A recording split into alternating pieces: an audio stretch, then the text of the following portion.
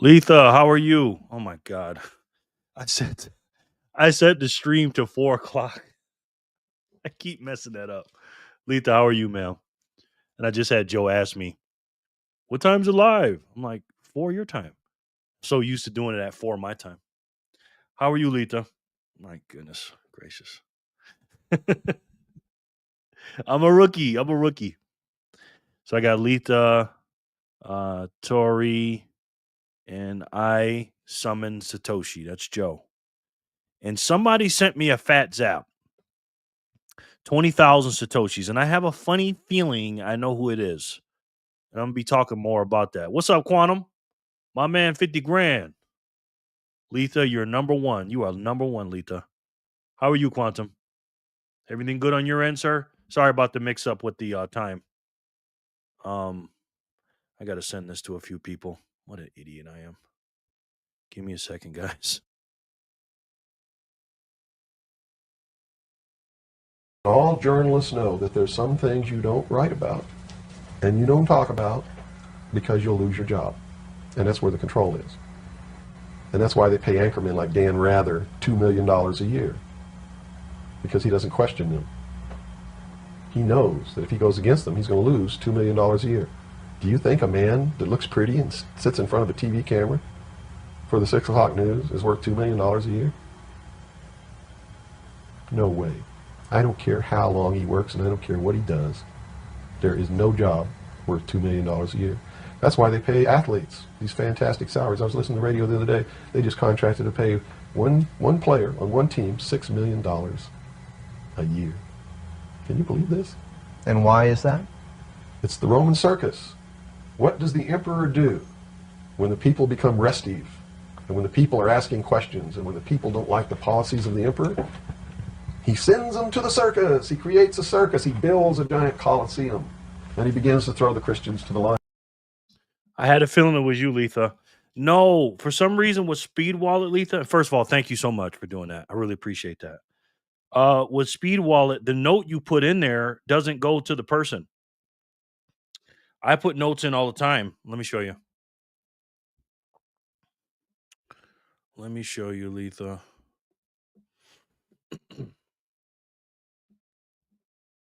Let me take this off. And there's no note. No note. But I figured it was you. Fat zap like that had to be you. Thank you so much, Letha. I appreciate you. We love you very much. Clean your machine. What's up, my brother? How are you? Good to see you, man. Good to see you. Let me put you on the wheel. Oh, Satoshi. I'm so used to playing music, but I'm not allowed to do that anymore. So I don't want to be in YouTube jail. CYM. Quantum, did you give me your city? Where you're at? Yes, sir. All good on this end. Good, man. Good. Thank you so much. Cooper, the goat of truth. Yes, he is. Yeah, and I'm going to play that more throughout this video. Hey, CYM and Quantum. Yes. I sent it from Albie. Yeah, it didn't go through, but thank you. Not the note. Thank you. Quantum, did you tell me what your city is?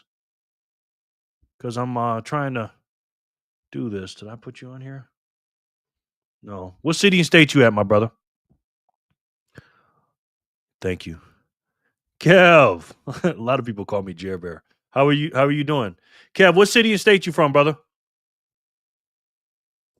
What city and state you from, man? You too, Quam. The LBC, brother. Bro. Long Beach? Long Beach? What's up, man? Joe's in the house. Is that Long Beach? I'm sure it is, but Portland, Oregon. Okay, got you. Let me do Portland, Oregon real quick. Thank you very much. Portland,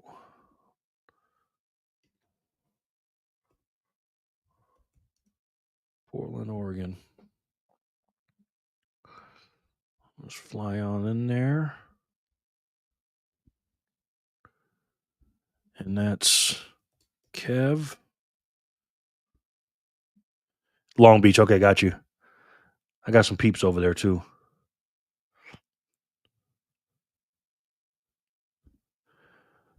Put me down for Wisconsin. I don't live there. Just like it. I just like because of the 70s show. Nah, I got to put you with Joe. So, Kev, you're on the list. Then I got Quantum, Long Beach, California, Long Beach, Wisconsin. They got that too, huh? Okay.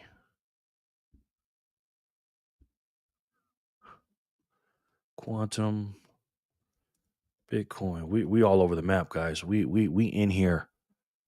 We are in here, man. Okay. Yep, Long Beach. Cool. VAW, what's up, my brother? How are you? I'm bipolar high. Okay. You want me to be that specific? I can if you want me to. I just use the city. I don't want to, dox you, man. Wherever the red dot goes, I just put it there. But I can do that though. Hello, Letha. Let's take a look at Clean Your Machine. Let's see where he's coming out of, where he's from. Title project. I gotta save this project. Clean Your Machine. Do I have you right here, brother? Calgary? Not Calgary. Right here, my friend.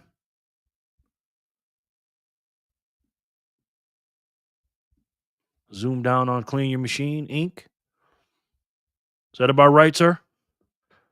Right on, yes. Dang, it's 3 p.m. already. What's up, Sin? How are you, sir? Sin, VAW. We're going to have some fun today, man. We're going until, man. We're going until. Yes, Letha, we love you. Letha, what's popping, girl? You need to call the show Fat Something Fridays. No, because first of all, we're spelling it PHAT. So no. Sitting in the sun. Hey, the truth. Where you located? I'm pretty sure you're not gonna tell me. If I had to guess. Let me title this. Bitcoiners Freedom. That's what I'm gonna call it. Saved on this device. There we go. Looking at the whole map, we got a couple people from Canada. Freaking love this, man. Look at this. Look at that map. Looking beautiful. I gotta zoom it up a little bit for Clean Your Machine. Loving it, man. Sitting in the sun. The troll, you need to get a real job. Sweaty. I was working out in the backyard. I almost missed the kickoff of the live. Happy to be here. Thanks, man. At your mama's house. Okay. Well, my mama lives in Rochester, New York. The troll. So I don't think so. Sin, I got to put you down. You're in Houston, right? Because I was out and about when you did that message. Thanks for hitting me up. Houston, Texas. Now again, I'm not going to dox you guys. I'm just doing whatever, just right in the middle, as long as we have a vicinity. Sin. Put your Sin Diesel. Yeah, I'll put your Sin Seat Diesel.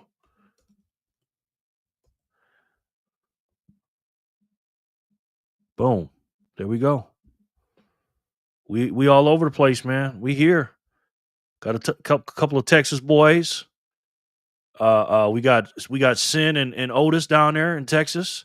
A lot of people on the East Coast. That's for sure. 10 watching, 4 likes. Come on, guys. Drop a like and share. Look at what Jerry's doing for us all. I appreciate that, man. Put Rochester on the map then, Ninja. Okay. A like is free and easy to do. It is. If you like it. Only if you like it. Only if you like it.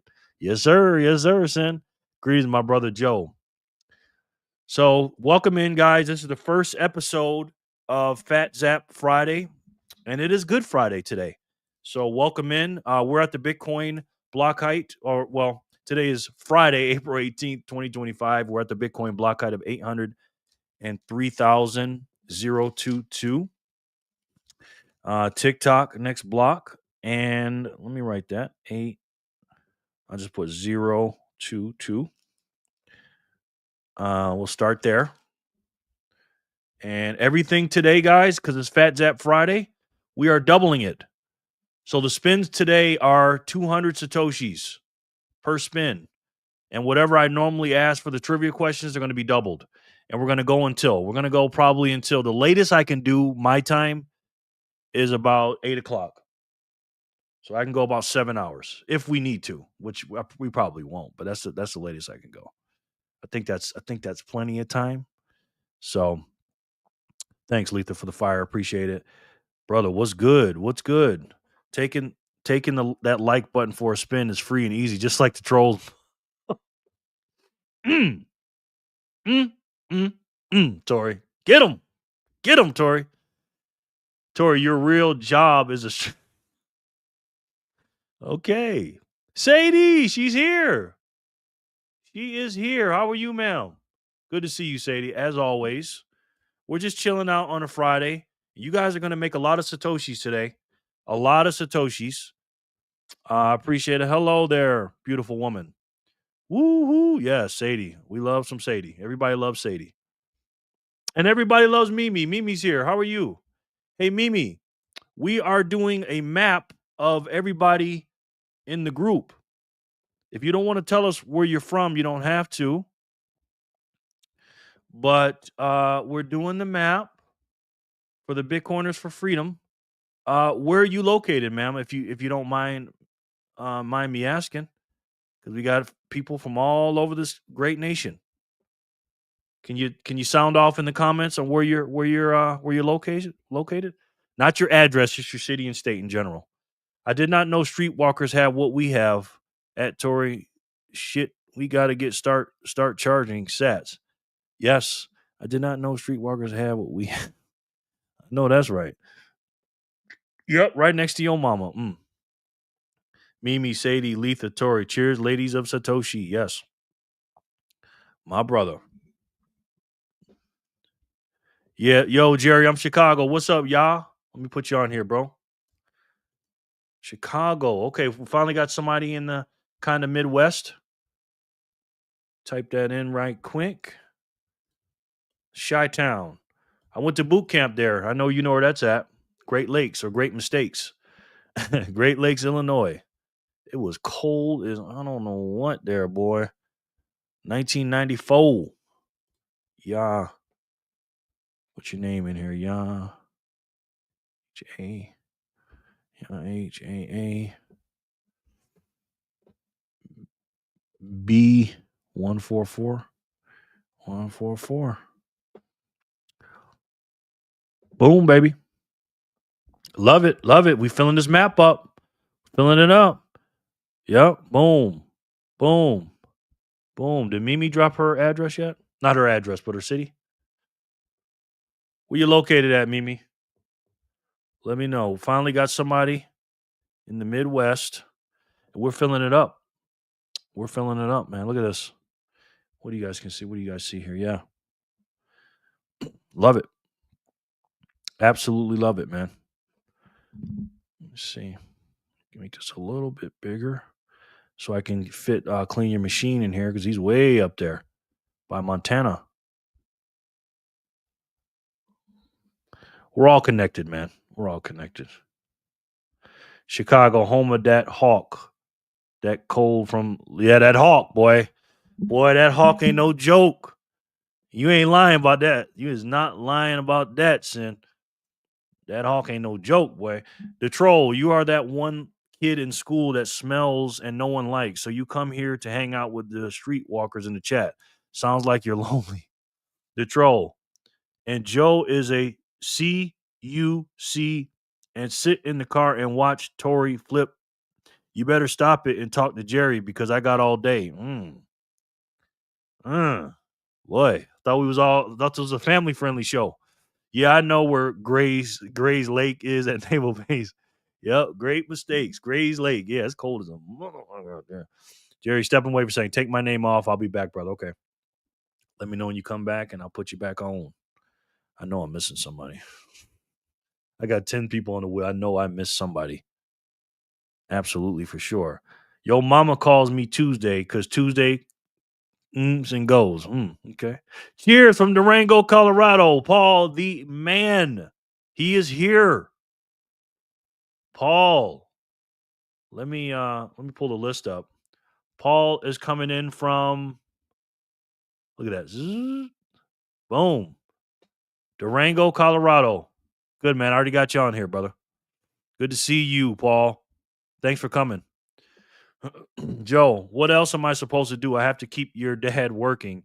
Wash your laundry. You have all day. I have all night. We're getting drunk in Mianj. How you doing today? How you doing today, Letha? Y'all wants to know. Yeah, yes. That's great. Good, good. Welcome in, man. Real quick, I got an announcement to make while some of you guys are here. Put it on here. Letha gave a fat zap in the beginning of 20,000 Satoshis. Letha. Thank you so much. My family thanks you. I thank you.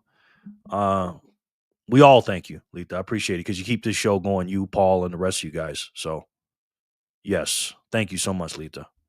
Nicest woman in Bitcoin, in my personal opinion. Speaking of nice woman, Emily, how are you, ma'am? Emily, I sent you a note. We're putting people on the map. You don't have to tell me exactly where you live. I'm just putting cities and states. I know you're in California. Maybe you responded to me. I just didn't see it. Maybe, but just does it. Oh, project. Oh no! Don't tell me. Oh. Okay, here it is. Okay. Whew. Thought I lost it. Okay.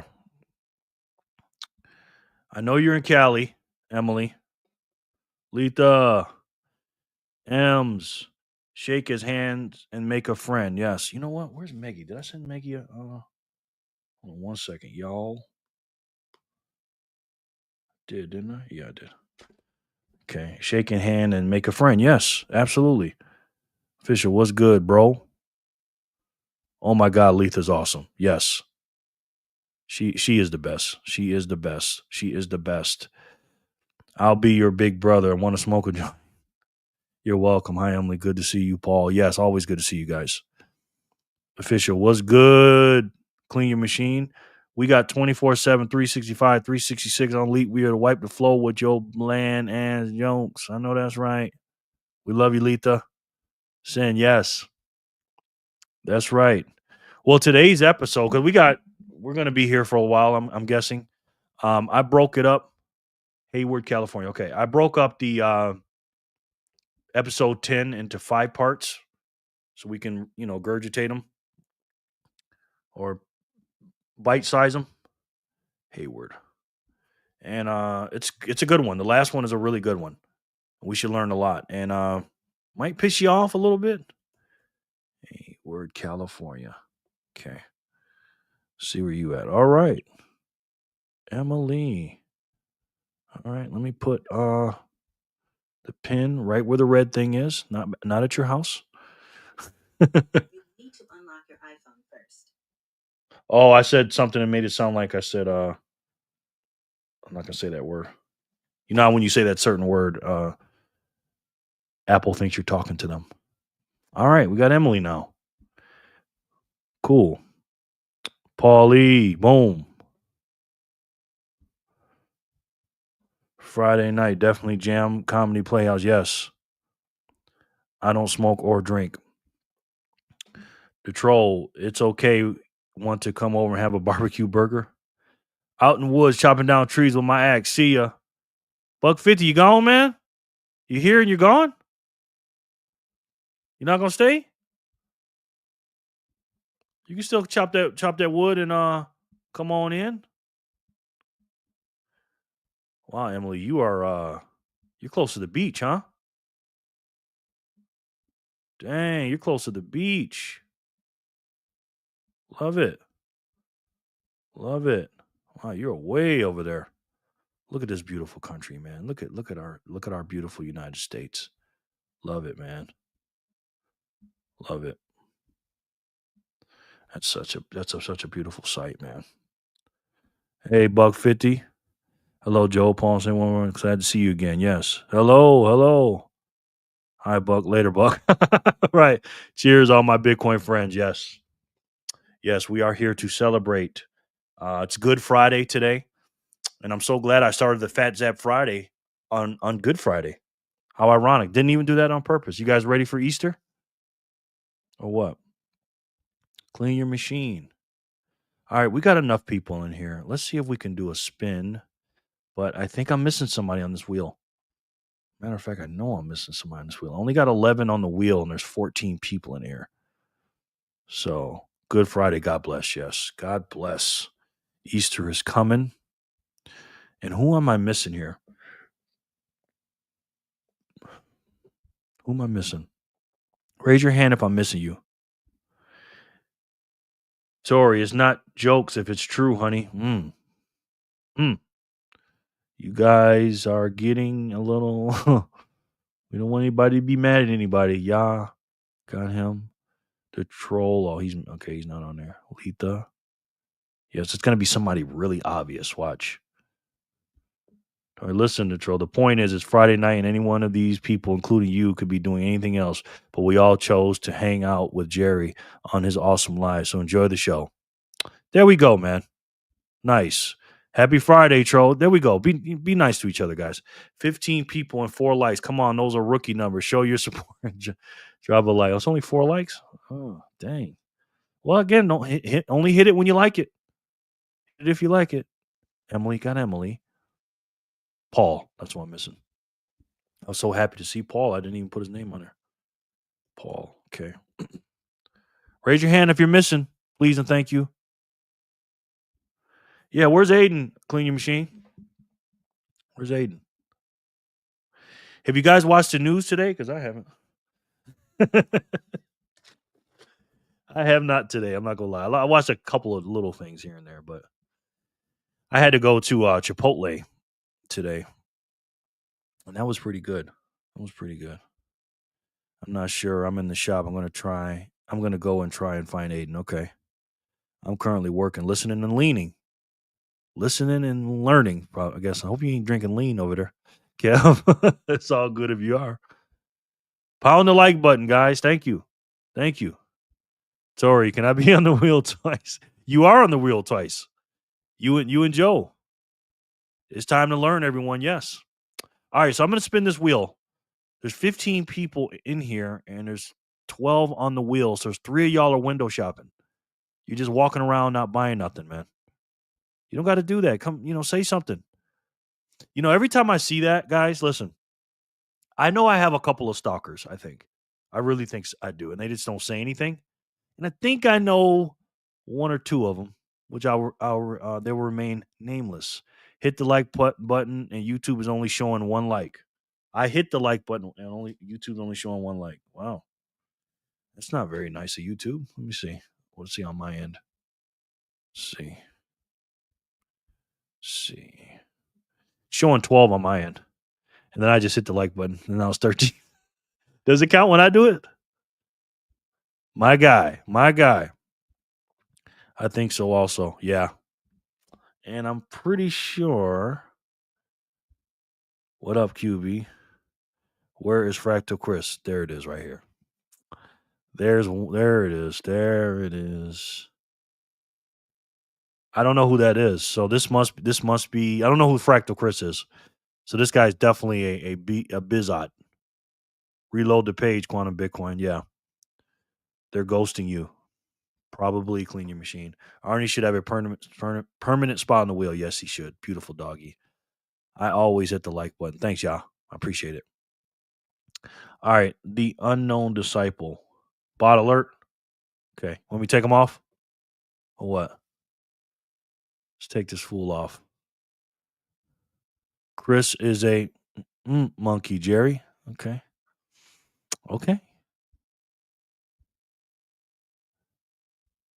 Keep him in there. He's a bot. Don't remove him, Joe. The like button has a special power to make anyone who clicks it cooler. Thank you.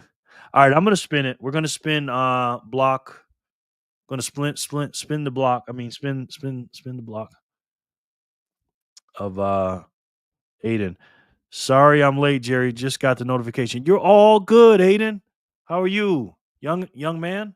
Not little guy, because you're not little. Aiden. Glad you're here, young man. Nah, you got twice. Okay, keep them. Okay, Aiden. Loud and clear. Aiden, you got your name on here twice. Your grandpa and you.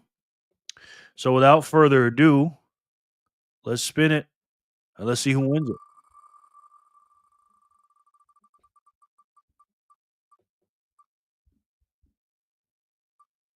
Aiden.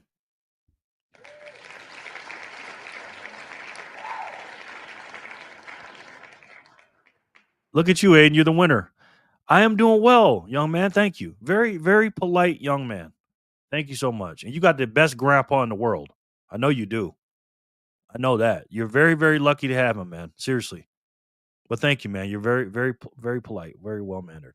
Hello, Aiden. Hey, look at everybody being nice. Appreciate it. Boom. As it worked. Good, good. Yep. Paul, dang. Paul's like, that almost had it. Almost had it. You'd have gave it up anyways. Woohoo. Bitcoin John in the house. How are you, sir? Let me put you on the wheel. On the wheel of Satoshi. Bitcoin John, I'm putting everybody out on the wheel of Satoshi, but I'm also putting everybody on the map. And I believe you're in Phoenix, Arizona, if I'm not mistaken. Can you drop your location for me? Not your address, just your city and state. But I believe it's Phoenix, Arizona. Welcome, Bitcoin John. Thank you. I got you, brother. Always. Awesome. Yes. Hello, I summon Satoshi. I agree. He is the best. LMAO. Yes. I am. Yes. Boom. Phoenix. Okay, got you. Thank you. John, you have beard goals. He does, and he is crushing those goals. He's killing it. Best grandson I could wish for. There we go. There we go. All right, Phoenix, Arizona. Bitcoin John. Who was the closest one to me? Phoenix, if I can spell Phoenix. Okay. Boom. I like Phoenix. Every time I'm in Phoenix, John, I feel like I'm in Vegas. It's so much alike. It's like Phoenix is like Vegas without the casinos. Like if you drop me in Phoenix, I wouldn't know the difference. You know what I mean? Bitcoin John. He's in the house. He's in the easy. I'm loving this, man. This map is getting bigger and bigger. Our first goal is to get everybody in all 50 states on our team. And there's a reason why I'm doing this, by the way, guys. You know, I want you guys to know, first of all, that the world is not that big. You know, and I also want you guys to understand that, you know, even though I'm here on YouTube and you guys are watching or whatever, this ain't no subscriber viewer thing for me. You know what I mean? You guys are people. You're not my audience or anything like that. You guys are my friends and my people. And when I travel out of state or something like that, I want to know I have a friend in all areas. So you got a friend here in Vegas, by the way. So you come holler at me. For real. Hi, Bitcoin John. Hi, everyone. Yes, hello. Hello, John. Also like Fresno. Yeah, Fresno's pretty cool. But we're all connected, man. You know, as you can see, you know, it's a small world. It really is. And we got a lot of people. We got to get some people here in the middle. North Carolina, South Dakota. You know, when I was delivering pizzas a couple years back, I would meet so many people and get their phone numbers. I have friends literally. I don't talk to them all the time, but I have friends in every state of our union, man. Now, or associates or people that I met. So that's my goal here on this channel. I want everybody that comes to these lives to not only be a viewer, but be a friend and a neighbor, because that's what we are. The next goal is to get a node in each one of these locations. Talk to them, sincere.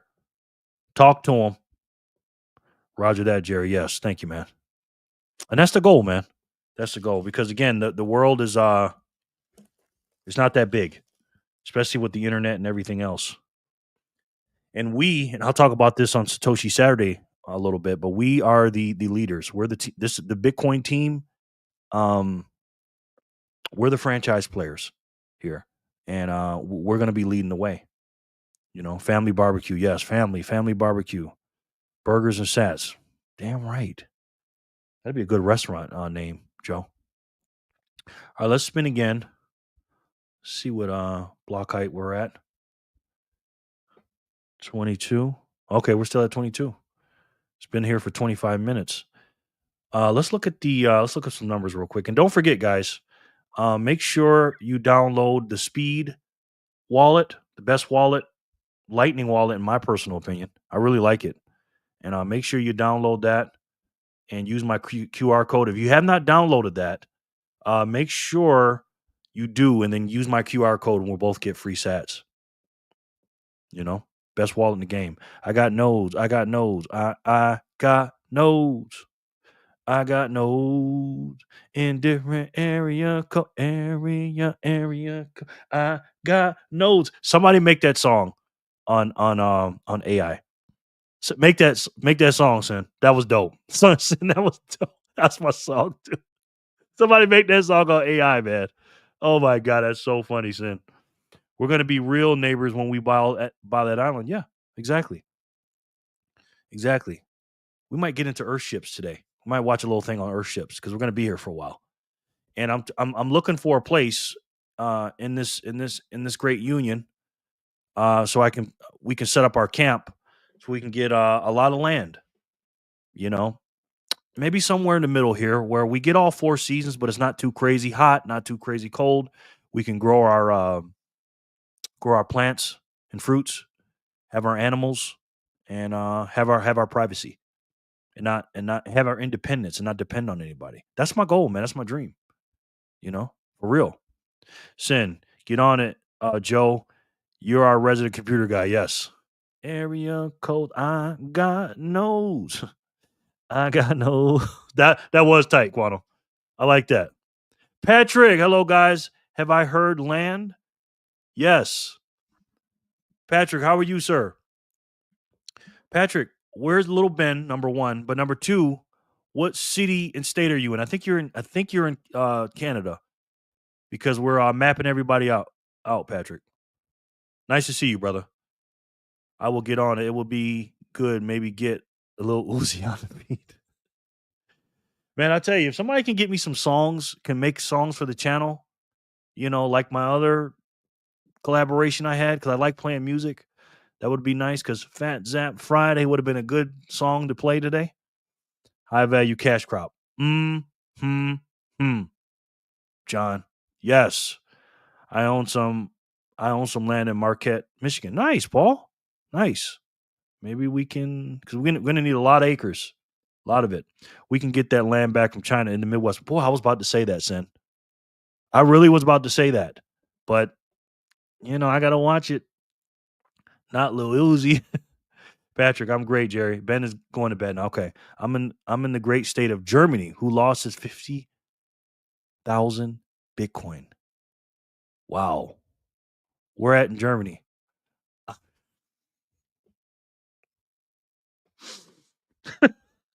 Jor says he's in that article, man.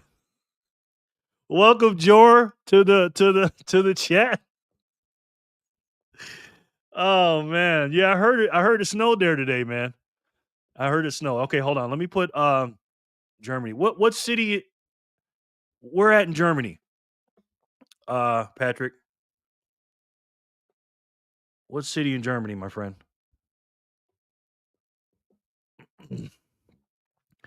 Radio, I'm coming over, yes. Hello, George. George for the score. Boy, today would have been a good day to sing Fat Zap Friday if I owned the rights to the song. But I don't. So I don't. I'm coming over, yes. Are these green lights lit? Are these green lights lit or what? You damn right, bro.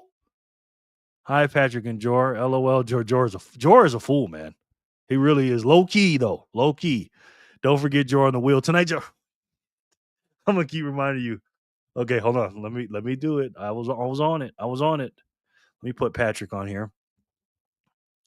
Patrick and Ben, even though Ben's going to sleep. Jor for the score. Jor, how was your live, man? Maple Bitcoin. So behind on these. I'm getting really behind on these chats. Hey, Letha, don't forget Jor. Well, there goes my afternoon. Thanks. We are making a green light map of the world. Yes. Germany, look for ULM. Okay. Hold on. Germany, ULM. Okay. City in Germany. Got it. Got it. Whoo, wow. Okay. You are way over there.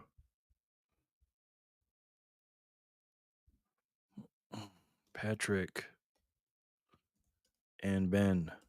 Long time no see, man. Good to have you, man. Boom. Wow, we're getting global now, guys. Wow, wow, wow. 88 Sass Radio. Boom. What up, Sin? Jor and McMurdo. Tori, yes. Paulie. Man, it's 88 and humid in here. And Jor is chilling in snow. Huh? I know, right? Jor is the man. Jor is the man. He is the man. Buzzing. Maple Bitcoin's buzzing. Good, man. Good, good, good. I asked that for this reason, guys, right? I want us all of us, right? All of us to be making these YouTube videos, man. You know what I mean? Where's America? We all need to make a channel. And we all need to grow, man. You know? Oh, God. How do I tilt this? How do I tilt it back the other way? Is it this way? This way?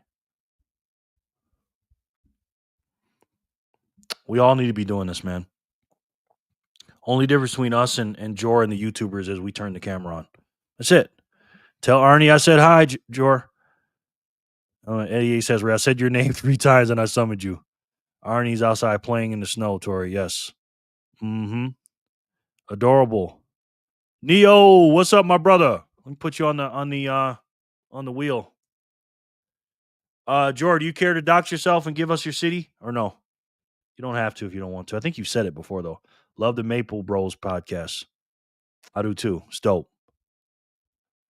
Neo, you gave me your where you live, yeah. Jerry, I'm trying to alert the feds where we at. You know me. Hi, Neo. Tori, don't look, Jor. I'm outside playing with Arnie too. Yes. Hello, Jor, for the score. Patrick, did you witness the drone UAP situation over there where you stay? Ooh, I didn't hear about that. I did not hear about that. Hey, Neo. Dox yourself, right? You guys are too funny, man. You know what's going to be coming in the future, I think? In the near future? Like right now, when me and Jor do our lives, we're just basically talking to ourselves except through the chat. But there's going to be one day they're going to have bubbles popping up where you're going to be able to make a video thing and say it and hit it. And then you're going to say it in the video. If they don't do it already. I think so. Hold up, Jerry. Are you a Fed? Listen, not even close, Sin. Not even close. Put me in Churchville, MB. It's north of me and there's polar bears. Churchill, MB. Okay. Let's see. Church. If I can spell. MB Canada. Okay. Jor for the score. Wow, Jor, you're right next to the water, allegedly. Boom. Jor. 88 Sats Radio. Boom. Now we got 4 international people now. We got Jor, Clean Your Machine. We got Matt. Now we got Patrick and Ben. Well, 5 actually. Wow, Jor is way up there. The feds already know where we are, for real. Clean your machine. My hands are up. My hands are up. My hands are up. Paul, I sent you a few, Jerry. I doubt it's a few. It's never a few with you, Paul. It's never a few. Paul.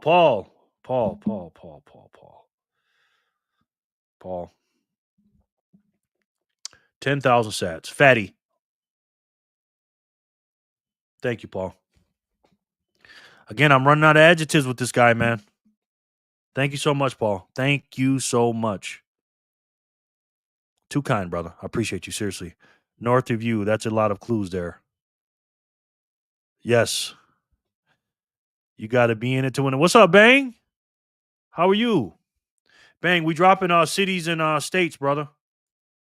If you don't mind, can you tell us where you at? If you don't mind, please and thank you, Bang. Welcome, brother. Quantum breach. Right? Fatty, woo, that is a fatty. That is a fatty. I'm a space cadet. You are a space cadet, man. Are you up north? Are you Santa? Yeah. Let's see where we at on the block. Okay, we got a new block coming out. 23023. Just as a reminder, guys. Aiden, you just got 200 sats, by the way. This is Fat Zap Friday, PHAT Zap Friday. And doing good from Missoula, Montana. Okay, cool. I got you. And everything is doubled today. And probably the time here is going to be doubled. So normally I do 3 hours. We might do 6, 5, 7. Who knows? And we're just going to have fun. We're going to let our hair down. And we're going to have fun. Missoula. Hold on. Somebody's alarm's going off. M.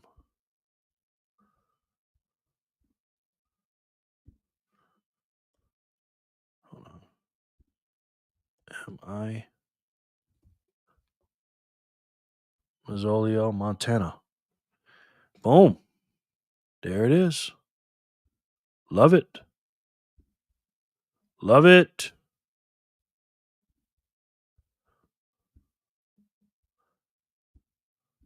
Let me name this. Okay. Bangarang. These names, man. These names. Bangarang. Is that these freaking names? All right. Welcome to the Bitcoiners for Freedom map. Boom. You're in there, baby. Boom, baby. Montana. Got a couple people from Las Vegas on this map, too, surprisingly. Okay, let's see.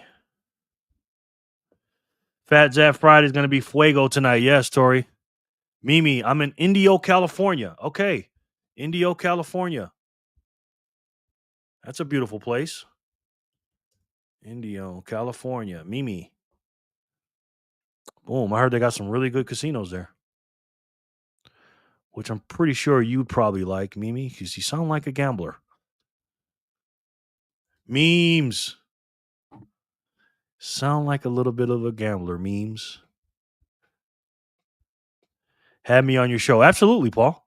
You're my first guest. No doubt. Let's go. Mimi in the Palm Springs, Coachella area. Nice. Whoop, whoop. Sats for the win. Yep, you got 200.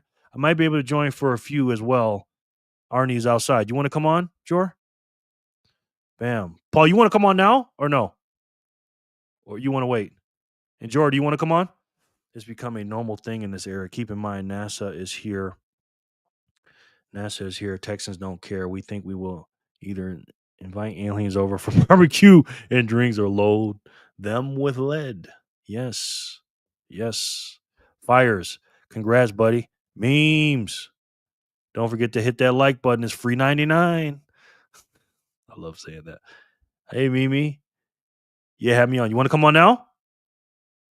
In present or right? How do I do it? Invite.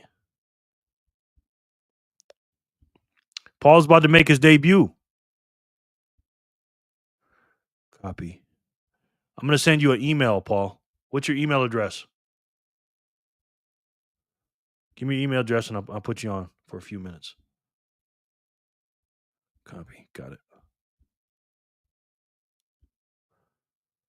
Let the good times roll. I hope you ain't 1111 sat cent.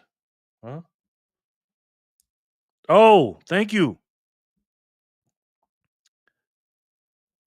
Patrick, you are too kind, sir. Thank you very much. Boom. Boom, boom, boom. Thank you, Patrick. F yeah. Wow, thank you. Yeah, Paul, send me your email address. Then I'll send you that, all right? Sorry, Bitcoin for freedom. What are we doing here? Laissez les bon temps Israel. I don't know what that means. I am all I can speak is English and Ebonics. Just a little bit. Not much. All right, so let's spin it to win it. Who we missing here? Bang is here. We got 18 people on the wheel. We got 17 people in here, so we should be good. Are we missing anybody? Paul and Jord, you want to come on here real quick or no? Don't worry, brother. I will get some back at the spinning wheel. Yeah, I'm just holding it for you. I appreciate you too, Patrick. Seriously. Okay, I'm gonna spin this. Am I missing anybody? Let the good times roll. That was the worst French I ever heard you. Yes, you had me do any kind of other language, and I can't do it. Okay, clean your machine. Clean your machine. I already know this was him. 2,500 sats. Thank you very much. Thank you, sir. You got the best grandpa in the world. Okay, Paul, I got you. Inbox, Paul, reply. Boom. There you go, Paul. Paul's about to make his debut, ladies and gentlemen. You guys ready? Ready to meet the famous Paul? Go ahead and click that link. Very welcome, my friend. Thank you, man. Thank you too, Patrick. Thank you so much, Letha. And thank you so much, Paul. When you get here, I'll thank you again. You guys are too nice, man. Too nice. And this video we're going to watch today is very eye-opening. This is the final installment of the hidden secrets of money. And let's just say, guys, it ends well. Jerry, can you say? No, I cannot. I cannot share this with someone who still believes in fake paper money. Let's orange pill them. Yes, let's go. And look, let's get them on. Let's get them on the map, right? Let's get them on the map, guys. Let's get them on the map. Let's get them on the map. Patrick is a funny guy. He is a funny guy. That's one of my many weaknesses is speaking another language. I think Paul's brushing his hair and trying to look right for the ladies. We don't have that many ladies on today. How many we got? 3? We got Sadie, Letha, Tori, Emily. Oh, we got some. Never mind. Hey, and Mimi too. You know, you ever notice, guys? We have a very high percentage of ladies in this chat, which I ain't complaining about, by the way. Just saying. We have at least like 25% women, which is good. We need to be like that anyways. And more, by the way. Paul, there he is. Paul, how are you, sir? Great. How you doing, Jerry? I'm good, man. Finally good to meet you. Can you hear me? Yes, I can hear you really well, man. All right. Awesome. I got you, Mimi. I got you. So tell us about yourself. Well, first of all, Patrick, I just want to say to you, thank you so much, brother. Seriously, man. Can I put Thank you on the you, big Jerry. screen? Yeah, No yeah. problem. Let me see. Hold on. How do I do it? I've never done this before. Oh, here you go. Yeah. Okay. All right. Yeah. So Durango, Colorado. Yes, sir. Nice. Now you got another bed over there or couch? Because I told you I'm coming to live with you. Yeah, so. you could always stay here, Jerry. For real. Okay. Just checking. It would be a little rough, but you could always stay here. Yeah. So how you like it there? I love it here. Yeah. Before we go any further, Jerry, I just want to say thank you for your service, sir. Oh, no problem, man. No problem. Is there? I wasn't really ready for an interview today. Does That's okay. I anybody? wasn't either. It's okay. No, you're good. Does Yeah. anybody want to ask Paul questions? I told you you're going to be the first dude on my show. I told you that. So Awesome. did I keep my word? Heck yeah. Yes. Okay, hold on. Paulie. Aiden, they think you're cute. Yes. I'll never forget about you, Mimi. Never. Paul, everybody loves you, man. Look at all these All right, ladies. awesome. Heck yeah. Yeah, man. So tell us about yourself a little bit. Without doxing yourself, no, a lot of personal stuff. Yeah, for sure. So my dad taught me all about the importance of hard money a long time ago in like the late 90s.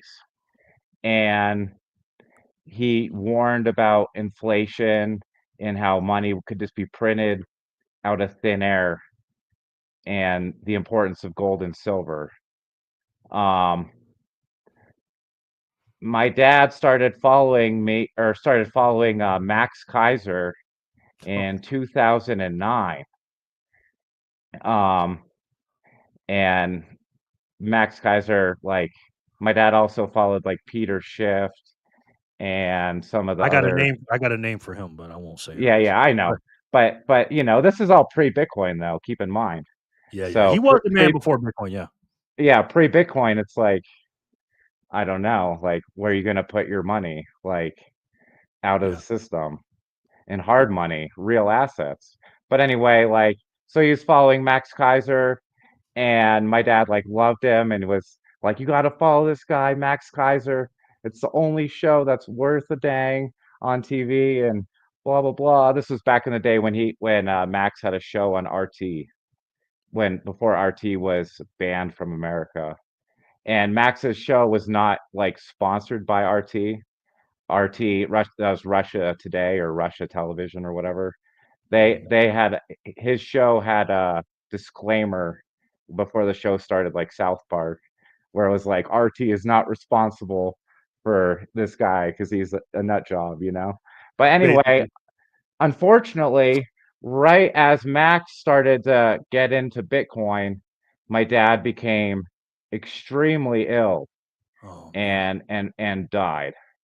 Um, sorry to hear and that, but bro. it's okay. My dad would have been the biggest Bitcoiner ever, because he just absolutely loved Max. But anyway, so then my dad, like when he was going on his way out, was like, "Oh, follow this Max Kaiser guy. He's really on it." Now, what year was Um, this? that was in 2009. But then my dad died in 2012, Okay, and that was the same year that Max started talking about Bitcoin.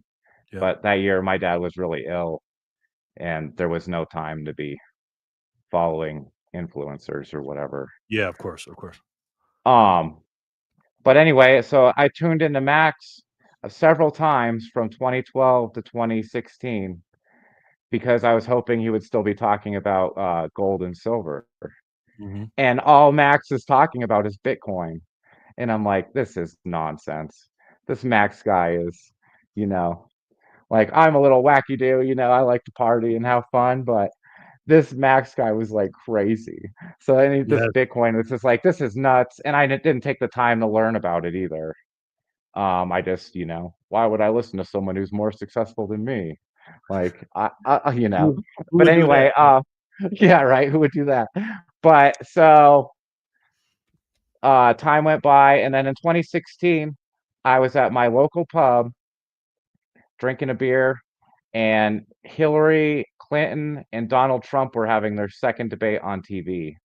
It was 2016, and I'm sitting this guy, and this guy knows me from in town, because a lot of people in town know me for where I work.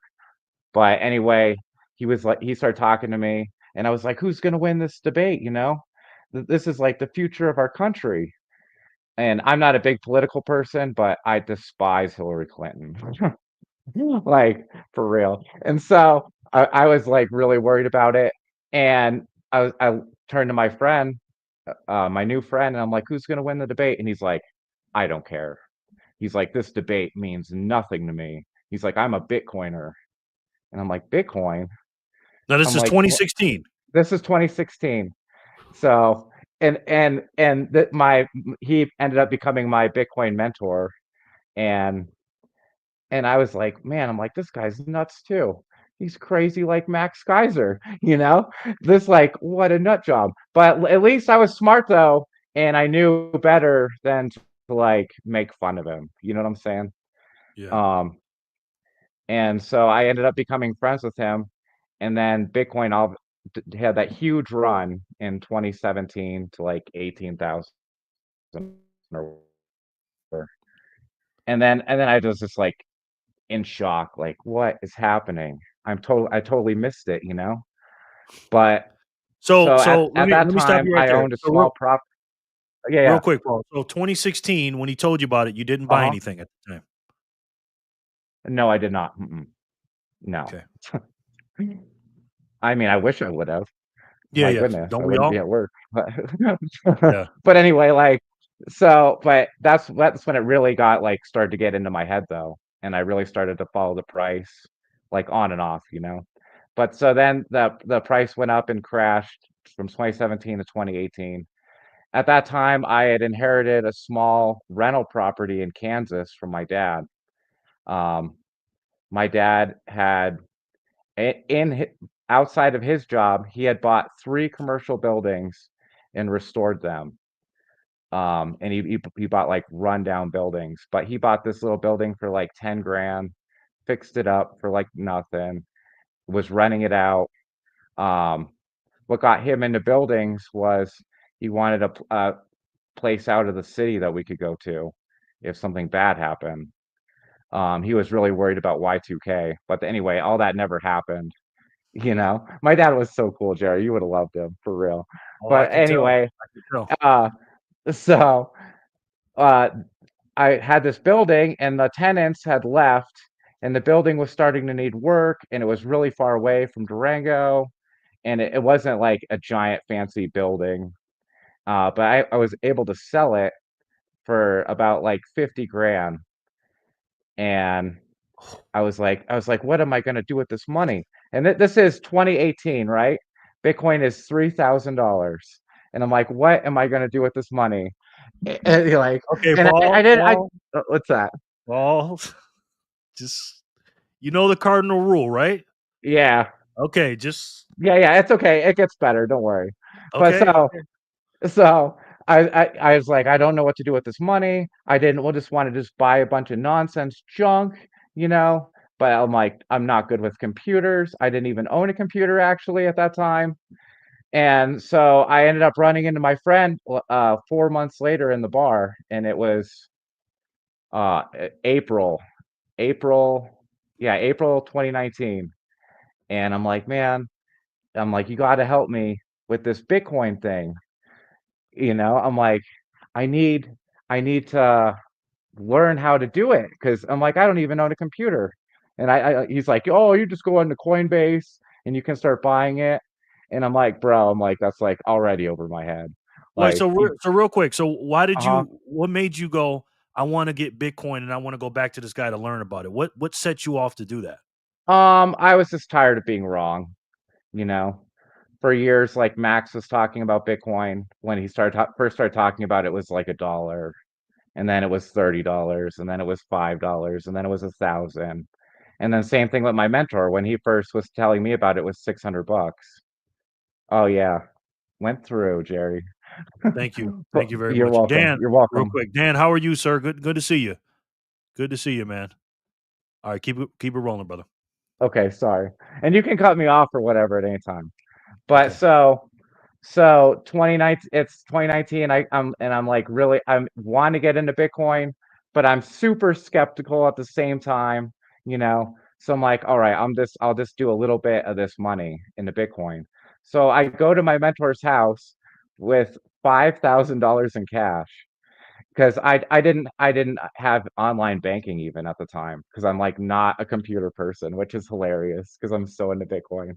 But anyway, so I go to his house with 5 grand and I get 0.91 Bitcoin, right? And I'm like, wow, I know it's whatever. But like, so I go there and I just like I didn't think anything of it. And like my mentor is a really hardcore Bitcoiner. I'm not saying who he is, but like he was like was all about the importance of self custody. And he gave me a little ledger wallet. So I get this 0.91 Bitcoin on it for 5 grand, right? And I'm like, okay. I'm like, that's enough. I got my Bitcoin stack, you know, And then 2 weeks goes by, and I'm like, okay, I should probably try to get a little bit more of this Bitcoin because I don't like having this money in the bank because I just keep spending it all at the bar, you know? And like for me, I can't keep money in the bank account and not just spend it. I have to like I do better if I save it into something that I can't just spend. Um, but anyway, so I go back to my friend's house with another 5 grand, and it got me 0.67 Bitcoin this time, right? And I'm like, oh my gosh, Bitcoin went up that fast? Like, are you kidding me? In 2 weeks? 2 weeks, bro. It went up that fast. I was like in shock, you know? And then so it was awesome though, because I ended up getting some OTC Bitcoin and I didn't even know what that meant at the time. But then my mentor was like pissed. He's like, you can't just be coming over here with suitcases of money, to buy Bitcoin. He's like, what am I gonna do with all this cash? So he forced me with him to go to my bank, and then I set up online banking, and then I was hooked. And then I just started shoveling money in. They turned my bank off like 3 times in June because I was spending so much money on Coinbase. And then like by July, I had an overdraft notice on my account because I had no more money because I was just putting it all into Bitcoin every week. And Welcome to then the club. Welcome to the club. yeah, for real. And then that summer, in July of 2019, that's when I started working overtime every single day. And I mean, I was working like 60, 70 hours a week. My job, I can work as much as I want. And then I kept working overtime, and then COVID happens, right? And the price of Bitcoin just tanks. So I wake up that morning and Bitcoin's at $3,000 or whatever, $3,800. And I call my mentor and I'm like just freaking out. And I'm like, oh, Bitcoin's crashing, I'm losing like tens of thousands of dollars. I'm freaking out. And he's like, Paul, he's like, thanks for calling me. He's like, you are the bottom signal. Because he knew I was new to Bitcoin. I had only been into Bitcoin for like 1 year, right? And so he's like, whatever you do, don't sell your Bitcoin. He's like, either forget about it for a while or just keep working and buying more. But I freaked out. Thank God I didn't sell any, but I took like 3 months off of not buying any Bitcoin, like right at the bottom. Like, duh. But it's okay. Shortly after that, it started to come back up, and then we got those COVID checks. My 3 COVID checks got me 0.187 Bitcoin, right? And then so get this. So like a couple years go by, and I have like X amount of Bitcoin. I got like 5 ledger devices. And this whole time I've been buying Bitcoin, I did not own a computer. What I would do is every week when I got paid, I would go to one of my friends' houses who had a computer with my hardware wallet, and then I would send off all the Bitcoin that I bought off the exchange onto my wallet. And for years, my mentor's like, "You're the only person in the whole world who has X amount of Bitcoins and doesn't even have like a computer or a smartphone." Um, That's crazy. Hey, because my Joe's got a yeah, quick no. question for you Yeah, right there on yeah. the screen. Okay. So Paul, would you say Bitcoin saved your life? Um, it definitely made saving cool again. I was like the typical snowboard bum for years, and I would work just the minimal amount of work so I could go and goof off and snowboard. But it definitely made me step it up a notch into Nice. Bitcoin. And so my Bitcoin story continues. In 2021, um, I broke my leg really bad playing hockey, and I ended up selling just a little bit of Bitcoin because I wanted some money because I had like no fiat. But since I was a toxic Bitcoiner and stacked all the way up as Bitcoin was going up in the 2021 cycle, yeah, I broke my leg in 2022 in May, sorry, or March 2022. So all the little buys that I did at that time, Bitcoin was 40 grand. I just sold all the Bitcoin I bought every week that I bought at a higher price. So I didn't have to pay taxes. And since I was such a toxic Bitcoiner, I had like hundreds of hours of sick pay because I never missed work. So I ended up getting paid the whole time I was out for my surgery. And I didn't end up needing that money to buy more Bitcoin. And so I was able to use that money to stack it all back like 6 months later. And it paid for my deductible and my surgery too, the extra money, which was Nice. awesome. It was so awesome. So then get this. Meanwhile, I'm still using those ledger Wait, devices. wait, real quick. How are you talking to Uh-huh. me? You have a computer, right? Yes, I do. I do Oh, so now. you, I okay. sold out, But no, Okay. just kidding. But I finally got a computer like a year ago. But anyway, or no, 2 years ago. So anyway, I'm using these ledger devices for my Bitcoin, and uh everybody on the internet's like, oh, Ledger's bad now, you got to stop using Ledger. So then I got a Bitcoin only wallet. I'm not going to say which one it is because I don't want to slander the name, because I was the one who did it wrong. But so get this. I entered in all my Bitcoin into these new Bitcoin wallets, and I did it wrong somehow. I goofed it up. I don't know how I did it wrong, but I totally goofed it up. And then last year, and I didn't even know I did. Luckily, the wallets never malfunctioned on me or anything because I recorded the seeds wrong. I don't know if I wrote them down wrong or set it up wrong. But my oldest friend in the world's coming to visit me like a year ago, and I'm so excited. And I'm like, I'm gonna get him into Bitcoin, and I'm gonna gift him a tenth of a Bitcoin for his birthday. And then I'm like, maybe this will help him get into it. So he comes to visit me, and I set up one of those wallets just like I did all the other ones completely wrong. And I made the mistake of setting up a wallet and not doing a test transaction on it, crashing it, and seeing if I could restore it first, which was a horrible mistake. But so my friend comes to visit me. I give him his wallet with his tenth of a Bitcoin. He takes off. He calls me like a month later and he's like, yo, my Bitcoin wallet isn't working. And it's like says 0 on the computer. And I'm like, I thought he was like messing with me. So I went and retrieved I kept an extra copy of his words just in case he goofed it up. I could bring it back and give it back to him. I brought it back up and it was 0. It didn't work. And I was just like freaking out. And then I immediately bought all new hardware wallets and set up a new phrase, and then would send a little bit of Bitcoin to the wallet to make sure I could restore it, if that makes sense. And luckily, I only lost that 0.1 Bitcoin that I gave to my friend, and I was able to keep all the Bitcoin that I had because I retrieved all my phrases from their safe place where I keep them, far from my house, and none of them worked.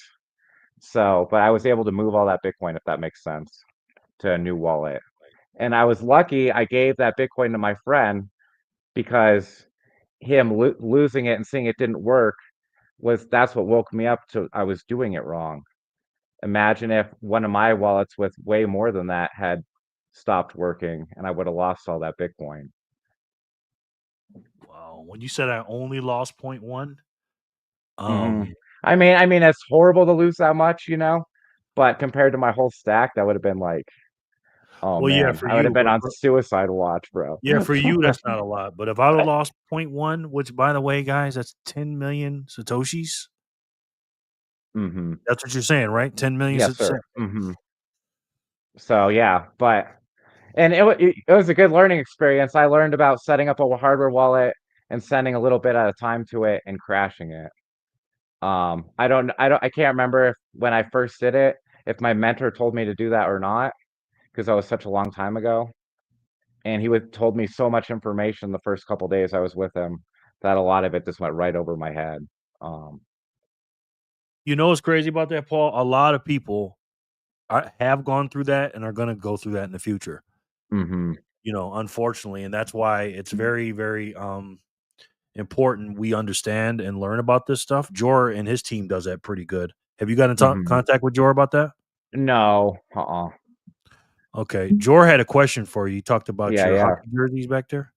I can't see any of the chat on here either, so don't be Okay, afraid to Paul. read stuff out to me. Those look like hockey jerseys. Yes, they are. Okay, and then Jor, great learn, less expensive, but still a great lesson. Yeah. Okay. Yeah, man. But like you said, it was a cost to that education, like Sin said. And Sid Yeah. called it. Sin said he knew there was going to be a plot twist in this story.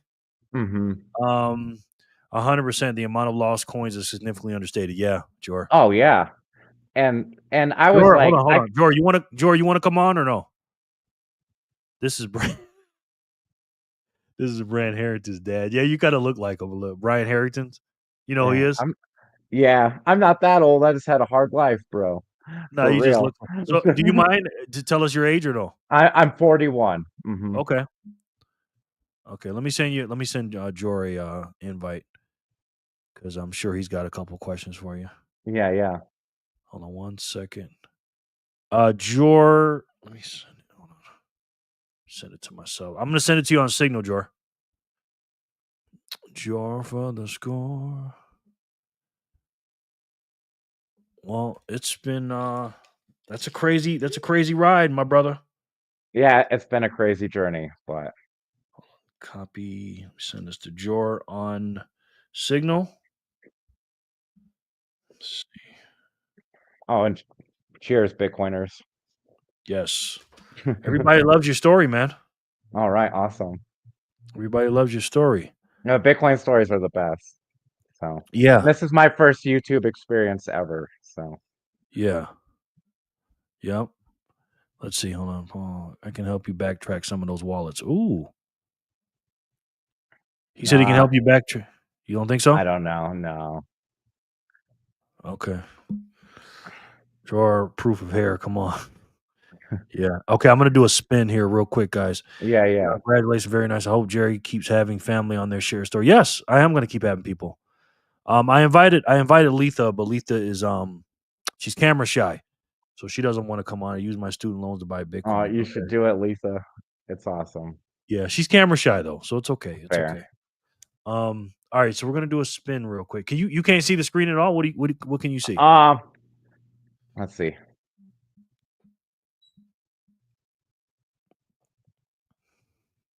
No. Oh yeah. Now I moved it. I can see it now. Can you still hear me? Yep. Okay. Okay, so we're gonna do a quick spin. Paul, again, man, I just want to tell you, brother. You know, it doesn't matter how much Bitcoin you have and all that stuff. All these donations you have given me, man. I mean, I don't even know what to say to you anymore, bro. Whatever. I love your show, Jerry. Thank you, man. I think it's the best. Thanks, man. I appreciate that. I really do. Cheers. Hold on. Cheers. Proof of hair. Cheers. Congratulations. Hope. Yep. Cheers. Great story. Yep. I can tell you how to do it, Paul. I don't have it. I don't have it for you. Then dropped out of school. Been around the 90s. I would have done the same thing. Yeah. For real, Sin. All right. So we're at the Bitcoin block height of 26. We've done 22, 24, 25. Paul, what are your favorite Bitcoin channels besides mine? What are your top 5 favorites? Who do you like? What do you like to watch? So I like to watch the trading channels. I'm not a trader. I'm just a stacker, but I find the trading channels interesting. I like Camel Finance.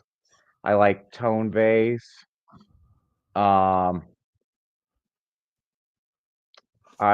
George's channel is really good. Yeah. Unfortunately, I miss a lot of George's live stuff because I'm too busy working to stack more sats. Yeah. I like Simply Bitcoin. I like Team Underground. I don't know. Those 10 million sats are in Satoshi heaven now. Welcome, Jor. Am I on here? You're set up, yeah. All right. What's up, What's George? up? Paul, how we doing, man? Fabulous. How are you? I'm good. I just went and got Arnie from outside. I don't know if you can. Oh, there he is. The white wolf is back inside. He spent about 2 hours. He wouldn't come inside. I don't blame him. Loves the snow. Nice. Let me do a quick spin, guys. Good luck. Drew, I got your name on the wheel this time. Nice. Let's hear a big woo. Emily.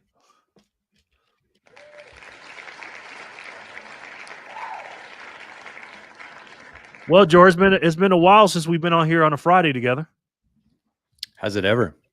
Yes, too long. Too long. Yes. You looking forward to Vegas? I am. I'm a little bit nervous. I'm not going to lie. About? Every time I go to Vegas, I always I already know. I got you, man. I got you. Is this the new Bitcoin amigo? Yeah, we got our honorary amigo here, Paul. For real. Paul. Oh, yeah, this is my great. God. Thanks for having me on, Jerry. I mean, I told you, man. You're going to be my number one guy coming on here, man. No question. Yeah. So, Emily, okay, so we're going to do another one. We're going to watch these videos too, guys. So, no need to fill in the blanks, Jory. We already know you. But, Jory, you're going to be playing golf, though. Yeah. So, I'm just there for a very long time, and I'm worried about how long I'm there and how expensive it's going to be and how hungover I'm going to be.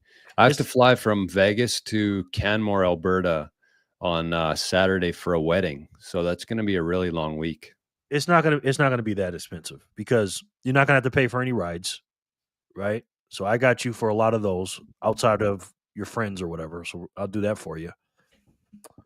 Food will, you're gonna have an Airbnb. Yeah. Yeah. So just go grocery shopping. Yeah. Get a few things. I'll be fine. Yeah. Vegas is Babylon, a very dark place. Yes. Yay. Emily, are you coming to Vegas? Who's coming to Vegas? Raise your hand. Paul, you going? No, I got to work. We're spinning. Well, Paul, thanks to you, I don't have to DoorDash as much anymore. All right, awesome. I appreciate that, bro. Yeah. Yaha. Yaha. Congratulations, you are the winner, sir. Is this the wheel of misfortune? Where's the troll? I don't. He's gone now. I don't know where he's at. He calls you George Carlin, man. He sends me emails calling you. He's like, "Where's your boy?" Listen, he don't just troll me on here, guys. He trolls me like he emails me. He's commenting.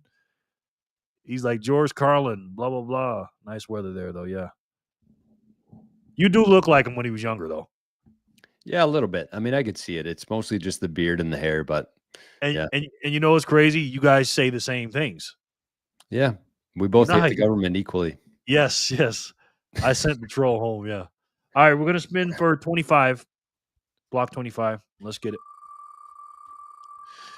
So we're gonna start with the episode here in a minute, guys.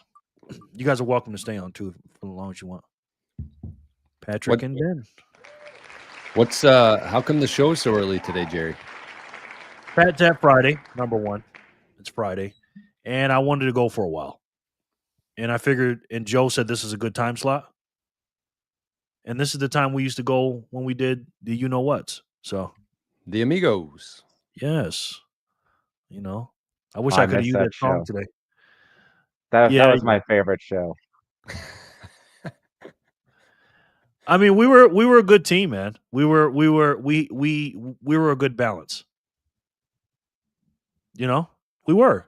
I had a lot of fun. Like honestly, every day that wasn't Friday, I was like, oh man, I can't wait till it's Friday so we can hop on, talk about Bitcoin, crush a couple beers, have some laughs, listen to some songs, and interact with the chat. It was it was good. It was a lot of fun. And I think that there's probably people who used to watch the Amigos that are still here today on Jerry's channel, on my channel. And so, I mean, not all is lost. Yes. I mean, Chris is just, he was just hilarious, man. He was just absolutely hilarious. And him reading the comments and him playing the music and his little funny jokes and stuff like that. And, and the commentary in between. And his laugh. Yes, his laugh. Exactly. it was just, you know, it was great. It was great. And just the name, just the branding, the songs, like it was good. I think that's what kind of tied it all together. It was much more than just a Bitcoin stream, I think. Yes, it was a little community. But you know, speaking of community, I do this right here, guys. So I like this because it shows how close we are together. The map, and the point is, you know, like I was telling them, Joe. I don't know if you're on earlier. I miss Barry from Bitcoin Amigos. I miss Barry too. Um, is that, you know, we're not just subscribers and viewers and stuff like that. We're all neighbors and we're all, you know, human beings. You know, we all live somewhere and we're all closer than when we think we are. You know, and I know Jor, if he did this, he had his map filled up, but we got to fill this map up, man. And us, and I'm going to talk about this tomorrow on Satoshi Saturday, us being the leaders of the Bitcoin team or the franchise player, if you will, in our area, in our local communities, you know, we got to wake these people up, man. You know, the closer the people are to us, the vicinity they are, the better, and just keep spreading it out. And eventually, man, the more green lights that come on, and the quicker they come on, the better. Because once they come on, it's over. And I think Trump, again, he's turning on green lights. Larry Fink is turning on green lights, and we're all working together. And we got to get it done, man. My opinion. Yeah, I share the same sentiment, and kind of, you know, what inspired my green light theory was I understood the fact that there's a difference between people who own Bitcoin and people who actually understand Bitcoin. And there's a lot of people, you know, if you thought about Bitcoin as like a map where it started with like the Hal Finneys, the Satoshis, and it kind of made its way down. And each person that went down that web, and everybody's kind of interconnected there. But some of those, the people on those webs, that's kind of where it ends. So that somebody tells them about Bitcoin, they buy Bitcoin, but then they don't keep that chain going. It stops there because they don't understand it. They hold some maybe, but again, if the price goes up, you know, they double their profits, they sell it, and then it goes to somebody else, and that part's cut off out of the web. But the people who are actually part of that web and talking about Bitcoin and spreading the message and getting more people to understand Bitcoin, those are the people that we really need to be focused on, because that's what's really going to grow adoption. That's where the wildfire part comes into this thing. So there is a big difference to me between people who understand Bitcoin and people who just hold Bitcoin. And I think that that's what we need to focus on, is those connectors, the people who you called them franchise players. I think that that's a great way to put it, but they're the people who are actually going to spread that message to 10 and then 20. And then each of those people are also going to do the same thing. So it's important that people understand it so they can actually pass on the information to other people. And that, you know, the faster that happens, the faster this whole thing's going to grow. And, you know, that's what we want. We want the fiat system, the slavery system to end, and we want to move to a Bitcoin standard. So if we can find ways to do that, I don't know what that looks like exactly, but that's the people that we need to be focused on, in my opinion. Absolutely. What do you think, Paul? Oh yeah, just trying to get new people in. I've been having a lot of luck lately, orange pulling people with the Strike app. Because when I tell people they should get into Bitcoin, they say, "Oh, it's too expensive." And I'm like, "Well, you can't afford $3 a day or $1 a week or whatever, you know." Yep.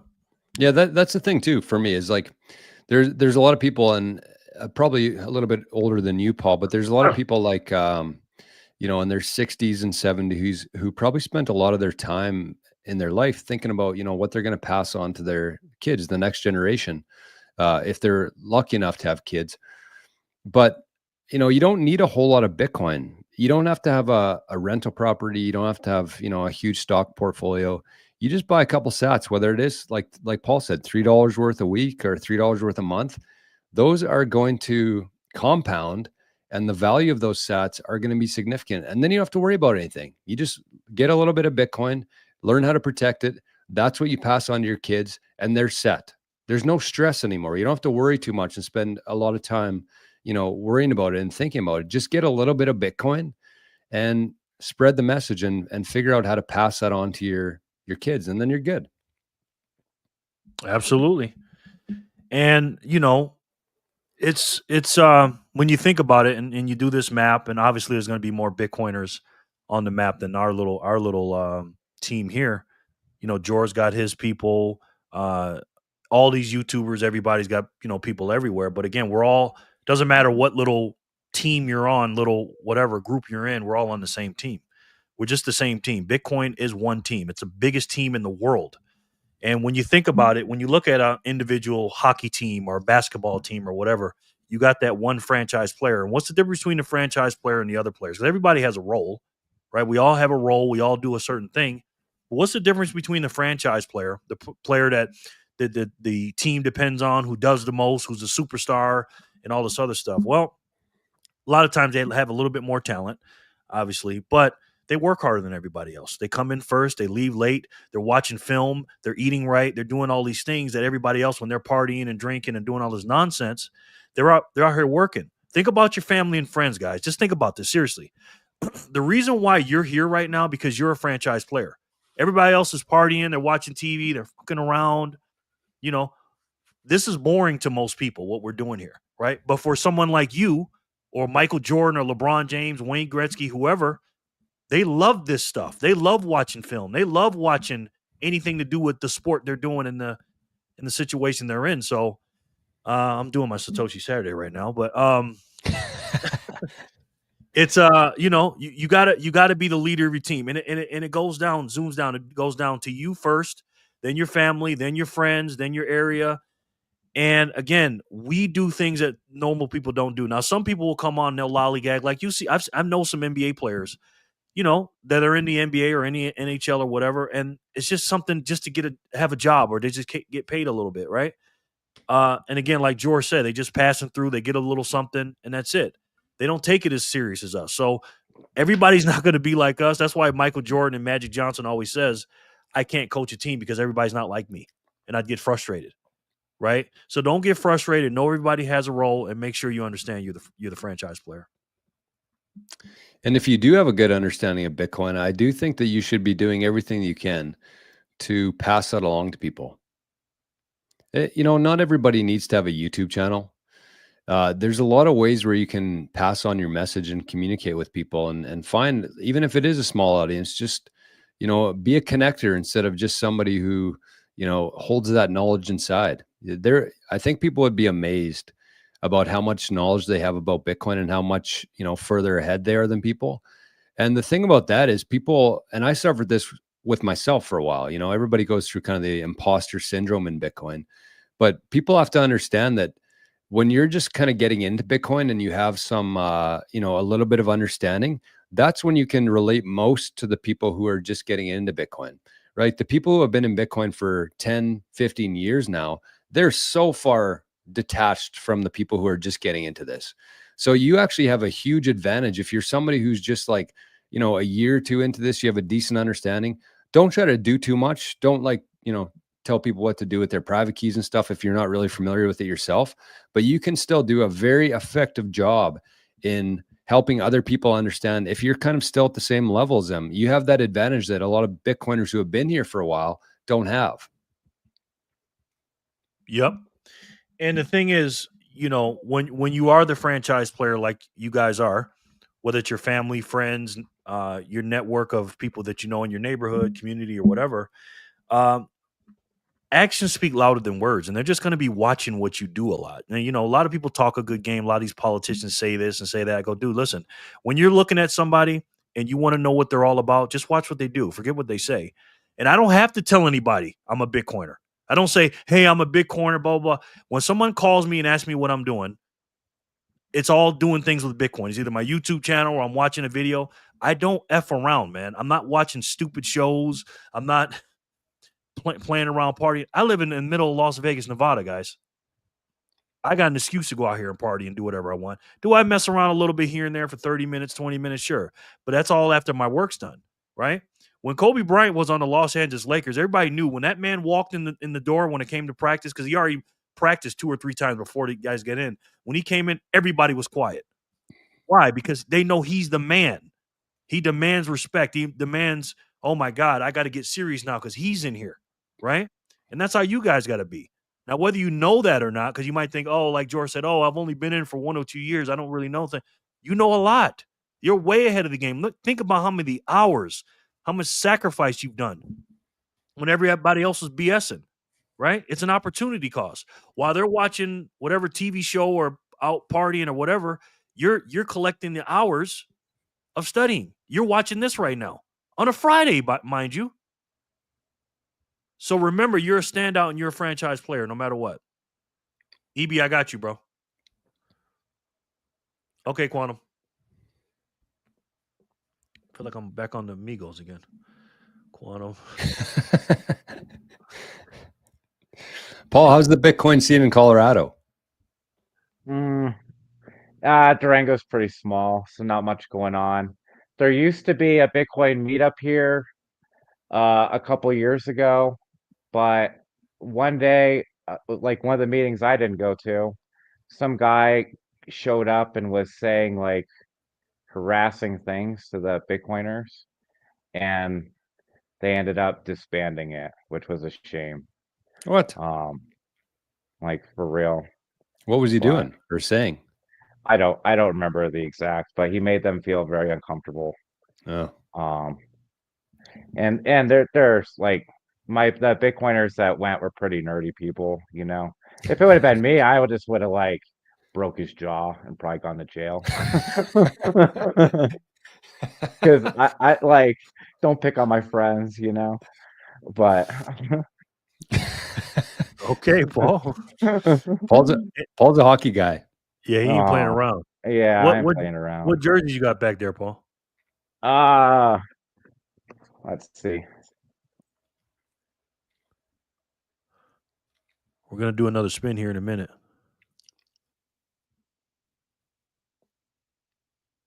Look at Paul giving us the tour of the house. Don't give us the whole tour of the mansion, man. Oh, you're muted, Paul. Can't hear you.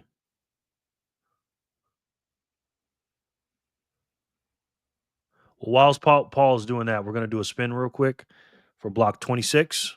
Welcome, Jay, into the chat. He did say that very casually. I just punch him in the face. That means he does that. Bitcoin John. Bitcoin John, congratulations.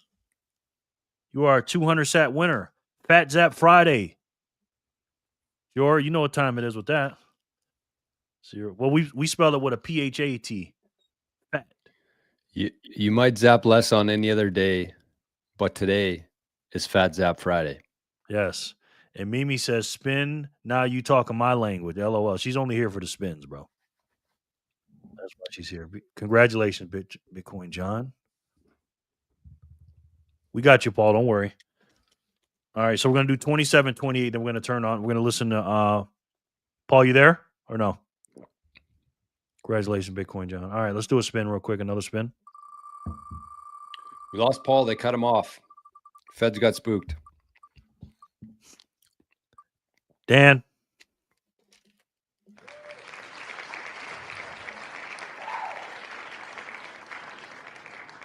That's George screaming that in the back of the bar. Hey, I was going to scream, but I don't want to blow any eardrums here, especially Paul's. Dan, you here? I know you stopped in for a minute. It looked like a couple of people dropped off. Bang, a Bitcoin horror story channel would be fun. Tales of lost sats to keep you up at night, for real. That's scary. Congrats. We heard Paul lost a couple sats there. In his language, a couple sats. What have you lost many sats, Jerry, along the way? No. You? I've lost some. Not a significant amount, but the sats that I've lost were I might have lost other ones that I just forgot that I made a wallet and then moved on with my life and they're gone now. But the majority of sats that I've lost have actually been on like newer wallets. Like some was on Lightning, one was on a Wallet of Satoshi wallet that I had on an old phone that I was just using as kind of like a secondary device kind of thing. And then I think I tried to update it or something happened. Anyways, I just got locked out of my Wallet of Satoshi. There's about 40,000 sats in there.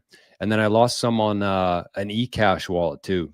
I still don't know what happened. It's just that's kind of the risk you run, I think, when you're trying new things. This whole thing is just still so early. And that's, the best advice I would say is just anytime you're trying something new, or even not that new, but like a Lightning wallet, eCash wallet, just make sure you don't have a whole lot of sats on there. And that kind of goes in line with my, my advice of don't worry about the size of your UTXOs. I think that too many people obsess with like getting, a million sat UTXOs or whatever. Number one, that's going to significantly reduce your privacy in the future when those sats are worth a lot more. And you send some sats to somebody and they're able to trace back to that UTXO that has a million sats in it. That's going to be a problem for a lot of people in the future. But the other one too is that, as soon as you get into cold storage, it's there. It's safe. You don't have to worry about the wallet malfunctioning. You don't have to worry about your phone updating or you're losing your phone, stuff like that. So anytime I have like a decent amount of sats, I just send it to my cold storage. And if I need to consolidate later, I will. Or, those are the sats that I'm going to spend someday in the future. Yeah, it's a trade-off, right? You got to find that kind of middle ground. Like, okay, what am I comfortable with here? But then again, you got to think about the future too. You're like, all right, well, I have, 100,000 sats here. It seems like a little bit now, but if I'm not moving this stuff until 2037 or whatever, because what I like to do, Jor, I like to pick a date. Like, okay, I'm going to try to move it. Then this is what I think. This is what I want to buy. You try to map it out. It probably won't work out, but again, a 10,000 UTXO, 10,000 sat UTXO may seem tiny right now, but again, when you're buying that thing you think is going to be whatever, you may be getting a lot of sats back on your change when you're buying that thing that was way less sats than you thought it was going to be in the future. Right. Yep.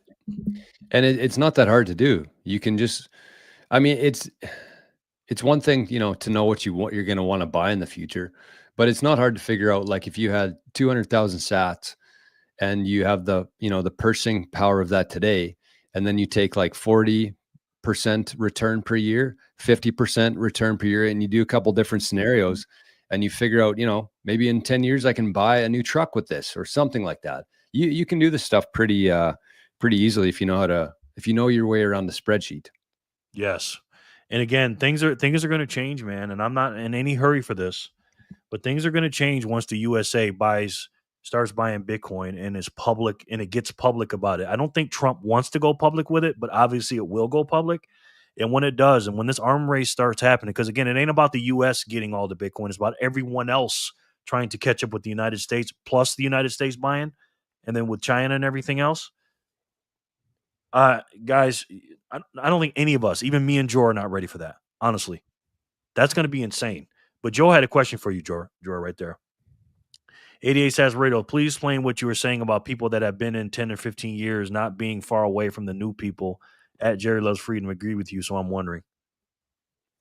Yeah, I mean, my kind of what I was saying there was that the further you get into Bitcoin, I think the more you can. It's the same as anything. It's not specific to Bitcoin. It's people who are very well versed, people who have been in the industry, whether it's Bitcoin, whether it's finance, whether it's I don't know, washing floors, anything. The longer you've been doing something, the further you are away from somebody who just got into it. And so you might miss a few things that, it's kind of second nature to you, but somebody who's just brand new to it, has no idea. And those can be very costly, I think, in Bitcoin. I'm not saying don't take advice from the people who are 10 or 15 years into Bitcoin. I think that's who you should be paying attention to most. But because they've been there, they've been through 3-4 cycles. They've seen the highs, the lows, the good, the bad, everything. But in terms of like the technical side of things, I think that people who have been in Bitcoin or anything longer, they kind of just gloss over some of the smaller details, the finer details that new people, don't necessarily know. That's what I've noticed with through my own Bitcoin journey, is listening to guys who have been in Bitcoin for 10 years. They're just having a conversation. They'll say terms, they'll say different words, just assuming that everybody knows what they're talking about there. But a large percentage of people, especially new Bitcoiners, have no idea what that means. And so because of that, they just like don't really understand it. It's just kind of like the first touch point there. But if you're somebody who's brand new to it, or like a couple years into it, you're kind of in the same spot. And so what you might have just learned last week that was new to you, you can now explain to somebody who's going through the same kind of thing right now. Hope that makes sense. Made sense to me. Tori says, I made the mistake of keeping my sats under my pillow. The tooth fairy is a greedy son of a you know what. I knew she wasn't in. I knew she knew it wasn't no tooth. Nice one, Tori. Joe says, example, being people like me who have lost thousands he lost on Of paper Bitcoin. wallet. Yeah. Or dollars. I think he's talking about Bitcoins. I think. Tooth of work. Tori's funny. I stored all my sats on the Titanic. Too bad. Yeah, me too. Me too, Patrick. China just sold 15,000 low and bought gold and earned fiat money high. Smart move. Did they really do that? That's what I heard too. Wow. I haven't verified it yet, but that's the word going around the live streams. There it is, Jor. Thousands of Bitcoin. Yeah. That's what I mean. Like Thank that's you. why it's so hard to accurately predict how many coins are actually lost. I think if we, and we'll never know. That's the unfortunate part, is we'll never know how many coins are actually lost. But yeah, I think that the amount that they say is lost is significantly understated. And the other thing too, like every time that there's a new cycle, there's more people coming into Bitcoin. It's people who don't know what they're doing and how to protect that Bitcoin. So as time goes on, the new people who come into Bitcoin, there's going to be a lot more Bitcoin that are lost that haven't happened yet. Right. Like, look at this. They're saying 1.57 million. It's way more than that. Way more than that. Can you guys hear me? I hear you now, brother. Okay, now what were you saying? Cool. You're going to show us the jerseys? I was going to show you. So, like, if you're a real Bitcoiner, you don't like spend your money on like furniture. My computer chair in the other room is a lawn chair. It's so funny. It's hilarious.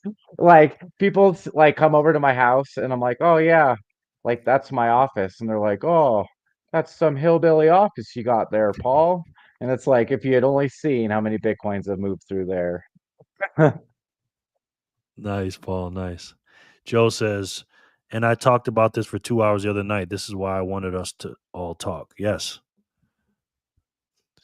Quit smoking and buy Bitcoin instead. Quit smoking, Paul.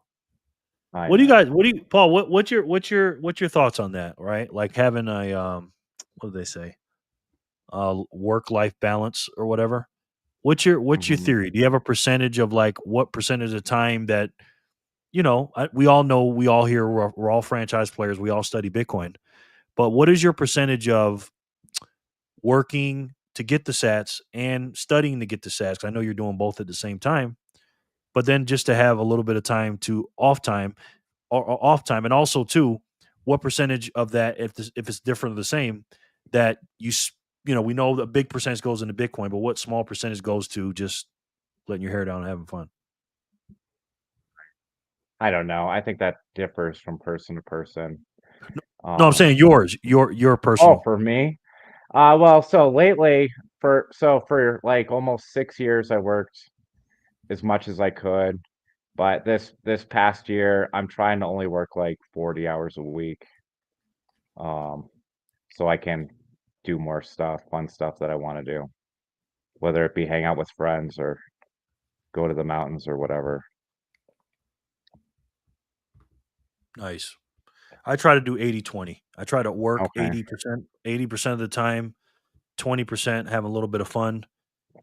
And I like to spend my discretionary income, even though I don't always get to this. I do more, but I've been trying to make a conscious effort to put 80% of my, again, my discretionary surplus income into Bitcoin, and the other 20% just to not eat noodles all the time and not just do anything fun. Because again, you can For get hit. sure.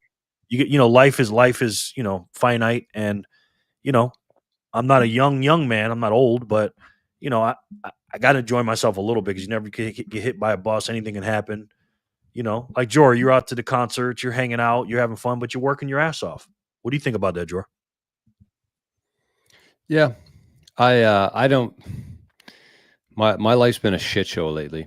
You know, ever since I got into Bitcoin, I just see this time in history as such an opportune time. Um, Not only to be earning money and converting into sats, which I think that everybody should be doing, but at the same time, you know, there's a lot of opportunities in Bitcoin, and I think that the one thing that I do have a problem with right now is finding the right opportunities, because you know, when you have a channel, when there's people reaching out to you, there's always going to be something, and I think you have to really focus more than just like deciding how much you're going to work. I think the more important part of that, and what I'm trying to learn myself right now and going through, is where to focus your time and energy. Because, you know, you could work your ass off, but if you're going in 100 different directions, you're not really doing anything. But if you're committed to it and you're focused on the path that you want to go down, then you can work less and you can enjoy yourself. And so, you know, I never really say no. Anytime my family wants to do something, or my close friends, you know, that's when work comes second. But, you know, I'm not going to sit there and spend 3 or 4 hours a night watching Netflix. I'd rather just be, you know, adding value and building the things that I'm working on and focusing that time and energy on that. So I don't really have a split. It's just, you know, day by day, week by week, whatever's going on. If there's nothing, then I'm working. Nice. Or watching my show at night. That's why you don't watch Netflix. Or watching your show, which really cuts into my working time. I'm supposed to be working right now. You are working, man. It's a different kind of work, you know? Yeah. Joe says, work 0 hours a week, create a product that brings all you need.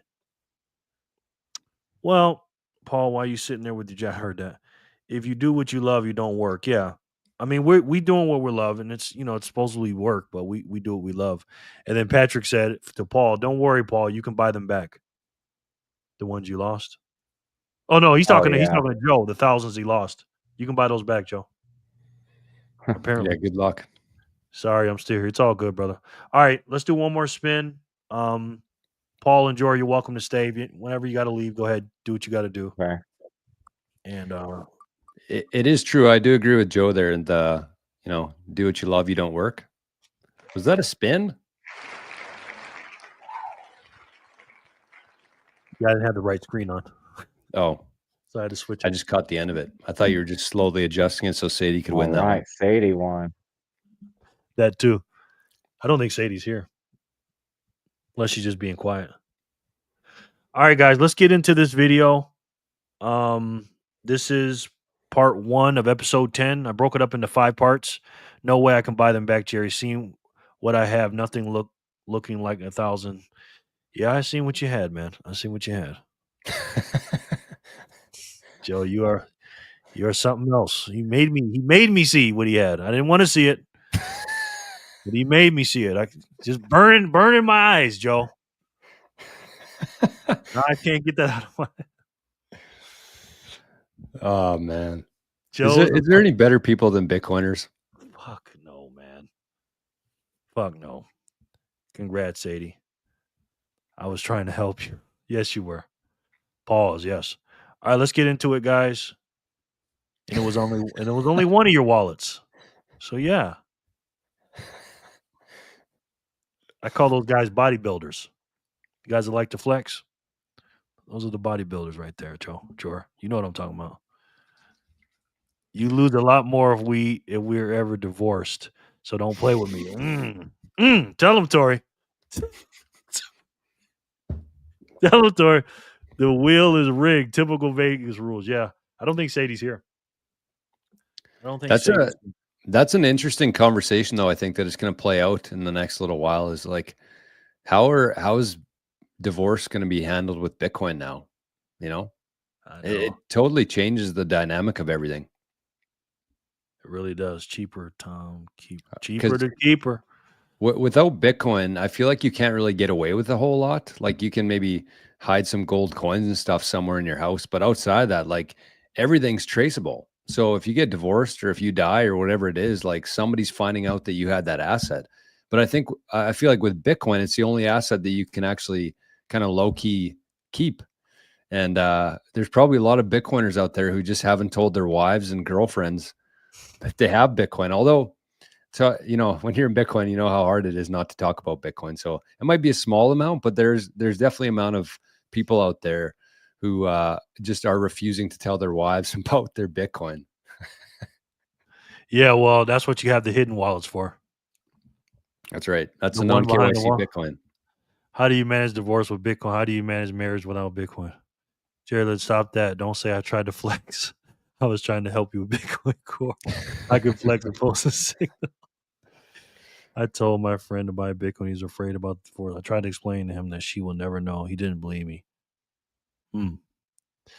Yeah, I'm not telling any chicks about the old BTC. Yes. All right, I'm going to get off the screen for a second because I got to get up and stretch, but I'm going to play the video for a couple of minutes. Okay, I'll hit the road. I got some more shit to do anyway. So thanks for having me on, Jerry. No problem, brother. I'll see you soon, man. Paul, it was great to meet you, man. Thanks nice for to meet you too, brother. Thanks for everything. I really appreciate it. Thanks for all your wonderful content. Of course, man. We'll chat soon. Hopefully one time in face to face. Heck yeah, brother. I can't wait. Okay. See you, everybody. See you, Jor. Later, Jor. Peace, Jor. I'm going to play this. Head to stage. In the previous episode, we started a timeline that chronicled the parallels between the ancient Roman Empire and the United States of America today.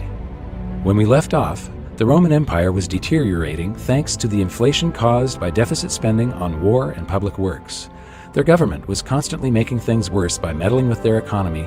Now, their empire was stretched to its limit and under constant attack from barbarians. The ongoing cost of war, plus the huge amounts of deficit spending, was bringing Rome to its knees.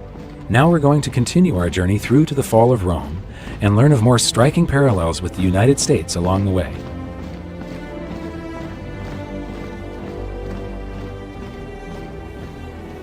The Romans were the first culture to have social programs. The Athenians had great public works, and they had the expense of war. But in Rome, they had the expense of all their great public works, they had the expense of massive armies occupying foreign lands, and they had the expense of social programs. During the end of the Roman Empire, Rome's population was approximately 1 million people, and 200,000 of them, 20%, were receiving daily distributions of wheat. That's welfare. As their empire decayed, Roman leaders employed a tactic called bread and circus to keep the public distracted and placated. The bread refers to the free grain, also known as the dole, and circus translates to the games that would be held here in the Colosseum with free food, wine, and rather violent entertainment. I find it absolutely fascinating to try to imagine what was happening here nearly 2,000 years ago. These seats would have been filled with people eating and drinking, many would be yelling for their favorite gladiator, and a good portion of the audience would have been mindlessly drunk. The emperors and elite watching from up on high? What a scene! So the Colosseum is a great example of both the huge expense of Roman public works and the endless deficit spending they carried out to pay for supposedly free stuff. But is there such a thing as a free lunch? Breads and circuses give away oil, give away grains. Bread and circuses, guys. Bread and circuses. What's that mean? They give you food stamps. They give you helicopter money. They give you all this quote unquote free stuff. And then meanwhile, while they're printing your money and debasing you, what do? Watch this baseball game. Watch this football game. Right? Check out the great William Cooper. He talks about this. Great chariot detail. And all journalists know that there's some things you don't write about and you don't talk about because you'll lose your job. And that's where the control is. And that's why they pay anchormen like Dan Rather $2 million a year. Because he doesn't question them. He knows that if he goes against them, he's going to lose $2 million a year. Do you think a man that looks pretty and sits in front of a TV camera for the 6 o'clock news is worth $2 million a year? That's exactly what's going on with the propagandists right now on CNN, the Clown News Network, the Crime News Network, the Clown News Network, the China News Network. They're paid propagandists. They wear suits and they know they're going up there lying. They're not stupid. They're just reading off a script and they get paid a lot of money to do it. They get paid a lot. There's nothing worse, nothing more evil than profiting off of people's stupidity and making them live a terrible life and lying to them. There's nothing somebody can pay me to do that. And that's exactly what these clowns do on MSDNC and the rest of them. No way. I don't care how long he works, and I don't care what he does. There is no job worth $2 million a year. That's why they pay athletes these fantastic salaries. I was listening to the radio the other day. They just contracted to pay one player on one team $6 million a year. Can you believe this? And why is that? It's the Roman circus. What does the emperor do? This was 20 years ago, by the way. These players get, of course, with inflation, they get paid way more than that. A lot of these players, again, the propagandists on the news anchors, news desks, how do they make this money? Somebody pays them, right? People view it. If they didn't get the viewership and they didn't get the people in there, they couldn't pay for it. I'm not saying don't watch sports. I'm not saying sports is bad, but this stuff right here that we're learning is way more important than sports. You know, they're going to talk about this later, but these people know more about who won the game than, you know, how much money was printed or what the interest rates are and stuff that really affects your life. It's crazy. Can you believe this? And why is that? It's the Roman circus. What does the emperor do when the people become restive, and when the people are asking questions, and when the people don't like the policies of the emperor? He sends them to the circus. He creates a circus. He builds a giant coliseum. And he begins to throw the Christians to the lions. And he has great chariot races and football games and basketball games, all to keep the idiots preoccupied with things that don't mean anything in the scheme of the entire world. Exactly. LeBron James and the Lakers, I believe they're playing Houston or something like that. And I see people just going absolutely crazy about that. Who gives a shit? Like, why is that so important? Again, I used to do it too, right? But then you got Trump trying to get Fed Powell to get the interest rates down. He's doing a tariff war over there, and they care more about how many points LeBron James had than that. It's crazy. So that they don't have the time to learn what the truth is. So they don't ever get smart enough to learn how they're being manipulated. So they don't ever question the emperor. That's why they pay a player on a football team or a baseball team $1 million or $2 million or $3 million a year. It is the Roman circus. I know men who don't know anything in the world except who plays third base for the Mets. And they think that's a great accomplishment. And they meet and pat each other on the back and bond and go have cocktails and talk about what this guy that plays third base for the Mets did in last night's game. It's sad. It's really sad. Really sad. That is sad. Really sad. What do you think about that, Paul? That is sad. How people are so caught up in all the nonsense and they can't see what's like really happening. Again, there's nothing wrong with watching a ball game, you know. For real.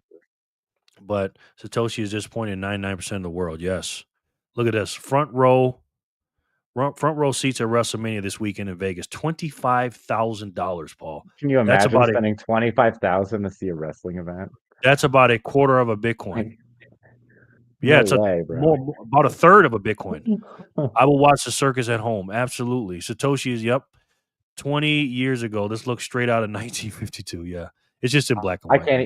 I can't even cop up a couple of grand to go to a Bitcoin conference. Right.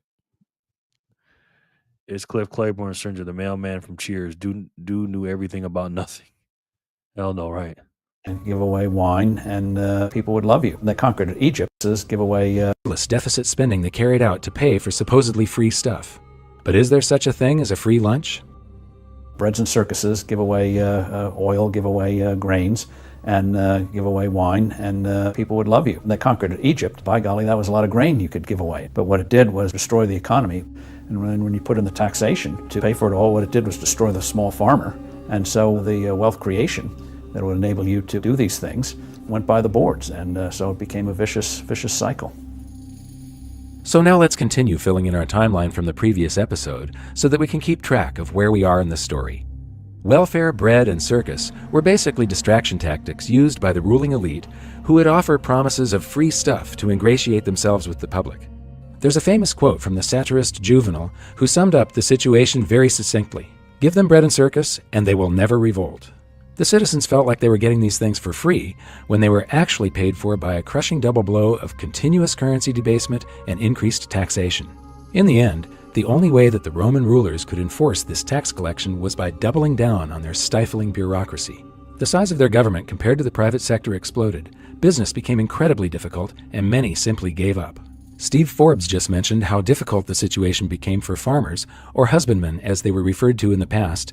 Here's a quote that backs that up from Lactantius around 300 AD. There began to be fewer men who paid taxes than there were who received wages, so that the means of the husbandman being exhausted by enormous impositions, the farms were abandoned, cultivated grounds became woodland, and universal dismay prevailed. What we got? Hell no. Heck, me neither. We can buy the whole circus in 20 years from now with our Bitcoin stack, yes. Joe, I do disagree with you slightly because I have understood Bitcoin for a long, long time, and all I do is teach new people it's easier to mold clay than stone. Yeah, I agree. There's no absolute in everything, you know. The troll, you may have to nudge your chat, Jerry, to make sure they stay awake. I'm back, my brother. Throw a savage back on that wheel. Got you. You just missed George. George was in here. And this is Paul right here, the famous Paul. One and He only. is here. Telling he's my number one donor. He says I'm his I don't know if I'm his favorite, but he says he likes my channel. No, you're my favorite, Jerry. I don't be sending anybody else stats. Well, I appreciate that, man. I appreciate that. That means a lot. All those YouTubers out there, I'm your favorite. Yeah, for real. Yeah. That's pretty good, man. Thank you. Sin. I'm sure Satoshi knew what he was up against. As humans, our behavioral reputations precedes us. Yes. The truth troll is back in his home base. Yes. BAW. My brother, great to see you. Yeah, he just told us his whole Bitcoin story. It was great. So when you get a chance, go back and watch it. It's got a plot twist.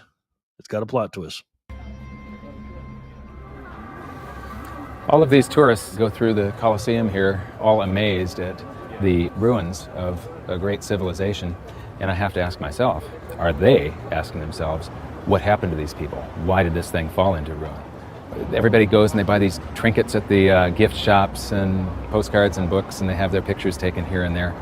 I don't think any of them are thinking about the fact that most countries on the planet are doing exactly the same thing today. Yep, just a different way. Most of what Americans know, I fear, is what movie stars are doing, what sports stars are doing, and what occurred on the last installment of Jerry Springer or some other reality show. And the food stamps are not even food stamps anymore. They give you a credit card that you can buy your food with, so that you look like you can actually afford to eat, as opposed to living off the dole. It's very similar. People's relationship to money in a country like America, you look like you can actually afford to eat, as opposed to living off the dole. It's very similar. Read some of these comments. My brother. It says he have faith in those who have faith in BTC. That's why his wallet is still in touch. Yep. Cheers, Verbal. Tori. Troll, isn't it past your nap time? People think he lost his wallet. The man who discovered Bitcoin is not losing a private key. Good point. Those Roman soldiers outside the Colosseum are straight up scammers, by the way. You're probably right, man. Let's do a spin real quick. And let's see what's going on. Are we missing anybody, by the way, on this map? Paul, I got you on here. I got Jor. Okay. Right here. That's Allegedly. Like the meme. Do you have Jor? Yeah. I got Paul. Let me go to you, Paul. Hold on. We're gonna fly to you. All right. Come on down to beautiful Durango. Mm-hmm. What's famous in Durango? The famous thing here is the train that runs from Durango to Silverton. Mm-hmm. It's a pretty awesome ride. I've never done it, but all the boomers love it. This isn't true because purple and green people doesn't exist. Did I miss something? What's he talking about? What's he talking about, Paul? I don't know. He didn't lost his private key. He sacrificed it to the world. Mimi says spin time. You know Mimi, home of the Dodge Durango. Dodge Durango. That's what he says. Is home of the Dodge Durango. I don't know about that. Please. All right, let's do a spin real quick for block 29. Let's get it. So, Paul, do you really don't have any lightning at all? No, I don't. Wow. I'm like the worst Bitcoiner in the world. Sorry. Bitcoin John.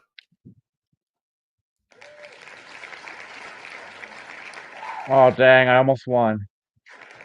Yeah, I know. Sure, my brother. Sativa is a hell of a drug. The video had a green person and a purple person checking out at a grocery store. Okay. Fake news. VAW. What do you do now with your free time, Paul? I like to party. I like to party a lot. Durango's really pretty. The snowboarding here is awesome. The hiking is amazing. The backpacking is great. You can go fossil hunting.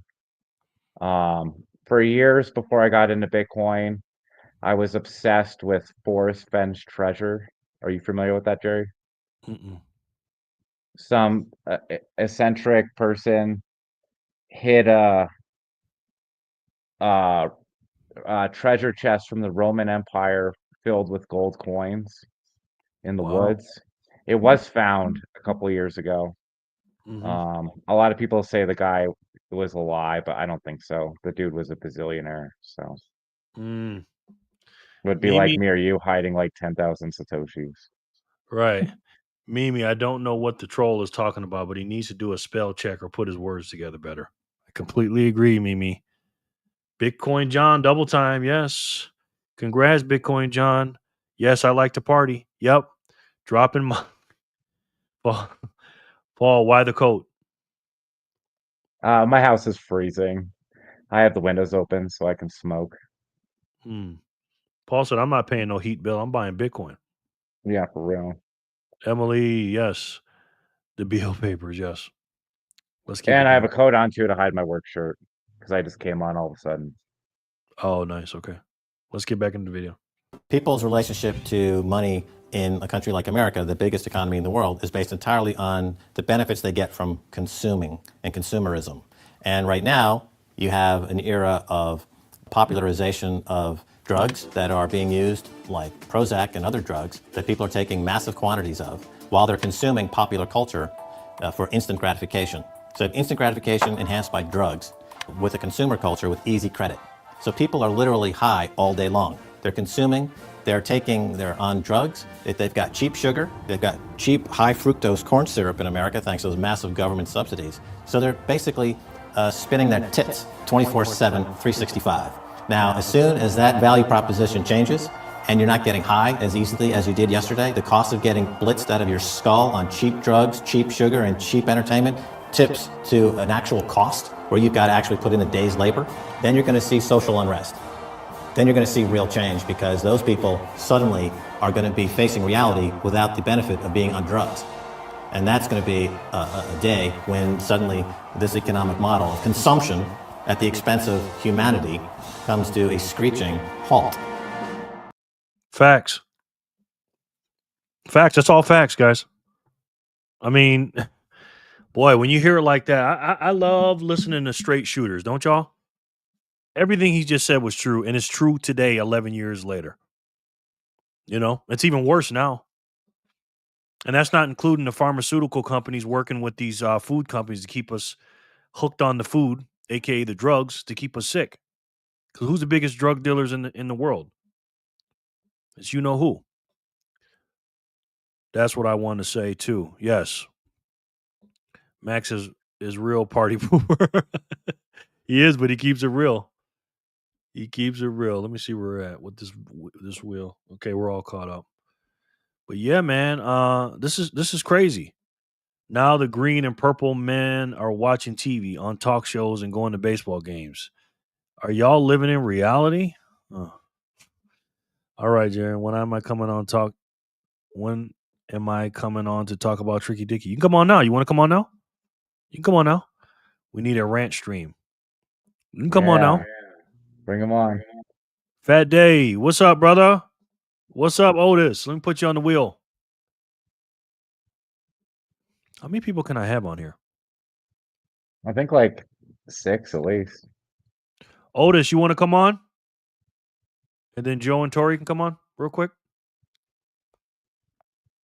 Let me send you guys an invite. Hold on. We need a rant stream. Now, I'm not ranting today. This is Fat Zap Friday. Do you have anything else for me, Jerry? No. Anybody in the chat? Only thing, no, he seems like an American hater. No. I appreciate you coming on, bro. Jerry, thanks for having me. No problem. You're going to stay on, right? Yeah. I'll stay on the show, but I don't want to be on live anymore. Okay, you're fine. Thank you so much, brother. Thank you very much, Jerry. See you in the Keep chat. up the good work, my friend. Thank you, brother. Thank you so much for supporting this channel the way you do. Seriously, you're my number one guy. All right here. Much love, brother.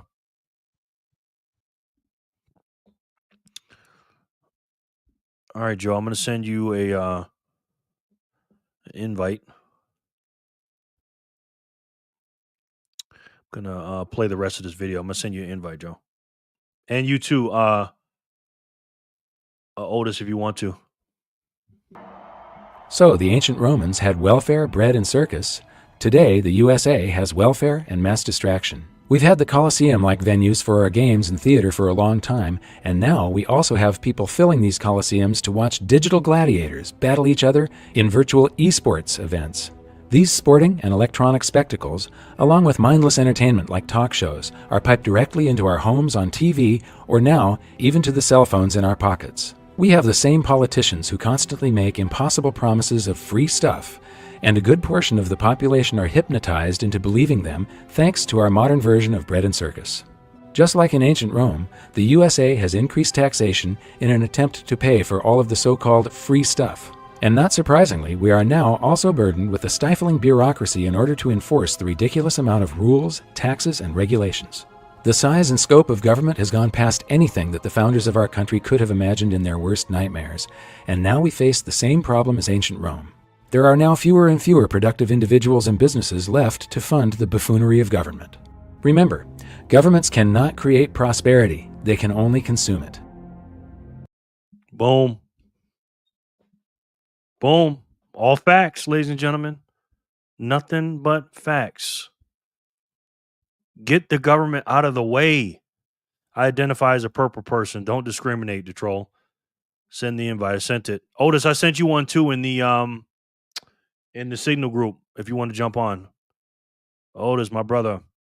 Yeah, I was kidding with that comment. However, I agree with you regarding how he is now. He seems more of a character at this point. Yeah, he is.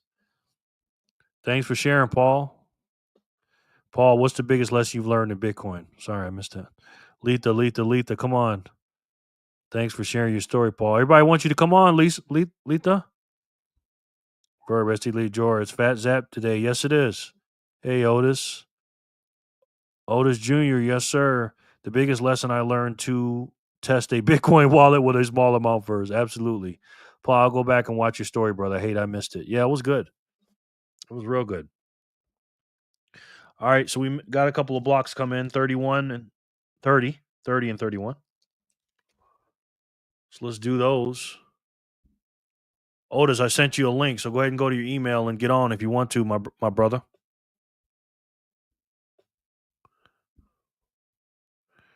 Let's see.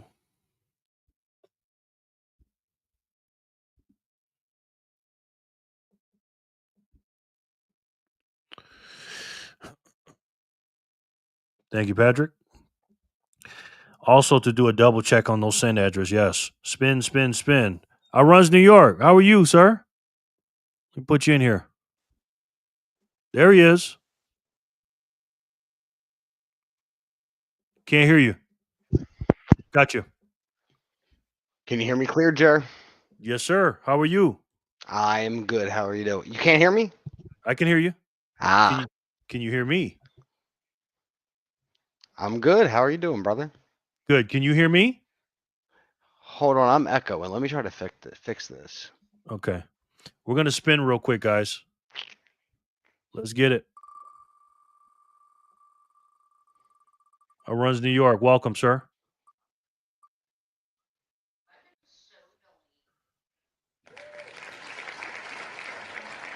Hey, Joe, you won.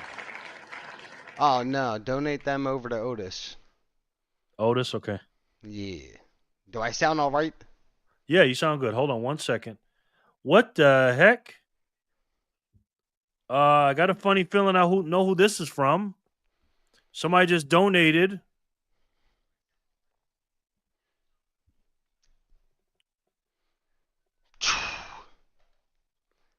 Thank you for the donation, Paul whoever that was. says, I sent a few sats, Jerry. That's what he says. Paul, thank you, man. My God, bro. I don't Thank you, Paul. We don't even know what to say, man. He's the GOAT. He is the GOAT. bro. He's the GOAT of donations, but I have the GOAT of the YouTube algorithms on here with me. I have a weird skill. My guy right here. Go ahead, man. No, that's it. You were saying the algorithm. That's my only skill in life. I buy Bitcoin and I know about algorithms. You know more than that, man. Oh, shit, I'm trying to holler at that cutie right there. Somebody wants to holler at you. Oh, shit, that's my wife. She's the best. She's right over here. You can't see her because she's hiding coloring right now, but she's here. Joe in the house. Calm down, Tori. Yeah, calm down, Tori. I had to make sure the camera was down far enough so you can't see the weed box over there. Paul, thank you again, man.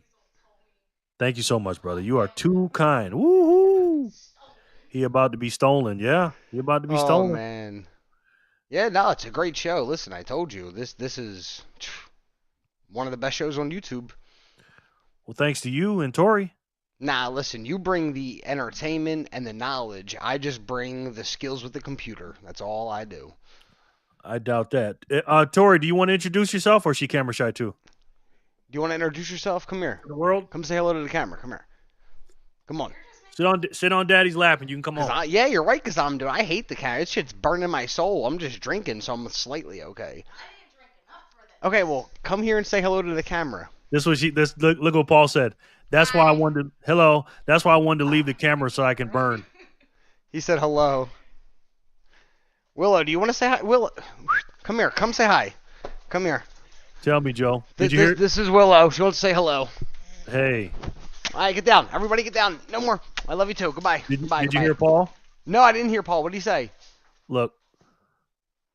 I said so we can burn. I'll burn on the camera. I'm gonna burn right the fuck now. We're talking about burning. Can we do that or no? I don't smoke. Yeah, you can. You can smoke weed on camera. You know better than me. I don't know nothing about it. Yeah, it's just a cigar. It's a pre-rolled cigarette I'm smoking. Yeah, that's it.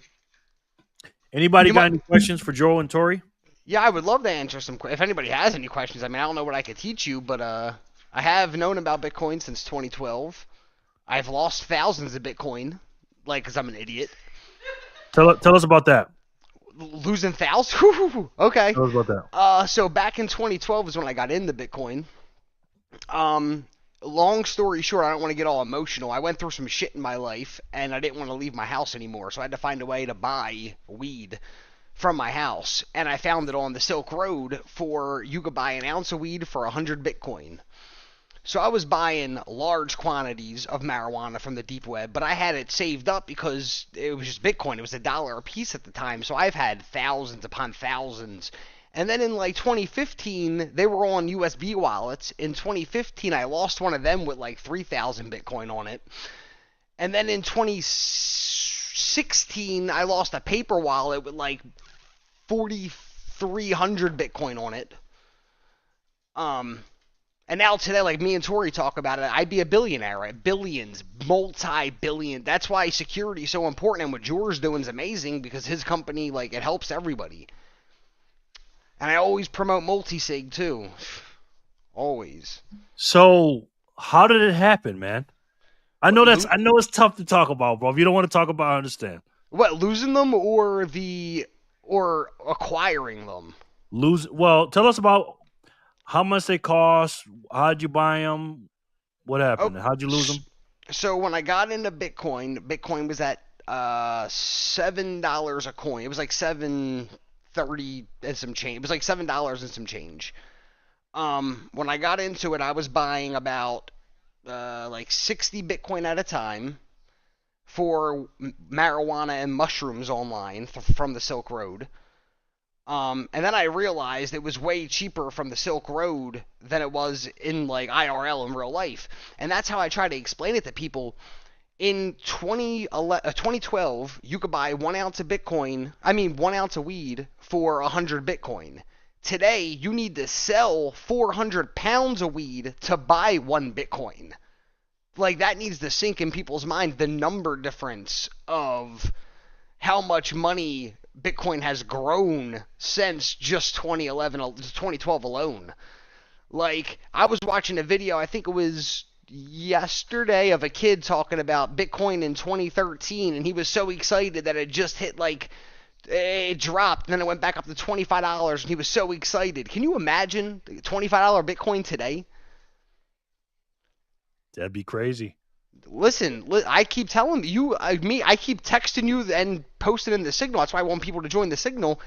You could see that what's happening with the chart. The chart is about to explode. It's about to. It's building up. Yeah, tell us about that. Tell us about that. So in the chart, I'll try to explain it for people who don't know about the charts. In the chart, you have a thing called a fair value gap and a bullish breaker block. It's created when they call it smart money. It's like large banks and corporations like BlackRock, State Stream, Fidelity all come into the picture. When they come into the picture and put in large amounts of orders, they don't put them in all at once. They don't go, oh, I want 100 million of Bitcoin. They put in small orders, a whole bunch of small orders at different price levels. So every time the price charts hit that price level, it makes a purchase. So that creates what they call a bullish breaker block, meaning once the price gets high enough, price has memory, the price has to come down to where that breaker block was formed. Once it touches the breaker block, it spring loads out and creates a bullish pendant pattern. And that's what's being created right now in the charts. If you look at it, it's a perfect pendant. You can't, if you go to the monthly chart on TradingView and put a Fibonacci sequence from the last monthly low to the highest high, it's hitting the 66, it's the golden ratio is what it's hitting. It's about to explode. There's no arguments. I mean, people can argue all they want, but the 20 SMA and the 200 SMA are now intertwining. You can go back in history, because you can go back all the way to the beginning of the charts for every company, Apple, Nvidia, gold. Every time this pattern happens, it explodes. And then once it explodes past, so if Bitcoin explodes to 200,000, like I think it will, once it hits 200, it'll never go below 100 again. Ever. Never. Ever. Just like gold won't go below 1,000 ever again. Never. So, for gold to get lower than $1,000, it's going to take 200 years. It's a long time if you really think about it. And Bitcoin's just going to keep going. It's going to keep gobbling up assets. Every time there's a green light's lit, so here's what happens. A green light becomes lit. People understand what's going on. They go, oh, I'm going to start putting all my money into Bitcoin because it's smart. As soon as that happens, the price of Bitcoin goes up. We just don't see everybody who watches Bitcoin, they don't understand, BlackRock, SageStream, Fidelity, Michael Saylor, they're injecting so many fiat dollars into Bitcoin, and the price hasn't moved. It's staying in the 80,000s. It has not moved. If they turned around and did that to Apple, it would go to $6,000 a share. But it's not, because they're using buy orders to keep the price low so nobody sees what's happening until it springs, and then you're too late. It's the same thing they did with gold back when Tricky Dicky took the gold out with the gold standard. That's what happened. Yeah. So you think it's going to be gradually what it's doing now, and then boom, suddenly? I think within 60 days, it's going to go from in the 80s to in the like 90. It's not going to go above like 96, and then within 60 days after that, it's going to go to 200. Wow. So within like 180 days, I think it's going to be in the 200s. And then once it gets there, so you have to remember, once it hits 500,000, everybody's getting in. Once Bitcoin hits 500,000, they don't care what their family told them. Everyone's orange pilled at that point. 500,000, everybody's hopping in, but you're already too late. You're only getting 500 sats. Like, instead of getting 1,000 a dollar, you're only getting 400, 300 a dollar. Like, people now are in. Like, I mean, if you were in back in 2012 like I was, you were really in. You were in early, but every day you wait is another day you're late. Like, a day you wait is a day you late. Remember that saying in your mind, because trust me, you're going to look back and you're going to be like, oh shit, I was on that live with Jerry and he was spitting the truth. And then what happened? So what's your advice for everybody with that thesis that you just said? What's your advice for everybody for the next couple months? For the next couple, I mean, everybody, people ask me like, oh, how should I invest? How much Bitcoin should I have? There's no such answer to the question how much Bitcoin you should have, because everybody has different income ratios. What I tell people is every extra dollar you have in paper money should be put into Bitcoin as soon as you can. So you could use Jerry's link right now. Like, we all have links for it, but you go use Jerry's for the Fold app. Go get yourself a Fold card. Set it up for direct deposit. It'll transfer all your, so whatever let's say you make $1,000 a week. They'll take that 1,000 and transfer it directly into Bitcoin. And then whenever you need to spend money on bills or whatever it is, transfer it back from Bitcoin into cash. If you have to spend $35, transfer it over. And then you earn, I think it's with Fold, it's 2.3% cash back on all debit card purchases. And then if you get in with Fold now, they're about to release a credit card. And then their credit limits aren't going to be based on American credit scores, TransUnion, Equifax, Experian, the bullshitters, the people who own the Fed. Well, different topic for a different day. Their credit card is going to go based on your Bitcoin holdings. So if you have 100,000 in Bitcoin holdings, your credit limit is $100,000. And what can you do with that 100,000? Turn around and buy more Bitcoin and then just pay off the interest every month. And then in 4 years, when the next halving comes, you just made, I think it's like 4.6x your money. Not financial advice, just my opinion. I'm Joe. Nice to meet everybody. Yeah. Wow. That was it. We should clip that up and send that to the Fold people. Use that for advertisement. Wow. Listen, Fold is where it's at right now. Like, Strike is great. You can use Jerry's link for the Strike. That's amazing. But what Fold's doing when they release their credit card, it's going to shut companies like Capital One down. Capital One is afraid to give somebody a credit limit increase. They'll increase. Let's say, like for instance, Tori. She's 23 years old. If she had a $1,000 credit limit and she asked for an increase with Capital One, they might give her a $100 increase.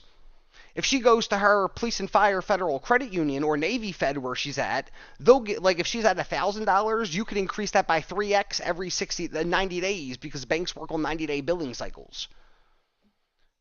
Yeah, so, like, it's about to get real for a lot of people. And then, like I tell, where the fuck's, excuse the language, my dollar. This is a dollar. At the top of it, where's it at? It says Federal Reserve Note. Federal Reserve Note. Let me explain, bring it real close. Federal Reserve Note, right at the top there. So what that means, if Elon Musk and Doge shut down the Fed like they plan on doing, your Federal Reserve Note goes from being worth bullshit fake money to being worth no fake money. None. And then people are going to be really upset because that's what happened before when the bank shut down. What are they going to do when the bank shut down and you can't withdraw your money anymore? When they go, oh, I'm sorry, like who's in the chat? Like, Sin Diesel, what are you going to do when you go to your bank and they go, sorry, Mr. Sin Diesel, we can't give you your money because we don't have it. You're going to be sad. That's why I tell people, invest your money now into the sats because they can't take it from you. They cannot take your sats, ever. Your Bitcoin is as long as you keep your Bitcoin secure in your wallet, you are forever protected. Forever. Yep. Couldn't have said it better myself. You guys got any questions for Joe? Because Joe's cooking right now. Listen, any question. If I can help, I'll give you the answers. If I can't help, I'm sorry. But I try. Look at these comments. They said you're smoking. You're preaching. I'm trying. Look, can we drop fire in the chat for Jerry? Like, look at Jerry brought me on here. I don't even want to be on the camera. I'm only here because I'm drinking. Oh, by the way, babe, can you grab me the shot out of my tequila over there? Real quick, I runs New York. I'm doing a hold on 1 second. I runs New York. We're doing the map. Every time you say something, 20 seconds later, I'm hearing it again. Oh, you're hearing it again. Yes, it's got a lag. Where you at? I runs New York on the map because I'm mapping everybody out. I know it's got to be. He wants to know how old you are. Patrick. How old are you? I want to know this. Tell me this. How old do you think I am? From my look and my how old do you think I am in your mind? I want to see this. Come on, drop it. Everybody, this is an exciting question. It is. Brooklyn. 28. I'm 33. 33. He said 42. Shit, I look old as fudge. I runs New York. Got you, brother. A lot of East Coast people, man. 33 years old. I feel like I'm every year. You know what? I'll show you. Every year I celebrate my 25th birthday. Look, last year I'll show you. 30, 42. Emily says 30. Yeah, 42 was just fucking disrespectful as fuck. 25. This is my last birthday, February 8th. 25 every year. Wow. Every year. I celebrate the same birthday. I don't get older. East Coast, yes. Anybody? We're just chilling on a Friday. Does anybody else want to come on? Letha, I know you. I have to wait. Let me address EB real fast because he pointed this out. He said, "Oh no, 33. He's a Mason. I'm not a Mason. I was supposed to be. I turned it down to be with my woman. Actually, one weekend I was supposed to be initiated for my third degree Master Mason, and I turned it down to hang out with Tori for the weekend."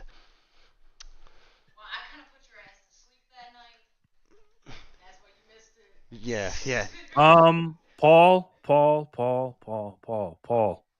Oh, is Paul back, Jerry? Oh, what are we doing here, man? What are we doing, brother? Woo! Paul, thank you. Thank you, brother. Sir. Thank you, man. Jeez. Paul, thanks, man. I'm not gonna get used to that because I think it would be easy to do what you got there. Yeah, Bangarang said coffee or tea. I only drink coffee. I drink gallons of coffee, and I drink White Claws and tequila. Can't you tell from the energy? Yeah. What? Love it. We're gonna have some fun, man. Him and his wife are coming to Vegas, hopefully. We're trying to get there. We're all gonna hang out, have a whole. I never burnt like me and Paul were talking about. Shit. Letha, you're not gonna be on by yourself. Letha's shy though. I'm not gonna press you, Letha. It's okay. Do you guys want me back? If you want to, but I want to get some new people here too, though, Paul. Hold on 1 second. So, if you had a crystal ball, when do you think Bitcoin will start going parabolic? I runs New York ass. That's a good question, New York. That's a real. So I'm gonna read this again for the chat. So, if you had a crystal ball, when do you think Bitcoin's going to start going parabolic? Right now, it's April. I think in the middle of August, you're going to see the price of Bitcoin above 100,000. I can't tell you where above 100,000. I personally think it's going to be between 150 and 204. Do you hear that? I runs New York. Say that one more time. Say that number one more time. Between 150 and 204. And if it goes above 2, it'll never go below 1 again. Ever. So get in now before it goes above 1. Tori says, don't keep trying to put no pressure on my girl Letha over here. Y'all know what I be doing to that troll image, what I could do to you. We just love Letha. That's all it is. All right, Patrick. Appreciate you, man. Let me get you off the wheel. Thank you. I know it's late over there in Germany. Thank you for being here, Patrick. I appreciate it. Thanks for coming in, brother. Yeah, and that's the thing too. We love seeing everybody's comments in the chat. Like Jerry pointed out, I'm helping him behind the scenes, but I love reading everybody's comments. I'm in the Signal group. I'm trying to help people here. If anybody has questions, bro, reach out. Come join the Signal group. Reach out to. Oh yeah, I edit photos. I post funny pictures in the Signal. If you go look, there's a Santa Claus picture. It's Santa Claus, but he delivers sats. Mm-hmm. But if anybody has questions, join the Signal group. Ask me, ask Jerry. Jerry's here. Listen, I don't sleep. I have insomnia. I'm always around helping people. Anything I could do. Yeah, we got a good group. Paul looks like he wants to come back in. Let me send you another invite. Paul. Yeah, bring Paul in, bro. Bring Paul back. Let me see. Hold on. I summon Paul. Me too. Copy. All right, I'll send you an invite on your email, Paul. Forward to, hold on, inbox, Paul, reply. Here you go, Paul. Sounds like you want to come back in. And listen, the more people that have questions, I want everybody to notice. Ask the questions in the chat. Where I'm in the chats every day, and I will answer them. If Jerry sees them, he reads everybody's comments. He reads them. He posts them up on the thing. If you have questions, don't be embarrassed. Listen, everybody was new at some point. Everybody here was new at some point. Listen, when I first got into Bitcoin, I think it was they were cheap at the time, but I think I lost my first 50 Bitcoin because I sent them to a wallet that didn't exist. I didn't know. I had no idea. The guy said, send me it to this address. It never went. EB says 4-hour cross and retest. The daily needs to do the same next. Give it 45 days. Nice. Sin, I think Bitcoin takes off between the Fed meetings in July and September. Rome will have to bow down and lower those rates by then. Maybe. I run to New York. Does anybody follow? I had a question because he said that. Does anybody follow what's going on with Trump and everything? So Trump is trying to fire Jerome Powell right now. Trump just tweeted yesterday that he is firing Jerome Powell. Once Jerome Powell leaves, the Fed is over. It's over. Yeah, then they'll have to lower then because he'll put a guy in there that he likes. Oh, I runs in your. Go ahead, Jerry. Get to that question. My bad. That question. What cold wallets do you suggest to people? Because Jor had the same question too. Which one do you use? Me or is he asking you? No, you. So cold wallets I suggest is anything made by CoinKite, like the Cold Card Q or the Mark IV. That's your most secure options, hands down. You're not if you have the Cold Card Q or the Mark IV, you are 88% ahead of everybody else that holds Bitcoin. Paul, what's going on, brother? What's up, guys? Hey, so yeah, if you have the Mark IV or the Cold Card Q, you are 80, 90% more secure than everybody else that uses Bitcoin. I do suggest, though, learning and setting up multi-sig, but only put a small amount of your Bitcoin holdings into the multi-sig at first, just to make sure you understand how to use the multi-sig.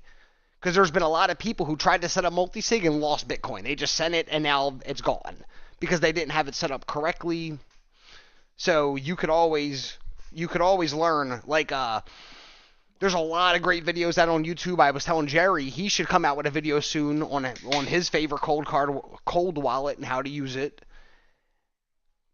And I just told Jerry, so soon this is going to be, now I didn't tell you, this is, everybody here is the first people hearing this because I told Jerry, but not this part yet. The Signal group, once it's done, is going to be the only group able to use the program that I just built that uses sounds from outer space. Just listen to this shiz. A program that I built uses quantum random number generators to listen to sounds from space to create your seed phrase. It's not finished yet. It'll be done in about 35 days-ish. But once that's done, it's going to be in the Signal group for anybody that joins to use.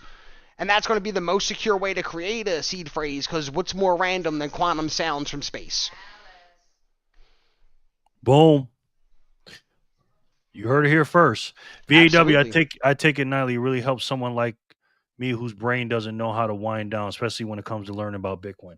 He's talking about magnesium citrate. No, not magnesium. Magnesium, I wrote it down.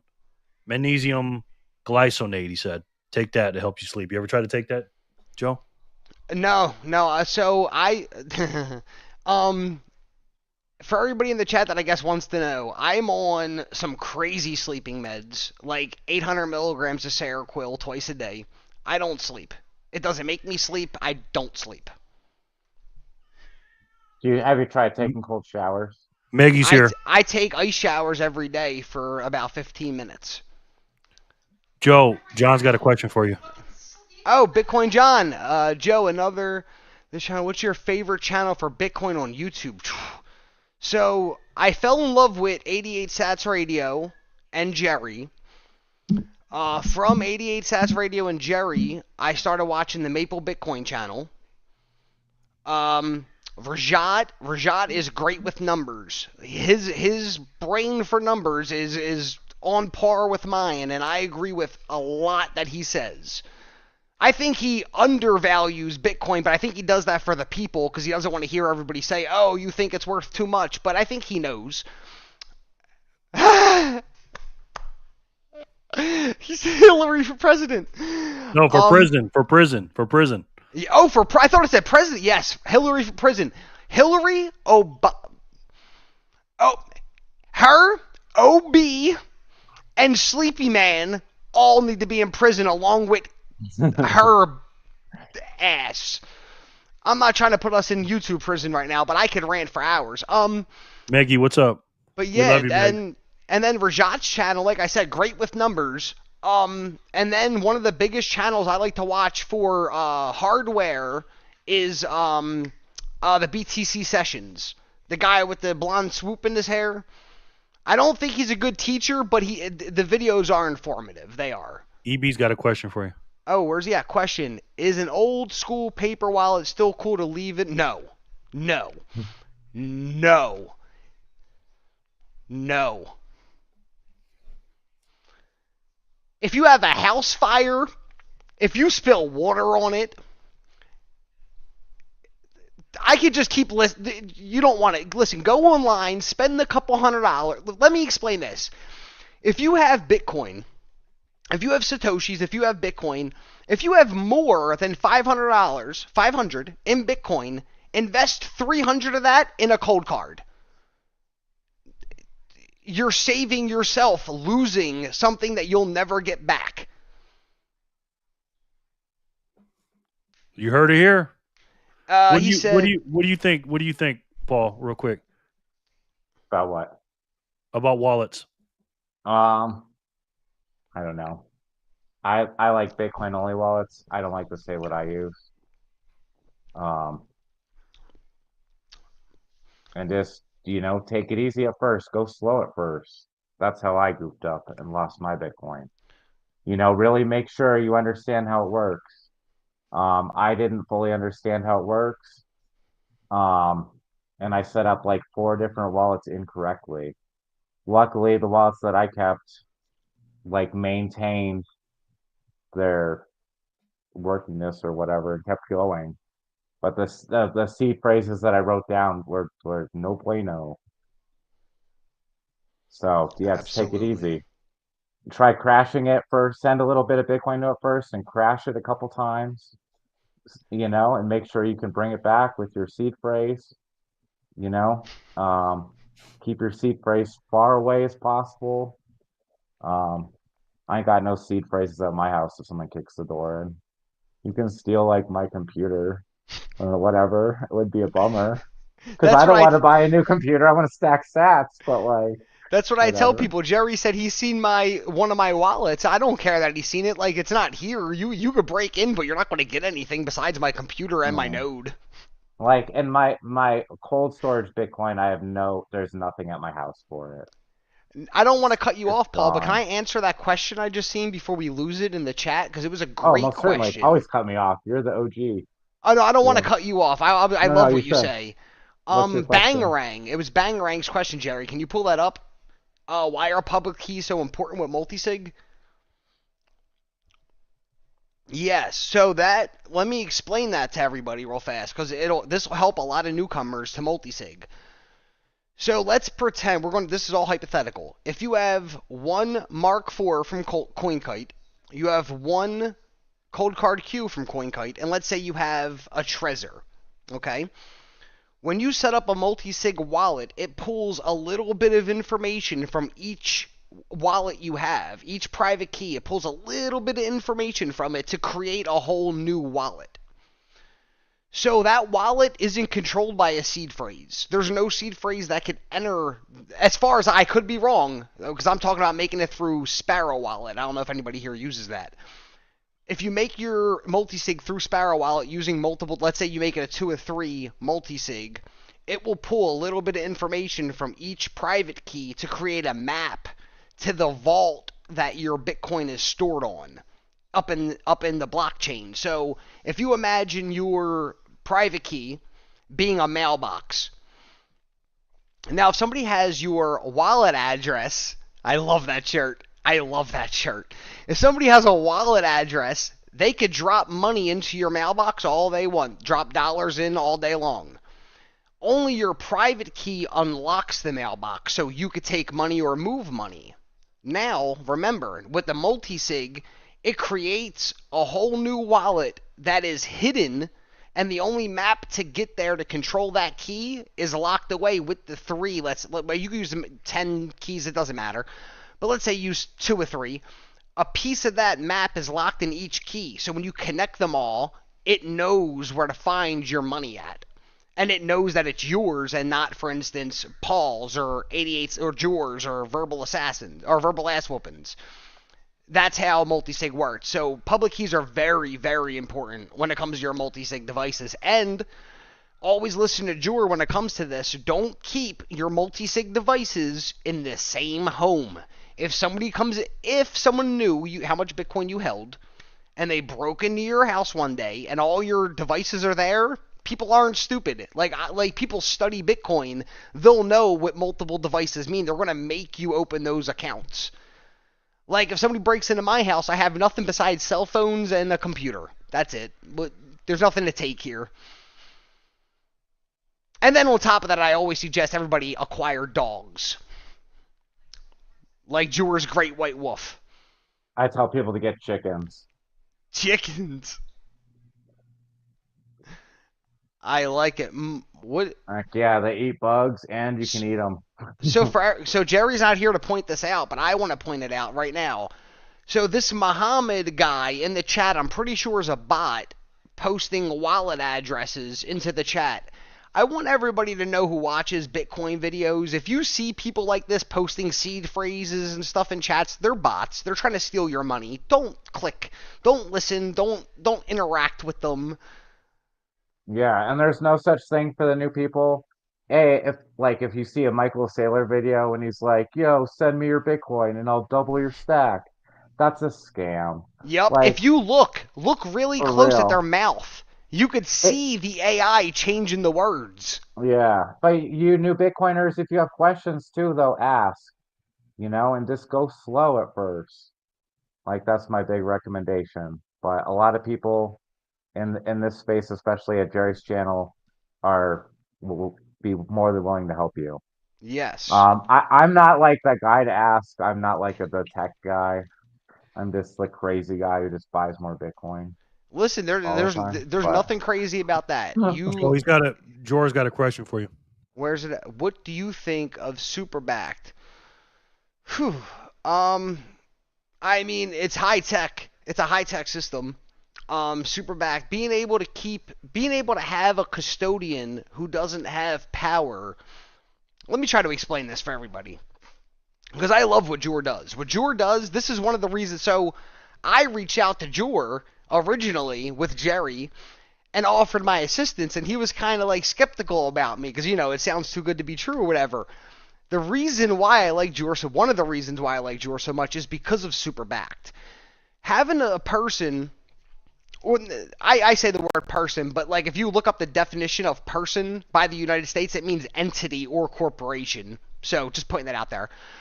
So if you look at, if you have a person who has power to be able to help you if you mess up, and then to be able to make sure your family members have access to what you leave them, God forbid if something happens to you, is one of the most powerful things in the world. You have all these YouTubers. You have I'm going to go off the top of my head. You have about 15 YouTubers who tell you to use a lending platform called Lendin, whatever it's called, I don't care. Never borrow money versus your Bitcoin and give somebody else custodial power over your coins. Do not do that. That is the worst decision you could ever make. Like, I understand. Let's say you have a large amount of, I'm not going to say an amount. Let's say you have a big lump sum of Bitcoin and you want to use 5% or less, maybe 10%'s pushing it, but like I suggest 5 or less to like borrow against. I understand that. Never use a large, like there's people who are borrowing hundreds of $1,000s on one, like they'll borrow 60K on one Bitcoin, and then when the price drops, they get liquidated out of their borrowed money. And it's sad. If you have to borrow money against your Bitcoin, wait for it to crash for a full year before you do. Exactly. And listen, I teach, so what me and my wife do, but don't do that. Before me and my wife started teaching about the stuff we do now, we did credit management, like how to repair your credit and get high limit credit cards on business, like on LLCs.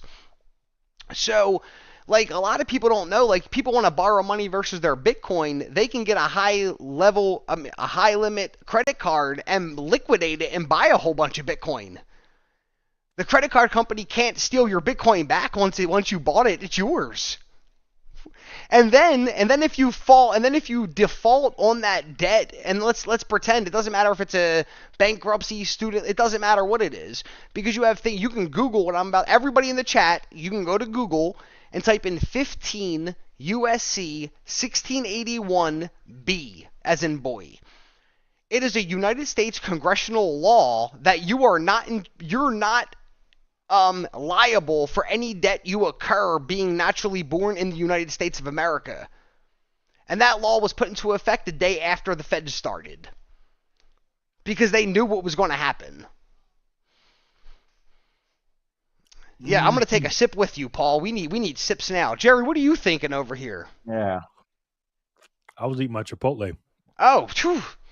Before I came on, I ate half of it. And then while y'all were talking, I was like, let me eat a little bit more. Chickens are currently money printers with today's egg prices. For real. For real. Jay said, don't be a scumbag and pay your debts. You always pay your debts, Jay. But ready, let me explain. If you got, right now, let's say today, this is an example. If I got you a 0% interest credit card for 12 to 24 months, let's say it was $100,000. And you couldn't figure out how to flip that money in 24 months, all you have to do is get a new 0% interest credit card for 24 months and balance transfer over, and it restarts your process. You're not jerking nobody off for the money. You're paying your debt back. You're just borrowing more time to do it. Is what you're doing. Time for some spins, guys. Ooh, woo! Oh, yeah. We're at 31, or we did 30, so we're going to do 31, 32, 33, 34, 35. We got 30. chats in here. I got to take another shot. Paul got the beer. Hey, babe, can you grab me another drink, please? Thank you, Cheers, my love. Bitcoiners. Cheers, Jerry, Cheers, sir. for your awesome show. Oh, cheers, everybody. Cheers to Jerry. Cheers to all the people in the chat, man. Cheers to everybody who don't sell during the dip. Cheers to you. Never sell. Buy more. Buy more. Listen, when it dips, I get excited. I said it the other day in the chat, like how much I DCA a day. Every time it dips, I'm like, I don't care. More. Yeah, if somebody sends me money for something, like to a digital like wallet, right to Bitcoin instantly, right over. Joe said he wants all the sats. All the sats. All of them. Everyone that I can get, I want. I don't mind sharing with people, but I don't want BlackRock getting them, I don't want State Street getting them, and I don't want Fidelity getting them. And I really, really don't want Michael Saylor getting them. For real. He scares the shit out of me. Okay, let's spin a couple times. And I want to talk about that. Woo! All right. So good luck, guys. Let's spin it to win it. How's the sound over there? It's coming in late, right? Joe's speaking my language. Tori's coming in late. He said, Joe's speaking my language, right, Jor? Right? Maggie. That's why I said we all got to hop on the chat. We all could be on here having a whole party. For real. Does anybody else want to come on, by the way? I don't know how many people. Wait, can I have? I think I'm full. I No, I think think I'm full. I think you can have more people on. Oh yeah, I can get another one on. And if you want to kick me off for someone else, let me know, Jerry. Okay, I can get another person on. Can I have a lighter Congratulations, so I Maggie. can spark up this burning sensation that I keep telling Paul about here? Bang. Look at this. Look at this, Joe. John's score went to 832. Credit score. Nice. You wait. Well, I'm guessing you're an older man because it's really hard. Let me explain this to everybody in the chat. To get to an 800 credit score is one of the hardest things a person can do in the world. The credit score goes up to an 850 unless you're a part of the hierarchy like Sleepy Boy or OB or the girl in his shirt. You have a credit score that goes up to 900. My wife Tori, she's in the chat. She's 23 years old, and her credit score before we just bought our new house was at a 81, and the loan officer told her she had the best credit they've ever seen in her life. Because so a credit score, John, I want to teach you this, and I hope you can go look this up. A credit score is not real. A credit score, it's called a FICO score. So first of all, the score you get on Credit Karma, it's a Vantage score. That's really not real. No one cares about your Vantage score, no bank. FICO has 10 different FICO scores. One for mortgages, one for car loans. But let me explain. So a FICO score is generated by an algorithm. Jerry can tell you I'm an algorithm expert. So your score is based on the words in your consumer report. A credit report is not a thing. A credit bureau. Learn this now, chat. A credit bureau is not real. They use the word bureau to make you think, oh, FBI, they're government. They're not. Equifax, TransUnion, Experian, they're all owned by people like JP Morgan, Chase, John Rothschild, and the Rockefeller family. All of them. Look it up. And there's laws that protect you, the consumer, against these pieces of S-word. We're going to try to keep it nice in the chat. Did anybody got questions? What's going on? I don't know where Jerry... How do you okay, so Jur, well, you're in Canada, Jur. I'm not sure about Canada, but in America, don't use no websites, don't use no paid-for programs. Your credit score does not matter. You go to annualcreditreport.com, you sign up, you get 3 credit reports, and all that's in them is words. Physical words. That FICO, the company, uses an algorithm to turn those words into a point number.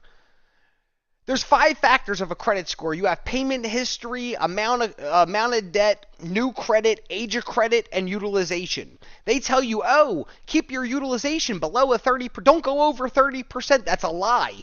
My wife over here, like, I don't have nothing in my name. I'm a ghost in life. I have everything in my wife's name. We max out her credit cards multiple times a month. We earn so many points. It's all about cashback money. I'll spend money and then liquidate credit cards just to earn cashback points. It's free money. I'm not paying it. Like, for instance, if I had a $10,000 limit right now on a credit card, share all this with your friends right now and get them in here to learn this, because what I'm about to teach you is going to change the way you think about life. Is everybody ready here? I'm going to teach you something you can do right tomorrow. Anybody with a credit card can do this. And invite your friends to the chat, and they're going to learn something they've never heard before in life. And you can look this up. Here's how you do it. We're going to use round numbers. If you have a $10,000 credit card limit, and you get 3% cash back on all purchases, every single month you can go to one Whole Foods store, like a Costco or a BJ's. You can buy yourself $10,000 in iPads. Okay? Pay attention. You go to another BJ's. You return those iPads. When they tell you to insert your card, you put your debit card in. That money goes back to your debit card, but it charged your credit card. So you earned 3% cash back on a credit card, and you still have all the money you spent to pay right back to the credit card. You just earned $300 for doing nothing. Nothing. You didn't get up, you sat in your chair and hit some buttons on your phone and made $300. You can't learn better shit than that in life. The trolls got something to say to you. Oh, I'm going to read this. Geez, and I thought Jerry was king of word salads and incoherent ramblings. If Jerry, the MJ of ramblings, Joe is the Kobe Bryant. Oh, I'm Kobe? Thank you. Here's the thing, troll. Listen, we all love you. You're a part of the family. I talk really fast because I have ADHD, but you're here every single day watching Jerry talk. Let me explain something to you. If you listen and understand about the things that I just said, you'll be a millionaire. Me and Tori, we own our home, we own our car, we buy whatever we want, we have no issues in life. In life, we are good. Perfectly good. So if you listen to what Jerry's teaching and what I'm speaking, and I'm sure Paul can teach you, he's older than I am, he could teach you about life. That's what you get with age too, you get wisdom. So like if you listen to us three speak, you will become better in life. I understand you want to be funny and talk and make jokes and Kobe Bryant this and Kobe Bryant that.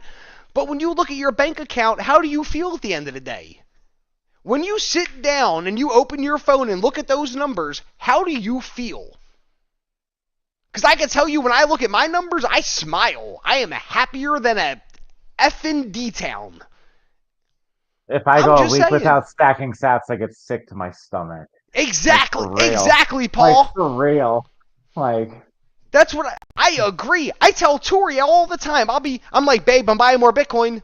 Babe, I'm buying more Bitcoin. Babe, I'm buying, like, every little bit of time I'm screaming at her, I'm buying more Bitcoin. Oh yeah. I've skipped meals to buy more Bitcoin. Like I've walked to work. I've hitchhiked to go skiing to buy more Bitcoin.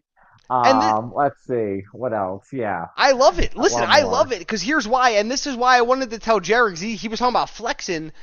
I live in I live in the middle of the ghetto. First of all, I live in North Philadelphia in Kensington. Go look it up on Google Maps. Go on YouTube and type in Kensington and Allegheny, Philadelphia. Go look at the zombies that walk around my neighborhood. I live in the middle of the slums. I don't buy shit. All my money gets spent on Bitcoin, and I'm a Bitcoin billionaire. With a B. Billionaire. Heck yeah.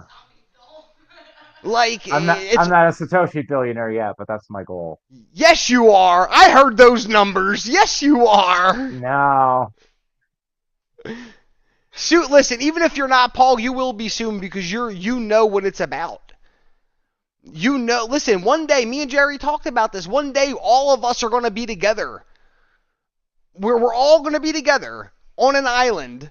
And we're going to have, Jerry can get, because I don't know about it yet because I'm still learning. He's the master about this. But the pods, Jerry, what are they called? Earthships. Earthships. We're all going to be in Earthships together. I love Jerry's idea. I love it. Love it more than life. Like, it's a great idea if you think about it.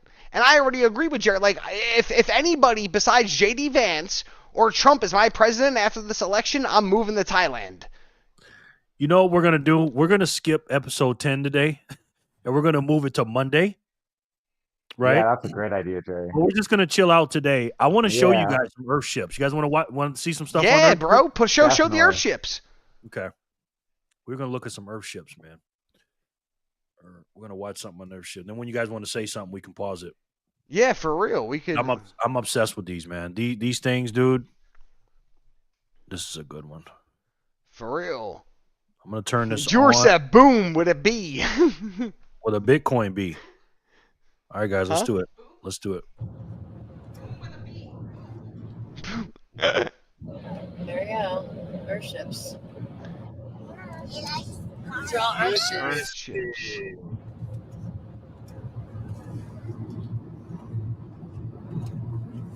The state of New Mexico gave us 2 acres to do any kind of experimental architecture we wanted to. They don't look like that. See, they're built into the earth. In New Mexico, we put aside hundreds of acres to test nuclear bombs.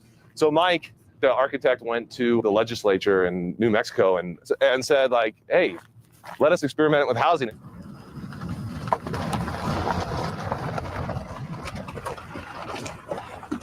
And they actually gave us 2 acres to set aside to do whatever we want and experiment any way we want. So we're doing things that are not normally accepted by counties and permitting and all that kind of stuff. This is badass, Jor. This is nice. Absolutely no restrictions. No restrictions. The county comes and just kind of observes once in a while.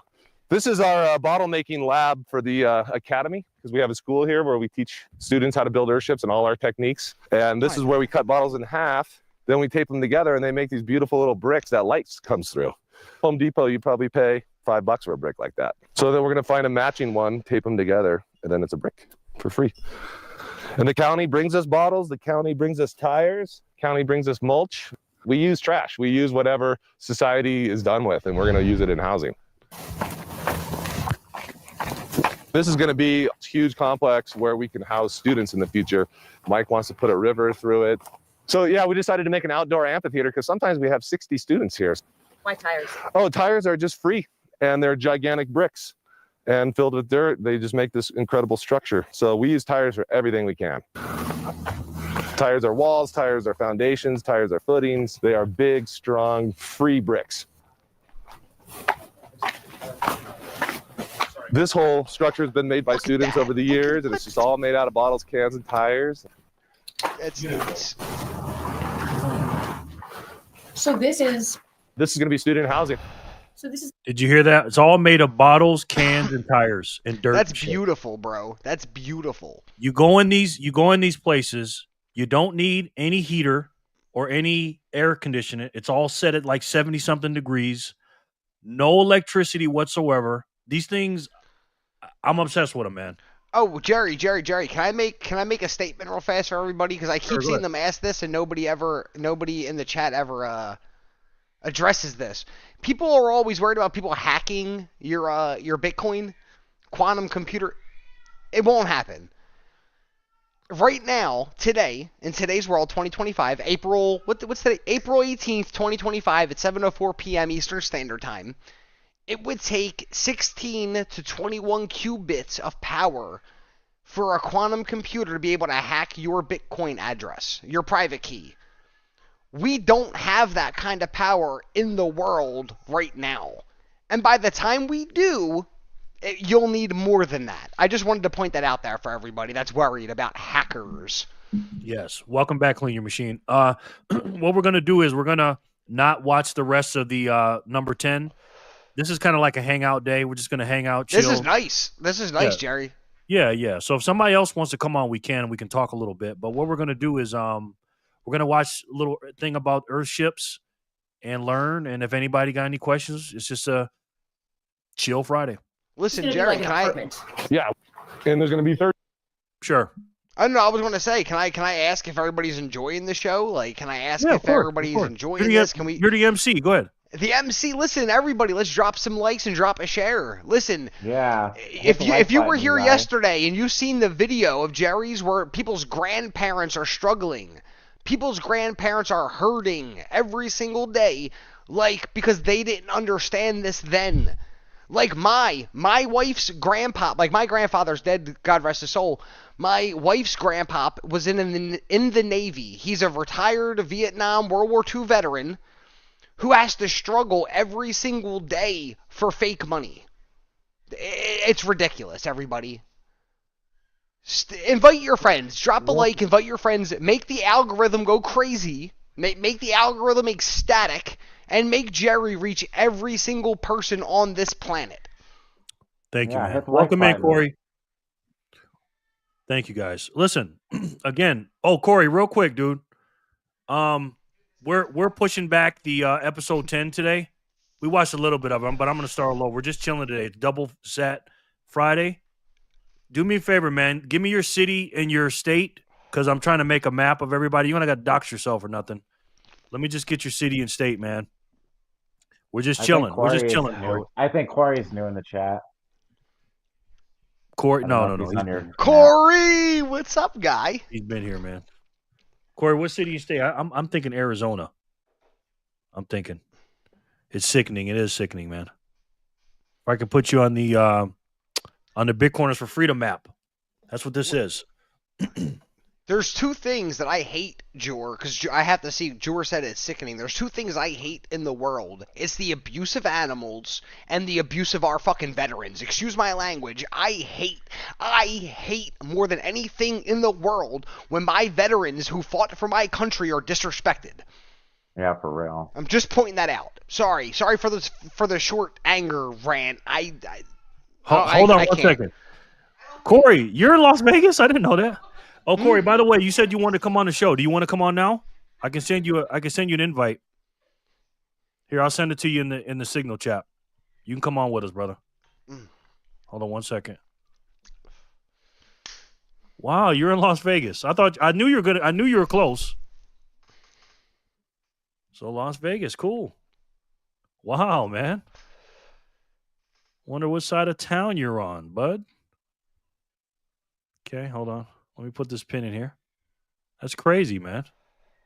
Corey got sats. We're gonna keep going with this. Corey got sats. Boom. We got 4 people in Vegas. All right, we're gonna keep going with this Earthship video. 30-foot trees growing in here. I mean, hopefully we'll be, picking figs and oranges in here. Easy to build with bottles and cans too. Cans are just a really low-tech, easy way to build walls and forms. You just lay the cans, and you put a layer of cement in, and lay the cans in, another layer, lay them in. And the cans are not the strength or insulation or anything. They just help establish the matrix of cement, which is the strength. The alternative would be just a solid cement wall. So think of how much more cement you'd have to use if you didn't have these cans. Our county permitting lady, she came out just to do her walkthrough, and the way we built the stairs wouldn't be permitted, And it's super strong. There's no reason it wouldn't be permitted, but it's just not in their way of thinking to permit a staircase like this. But we're just able to go off in here and do what we know works. It looks Gaudian to me, like very... Yeah, to me it's like a church.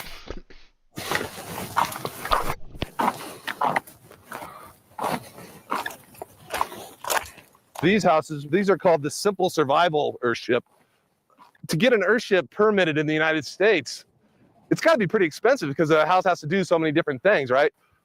This is what we're experimenting to really keep the price down. We have solar panels, but it's these cheaper kind of rollout solar panels. And the idea behind it is, in most third world situations, you basically need lights and you need to charge your computer and phone.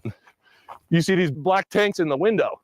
So those just fill up every night. And in the day, they heat up all day. And so by the end of the day, you got piping hot water. Now, it's not going to be as hot in the morning. It's not hundreds and hundreds of gallons of hot water, but this is the simple survival. This is what people need to survive. They got 15 gallons of hot water here. They got a little solar system that they can plug their stuff into.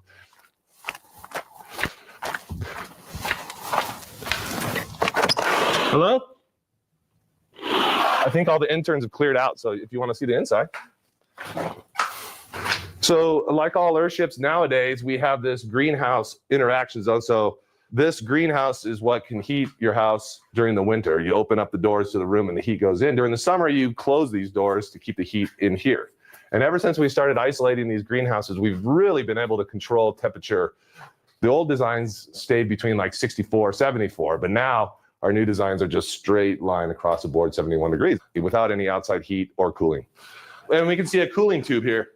This is a pipe that goes through the earth that's buried the house. And so the greenhouse sucks the air out of here and it gets cooled by going through all that mass. And this is kind of our little air conditioning here. This is a vault. Underneath the adobe is a cage of rebar and metal lath. To build one of these ceilings is kind of low tech and easy. And in third world situations, we have lots of labor. And so this house takes a lot of labor. This is the kitchen? Yeah, simplified kitchen. I think it's, the normal kitchen is such a huge expense, and we're trying to simplify all the systems. Well, and look at this. This is what we call our digester. So after you take a shower, the water is going to go through the system that we use water 4 times. But so the shower water goes into here, which is a worm box. So the water goes in there and the worms help treat the water, and then it goes through into the gray water system afterwards. There's probably some worms in here somewhere. Oh, here's some worms. It goes from the shower into here, and then it goes into your planter. Okay. We really cherish water, and we only get like 9 inches a year here, so we save it and use it every way possible. This is a shower here, yeah.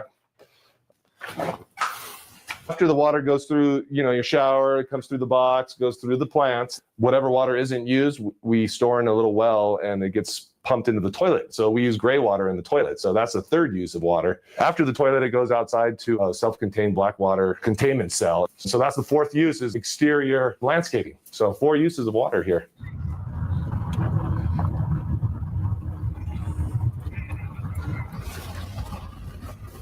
"16 years ago, when I came here, this community was shut down as an illegal subdivision, believe it or not.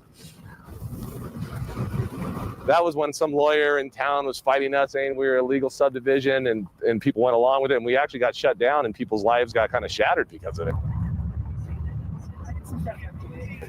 But then it seems like in the last 10 years, everything's..." Corey, I sent you an invite, man. I sent it to you, and I asked you about your address, too. I sent it to you on Signal. So if you want to come on, you said you wanted to be on my show. Yeah, Corey, he sent you the invite. I was telling you to come. You said you wanted to come. Let's get it popping. Yeah, get in here, Corey. It's Fat Zap Friday. By the way, everybody in the chat, your host, you could donate to your host up there. See that little square up there?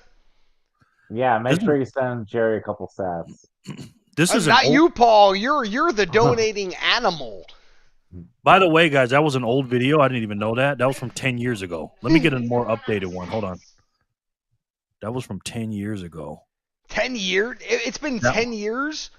Oh, yeah. They've been out here. The referee walked through with Michael. Let me see this one. Hold on. Good morning, Matt. What's up, brother? I said hi to you. It was nice. It's nice to have you in the group, Matt. Let's check this one out. This is more low updated. Dude, this is amazing. This is amazing. I love it. In front of the no pastel. Yeah, right. People do it all the time. They look at it and walk straight through. Yeah, I get it. People are super interested by this stuff. So, yeah, have you guys seen Garbage Warrior before? Yes. Okay, so... Matt, welcome. Welcome, sir.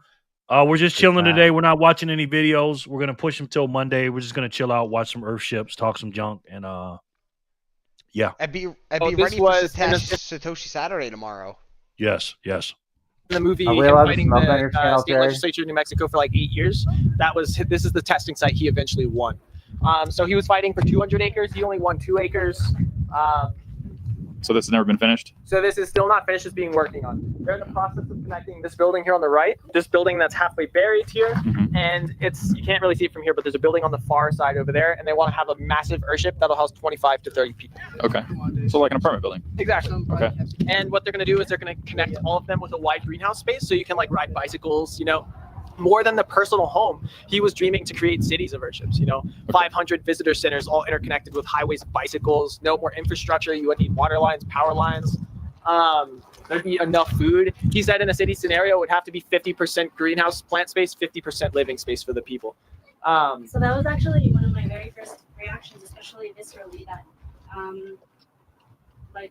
there's no community space or play space. They don't. Probably, I'm sure the people living here are a bit more eccentric, but would still want to be connected to each other. And it doesn't seem like it's a united space. Yeah, and it's really, a lot of people come here thinking that same thing, and you realize that it's almost like your typical suburban neighborhood, just with Earthships. Right. You do have some people who take self-sustainability very seriously, and they'll trade with each other and that kind of thing, but there's no communal space. We're hoping to get that in the near future. Like I said before, it's not a profitable company. He's told me that he barely just gets by with the company. Is that really? Yeah, they're bigger now. But this is a video from 6 years ago. But they're starting to have permits that you can do it in more places. But this is my dream. I'm gonna buy a lot of land, and I'm gonna build a bunch of these on the land. That's what I'm gonna do. You know what I mean? I'm obsessed with these things. I think they're very, very cool. They're the future. They're getting better. Again, this is from 6 years ago. Can you drop the link to this video, brother? I want to forward it to an investor bud of mine, bro. Yeah, sure. No problem. But there's a bunch of them. All you got to do is type in Earthship. But I'll put this one in the link. Yes, Tori, you sure can. Tori says she wants a pool. But yeah, man, there's just, it's crazy. Let's see what he says. I'm interested in building communities. I personally am less interested in the physical aspect. Like I wouldn't do it myself, but just how you can build communal spaces, right? Especially with people who are oriented in this direction. Definitely. And so I would think of it. It can only be a circle because they all have to be self-facing. Sure. Rough, like a loose circle with community center, farming area. Yeah, I think it's a really good idea. Yeah. And I hope to see that here in the community one day. I'd love to. So Yeah, so this will be eventually connected and enclosed. That right now is the student classroom over there. That's where our students get our lectures and stuff from Mike Reynolds and other teachers. This will be a gray water cell bed eventually, and I believe this is going to be bathrooms and showers here. And already, the other buildings already have bathrooms and showers, so this will be for this building, I believe. Oh yeah, this is the one that I wanted to see. Yeah, for sure. So how Yes, this is cool. What do you do? Oh man, Oh my god. still smells like rotted Chinese cabbage in here. Sorry about the smell, guys. Like what? We have this Chinese cabbage that rotted, and it We wouldn't have noticed if you didn't say. it can smell pretty funky, at least for the past 2 days. It has. This is cool. I don't know if the camera is going to capture like Yeah. how big this is. Hopefully, it looks like a nice camera. So, What is this space intended for then? so this will be kind of like Mike was really hoping that people come here, work for the company for about 3 days or so, and then you get to have your own private room for free as long as you did some work trade type of deal. This takes away my hatred of the idea of working in an office. Yeah, but If this was your office. so this building. It's definitely that. So yeah, this building has 5 rooms. Each one would fit 1 to 2 people each. Unfortunately, I won't be able to take you inside any of the rooms. I'm really sorry about that. We have employees living in here, and I don't want to intrude on their privacy. It's okay. People living in here now? What's that? There's people living here now? Up there, upstairs. Kate, are you here? She's not here. So these big massive columns, like this one, obviously has had some sculpturing done to it, but like the can columns there that support the huge walls. Right. What? Obviously, those are not just cans. No, What's that's the structural support in there? That's steel rebar and chicken wire. With concrete? With concrete. Poured solid? I believe so. Okay. Do you know if they use the can walls to actually make the form for the concrete, or is that just added after the cylinders are poured? The cans are added as, and this is a unique building. I haven't Very. really learned about what is inside these columns. Very. I'm guessing. But yeah, the cans are used as extra fillers, so you spend less on cement and that kind of thing. Why they would, if it is filled totally solid, on the interior, why would they put cans around that? So, Okay. I'm not too sure. Maybe it's not poured solid all the way. I don't know how that works. Well, like in traditional construction, they would either like that lath stuff is one way to do it, but typically they would use like either a cardboard or a steel cylinder, and then put rebar in it and then pour it. Okay. And then your decorative stuff gets wrapped around the outside. Okay. But So that makes sense. So I would imagine that's not like that, or maybe they use the cans as the form. they could have used the cans as the form. We do that a lot where we use the cans as the form. I do know that there is rebar and chicken wire in there. So cool. Very cool. So yeah, this will be a kitchen area here. Cooling tube. Yeah, this is going to be a cooling tube here. It's not functional right now. It's actually pretty cool in here now. Yeah, it's pretty comfortable. It doesn't even have the double layered greenhouse going on, so it'll be even more comfortable when we eventually get that. And those are the vents that aren't even in yet. Yeah, yep. Eventually they'll be counterweighted and dropped by a rope, and you'll be able to open it up right from the ground here. Cool. This is bizarre. It's definitely Like the best possible way, right? Yes, It's it's fun very to go neat. back to experimenting with the funky shapes and stuff. And that would be like all of 30 feet tall, that wall. It could be, yeah. It's pretty damn tall. Yeah, it's pretty tall. What does it look like up? I mean, just descriptive wise, what does it look like up there? Looks like a network of different hive rooms or something. Yeah. Man, if only I could call Kate.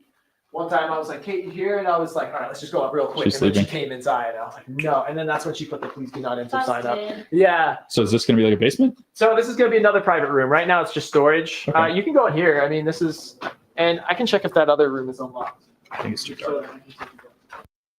All right, you guys get the hint. They got some good ones though. These are older videos, but the guy that created it, freaking genius, man. He had a whole movement going on. And the reason I talk about this kind of stuff, because again, Bitcoin is great. What's that say? Drop a like. I think you got to draw it backwards, man. The troll says, are they going to get to the part of the house where I can hook up my PS5? Okay. The truth, shake my head. Maybe in here, troll. You can come over and play PS5 with us, troll. Pound the like. Thanks, Paul. Yeah, because Bitcoin is not everything. It's money, though, right? But we have to live our lives. We have to live places. We have to eat things. We have to go, do things and stuff like that. Again, money is just a tool, and Bitcoin's the best tool for that money. But we got to figure out, and you got to think about this, guys. you know, I know this is hard for some of you guys to wrap your hand around, but you guys are going to be some of the richest people on the planet. You just are, right? That's right. So you got to figure out, like, what am I going to do in the future? Where am I going to go? Preach, Jerry. Tell him. Like Paul says, he's trying to be a billionaire, meaning he's trying to get to 10 coins. If you get Don't to 10 sell coins, your Bitcoin for a Lambo or something. Don't do that. Listen to Paul. Don't do that, for real. Listen to Paul. Like, just rent a car for a day. These idiots sell the Like, one kid. I He drive just like sold. a Ford Taurus. It's so old I don't even know what year it is. Like, for real. Exactly. So, Me and my wife had to buy a new car because ours was just totaled by some drunk driver. But I understand. Like, the kids are stupid. They spend so much money on these Lamborghinis. The one kid liquidated, I think it was 12 Bitcoin to buy the new I just heard the name today. The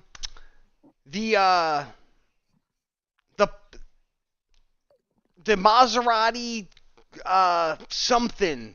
It was expensive. All I know is he liquidated like 10 or 11 Bitcoin, or maybe it was more. Maybe I'm messing up the story, to buy this car. But why would you spend that much money on a car? That's going to only last a few years. Yep. That's crazy. Corey says, what about the optic internet? Fiber optic internet. I have fiber optics. What about it?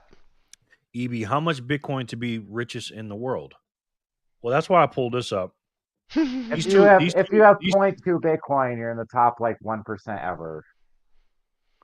These two have a lot more Bitcoin and a lot more time in. So this is a good question for you two. I agree with what Paul just said. Say it again, Paul, for the chat. So Yeah, if you have 0.2 Bitcoin, or what is that? Correct me if I'm wrong. 20 million Satoshis. Mm-hmm. Then you're in the top 1% that can ever be ever. Because if you have 0.002, you have your fair share.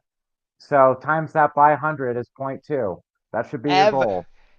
Okay, everybody in the chat, use your imaginations for me. Ever. So I want you to use your big boy imaginations or big girl imaginations, whatever you have. Concept ever. Infinity. Ever. To never end again. Never. Something that will all... Remember, Bitcoin is omnipresent. It is everywhere and nowhere at all times. Everywhere. When you breathe, Bitcoin... Like, I was talking to Jerry on the phone earlier. Maybe I'm crazy for saying this, but I was talking to Jerry on the phone. If I shrunk myself down microscopically and I went inside of your body and I had internet access, I have access to my Bitcoin there. That's all I'm saying. If I went to the end of the solar system, access to my Bitcoin. Just saying. Yeah, you take guys your gold with you. Don't trade your Bitcoin. Don't think you're going to like outsmart the market. Do not do that. Just stack. Like, sell junk you have in your house. For real. Like, become a Bitcoin crazy person. Get a second job. Write up a flyer of all the things you can do in the neighborhood and put the flyer around just where you live. You don't have to advertise everywhere, just where you live. You can walk dogs at night to make more money. You can park your car in front of the bar and pick up drunks and drive them home for $10. Like, stack more sats. There's no excuse. You know, all you people, like, and not you people, but like, I see so many people waste their money. They work so hard all day, and then they go to Starbucks and buy like a $6 coffee. It's like, are you kidding me? Are you effing kidding me? You buy a $6 coffee instead of buying more sats? Like, make coffee at home. That's what I do. Absolutely. Like, for real. I live in a cheap junk apartment. Sorry, I'm ranting. But no, I love it. In a cheap apartment, like, for real. Like, I could buy a house for cash right now. But, like, no. Like, not a chance. I'm buying more Bitcoin. Like, stack, like, your life depends on it. Because Paul, years from now, you're going to wish you had bought more. Like, Paul, I got a question for both of you after this question. Okay, I'm going to... 1 second. Paul, from the bottom of my heart, also, just like you said, you could buy a house with cash. And you live in an apartment because you choose to. If you ever needed somewhere to go, you join this. If you're in this signal, you message me, you come to where the fuck I live. Like, what do you mean? You come hang out. Like, we don't let each other be homeless out in this motherfucker. Yeah. Excuse the language, everybody. Here's my question, Paul and Joe. You know, Paul, Joe said don't. You're muted, Jer. Sorry, Paul. You're 41. You're a young guy. You guys are all younger than me. So, you know, we're going through the Bitcoin gold rush until 2035. Yes, I love it. Till 2035, right? Last 1% will be done in January. Let me pull that up real quick. It says about 99% January 12th, 2035, just about. And everybody else in the world is going to be fighting for that last 1%. Paul, what are you going to do in 2035 when the Bitcoin gold rush is over? I don't know. I'm obsessed with like finding treasure. That's what I want to do, is find treasure. There's so much treasure out there to be found. And I'm just obsessed with it. And then when you search for treasure, you find all kinds of cool things. Like some of the animals I've seen in Colorado. What I'm saying searching for treasure specifically, is awesome. okay, Huh? specifically, Paul, what I'm saying is, what are you going to do with your Bitcoin, right? Are It's you just going to sit there? I'll slowly sell it like little by little, shave off a little bit to fund my lifestyle. But yeah, are you I going to like buy you want to buy exploring. a house? Do you want to are you No, just going I to don't stay want to where you're buy at? a house. No. Okay. Go ahead, I Joe. think that's a scam. Paul, I want to say this. I don't think you'll have to sell your Bitcoin. I don't think you'll need to do anything. As soon as you show a banking system, your XPub of how much Bitcoin you hold, they're going to beg you to take their shitty stable coins that they offer because they want to say, "Oh, Paul who holds X amount of Bitcoin is a part of our banking system." That's what I believe is going to happen. And to answer your question, Jerry, what's going to happen when in 10 years when 99%'s mined? I'm going to keep stacking more. As long as I can buy Bitcoin, I'm going to buy Bitcoin. And then I'm going to use that Bitcoin to leverage life to buy more items that I want to have for the people that I care about, whether that be like my wife or my friends that I care. Anybody I care about is going to benefit from the things I have. Nice. Now, I would not wear a coat for a show with Jerry. Why not? What's wrong with his coat? I like his coat. His coat is fire. Yeah. So, Paul, you said I like you guys' answers too. Paul, you said buying a house is a scam. Can you dive a little bit more into that? I don't. I just think it's like a terrible place of value. I like renting because what if like I'm at work or doing whatever away from here and I come home and my house is burned down, like for real. Like that could happen. If I come home and my house is burned down, I'll be sad because I collect like 80s Ninja Turtle toys. That's like my guilty pleasure. But like I'm not like that would just be a bummer, but they're not worth that much. But like I think owning a house is a scam. Oh, and when I owned that building, um this building was in the middle of Kansas in this some little town that nobody knows of. No one lives there, like no one. It has a population of like 1,000 people. This lady tripped on the sidewalk in front of the building, right? And she contacted my attorney, which is the only attorney in town, like literally. And she was like, "Oh, if I trip on the sidewalk again, I'm gonna sue Paul." And guess what? I had to redo the whole sidewalk. It cost like 6K to fix the sidewalk. And that property was not generating like 6K. It was generating like 200 a month. So I think real estate is a terrible scam and like to own. If you're like an OG Bitcoiner and you have like a bazillion Bitcoin and you have like 10% of your wealth in real estate, whatever. But like if you're new to Bitcoin, like you should like rent a room from someone else. So it's way cheaper and you can get rid of all your junk and buy more Bitcoin. Like for real. Like, especially for all the new young people in the chat. I know this is like a new person show, but for you new people in Bitcoin, you're not stacking hard enough. Like for real. Listen, I have to add on to what Paul's saying here, because Paul's absolutely right. He's right in, like, for instance, because I just said me and Tori bought a house, which we did, but here's why. Where we live, rent increases by like 25% a year. So like right now we were just paying less than our mortgage on our brand new house that was just built this year. Everything's brand new. So that's why we did that. So forget that part. If you can, yeah, that's why it looks so boring in here. Anyway, if you could find a place to rent that will keep a steady amount, like if you have to pay, for instance, my aunt, I guess you pronounce it, has a place where she rents where she only pays $600 a month, and it will be that price until the day she dies. If you can do something like that, I suggest renting till the day that you don't want to anymore and just stacking as many sats as you can. Because every dollar you can save, everybody, all the young people, because I'm 33, my lovely wife's only 23, don't get me wrong, like, she's young, I'm a lucky man. But for all the younger people than me and Jerry and Paul in the group, you guys have an opportunity of a lifetime to save everything. Listen, the government lies, like, they lie to you.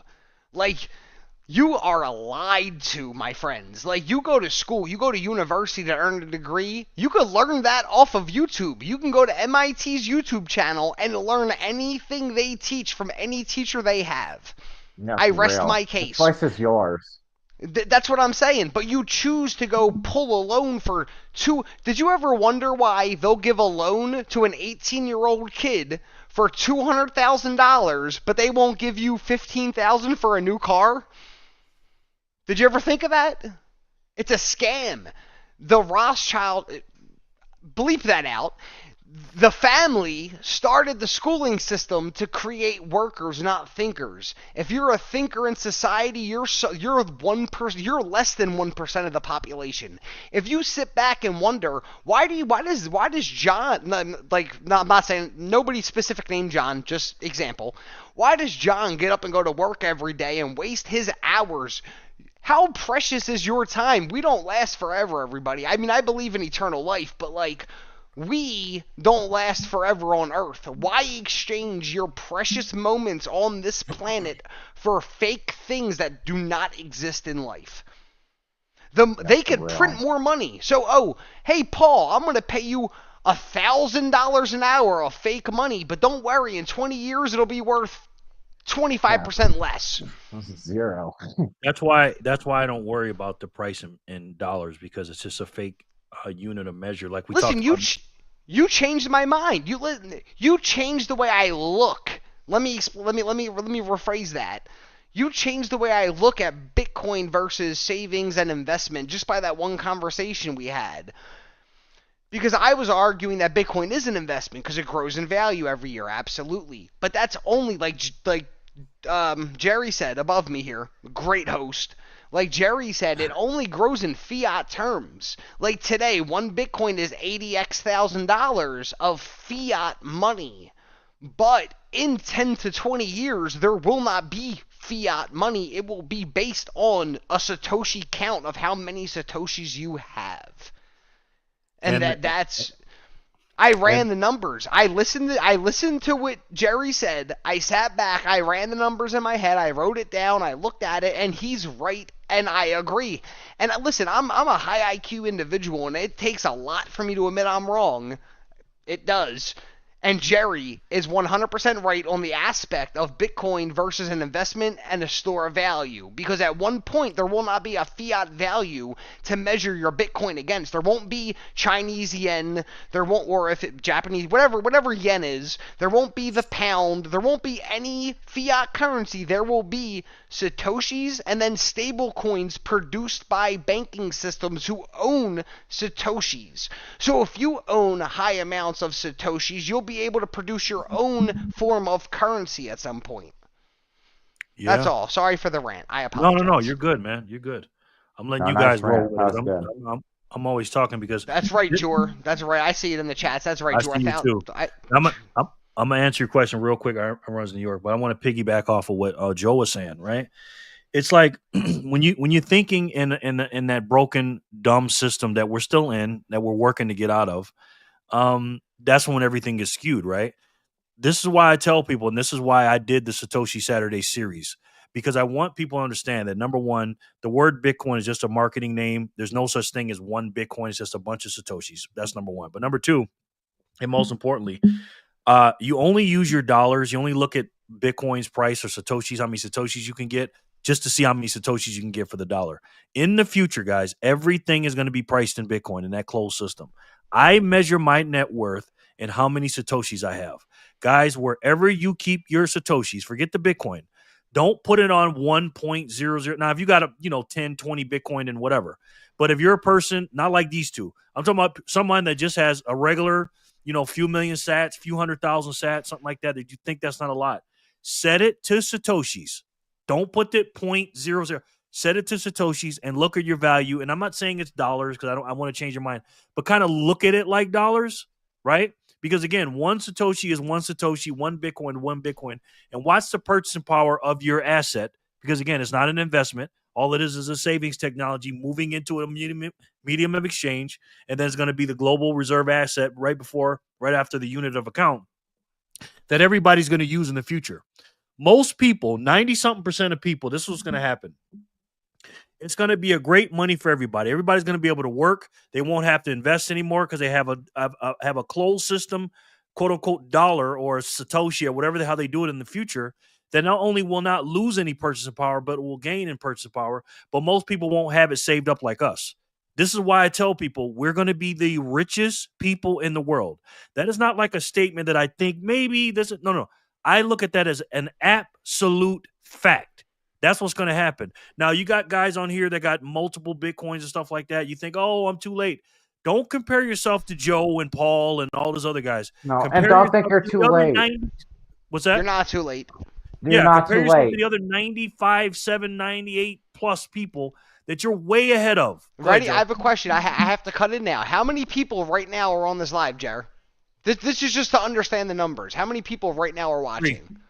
How many? 23. 23. So how many people are on the planet, would you guess? We don't have to guess.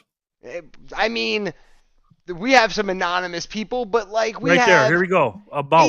We have 8 billion people, and only 23 people are learning what we're explaining to them. And maybe you have a few thousand more who watch Jor's videos or other Bitcoin YouTubers, maybe. But you still have about 7 billion people, 6 billion, give or take, who have absolutely zero idea of what's going on right now. And they think working every day, and therefore, I have a best friend. I want everyone to listen. This is a true story. I'll bring him up on FaceTime on my phone. His name is Steven. I have a friend named Steven who believes in a 401k and a Roth IRA. We all got friends like that.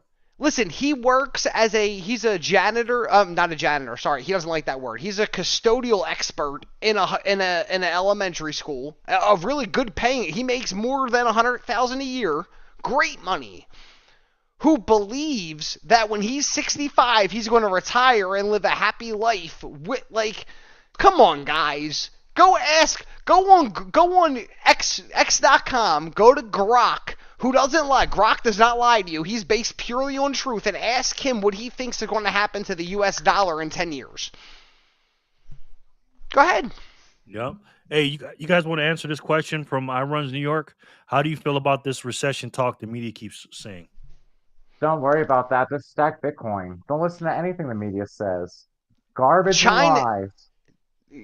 Go ahead, Paul. I cut you off. Go ahead. No. It's like garbage and lies, you guys. Everything they say, just do the opposite of. Listen, just buy more Bitcoin. That's it. That's all you have to do is stack more. Yesterday, China dumped over 20,000 Bitcoin. Nobody knows that, right? Go look it up. Go look it up right now. Right now, go on your little devices that we all are attached to, these things, and go look up China dumping all this Bitcoin because they need money. They're going into a recession because of our president and chief, Donald Trump. Thank that man, pledge of allegiance to your mother effing flags, and thank what's going on in America right now. Because China, one of the most powerful countries, is going into a recession because they can't compete with us blocking all their sales. All I do is watch the news, guys. All I do. I watch presidential debates, the news, and what's going on in my world. That's right. The troll actually saying something good here, Joe. He's saying there's pros and cons to renting. I decided to look into buying a house when all the rent went up crazy suddenly under Brandon presidency after COVID. It caught me off guard. True. You know what, Tro? That's absolutely correct, because that's why me and Tori, my wife, the one you guys just seen, that's why we decided to buy the house, because our rent was less money. I mean, our rent was more money than a mortgage on a brand. Like, our house was built in November of 2024. It's brand new. Everything's brand new. And it's cheaper every month than paying rent. And then next year, our rent was going to go up by 25 to 45% for no reason, just because that's what the lease says. Yep. It's highway robbery. And unless you have a good deal, like there's probably a lot of people in the chat that have great deals on their rent, so I'm not talking shit about you guys. If you have a great deal on your rent, I support you saving all the money you can. But if you're being screwed by Uncle you-know-who, I do suggest buying a house if you can afford it. If not, do not buy a house. Don't try to... These real estate investors, you have what are they called? Real estate investors that tell you it's all about how many doors you have. How many doors do you own? I have 15 doors. How much money is your doors going to be worth when the price of homes drop to $10,000 because they're 3D printed? How much is your house worth? I could print your house for $10,000. How much is it worth? It's facts. That's all I'm saying. I could buy a piece of right now, today, on 4/18/2025, 7:44 p.m. Eastern Standard Time. I could buy a piece of land in Texas, like a good 5 acres, for less than $50,000, and then 3D print every piece I need for a house for less than $20,000.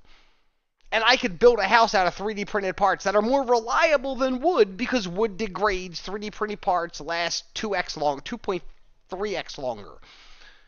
Just saying. How much is the price of your home worth? Your property, your land might have slight value to it, but not as much as Bitcoin. Not as much. Like if I had a house worth $1 million right now, I would sell it and then buy a house worth $100,000 and then invest that $900,000 right into Bitcoin. If I had property right now, I'd sell it and rent a room from someone. Exactly. But I'm just a single Paul. guy. I don't have kids or nothing. So see, and me and Tori are trying to build a family, so that's why we can't rent a room, or yeah, we would. For sure. That makes sense. We used to live in a basement of my friend's house. With all the money I make every month, we used to rent a room in a basement.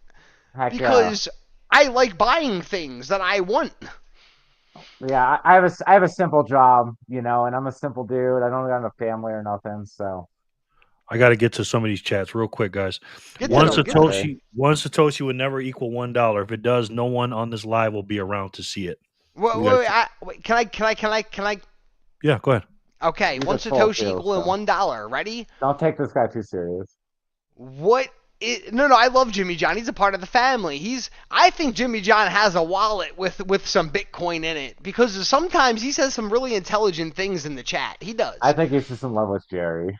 But like the one sat equaling $1, let's call it the 1 sat versus $1 paradox. Ready? It could never be 1 sat is $1 when there is no $1. There won't be $1. That is paper money. You are looking at the Federal Reserve's explanation to you of what your time is worth. Your time is worth this piece of paper right here. I could rip it, I could burn it, I could light it on fire. That's how much your time as a viewer right now on Jerry's live stream is worth to the United States government is paper money. That's it. When you only got 100 years on this planet, why is your time worth paper? Every second is precious, and that's why every Satoshi you acquire, there won't be a dollar value at some point. It'll just be a Satoshi. Like, for instance, one coffee will be 3 Satoshis. At some point, I'm not saying soon, I'm saying within 10 to 15 years, there's a futuristic look to this. It's not tomorrow that we're going to be billionaires. That's not how it works. In 10 to 15 years, I believe, a coffee will be 3 Satoshis, a ride around the city will be maybe 5 or 6 7. I don't know how much an Uber costs nowadays because I have a car, but still.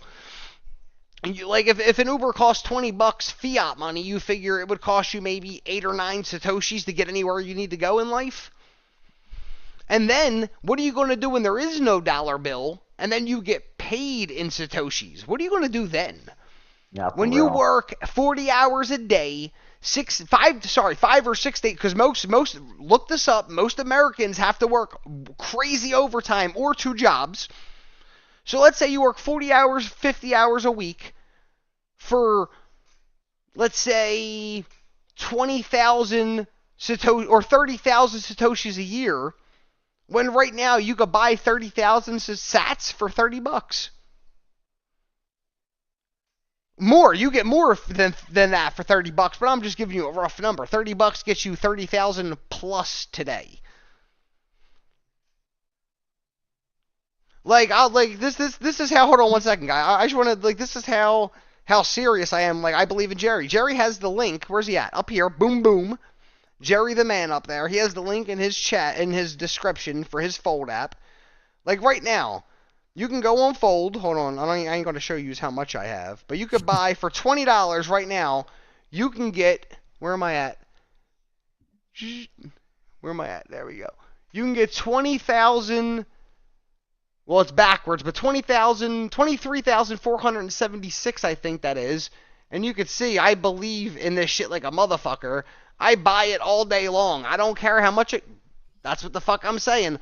All day long. I don't care. I just... Click. I don't care what the price is. I don't care what the numbers are. Go to Jerry's link for Fold. Download the app. Just throw a little bit of money on there and just see the numbers. Like, watch your profit go up in fiat terms, because we all know you love fiat. But eventually there won't be fiat. But you'll see, even in fiat terms, if you invest $10 today, in 3 months it'll be $16. That's called growth, my friends. Growth. King Solomon taught it in the Bible in Proverbs. You should go read it.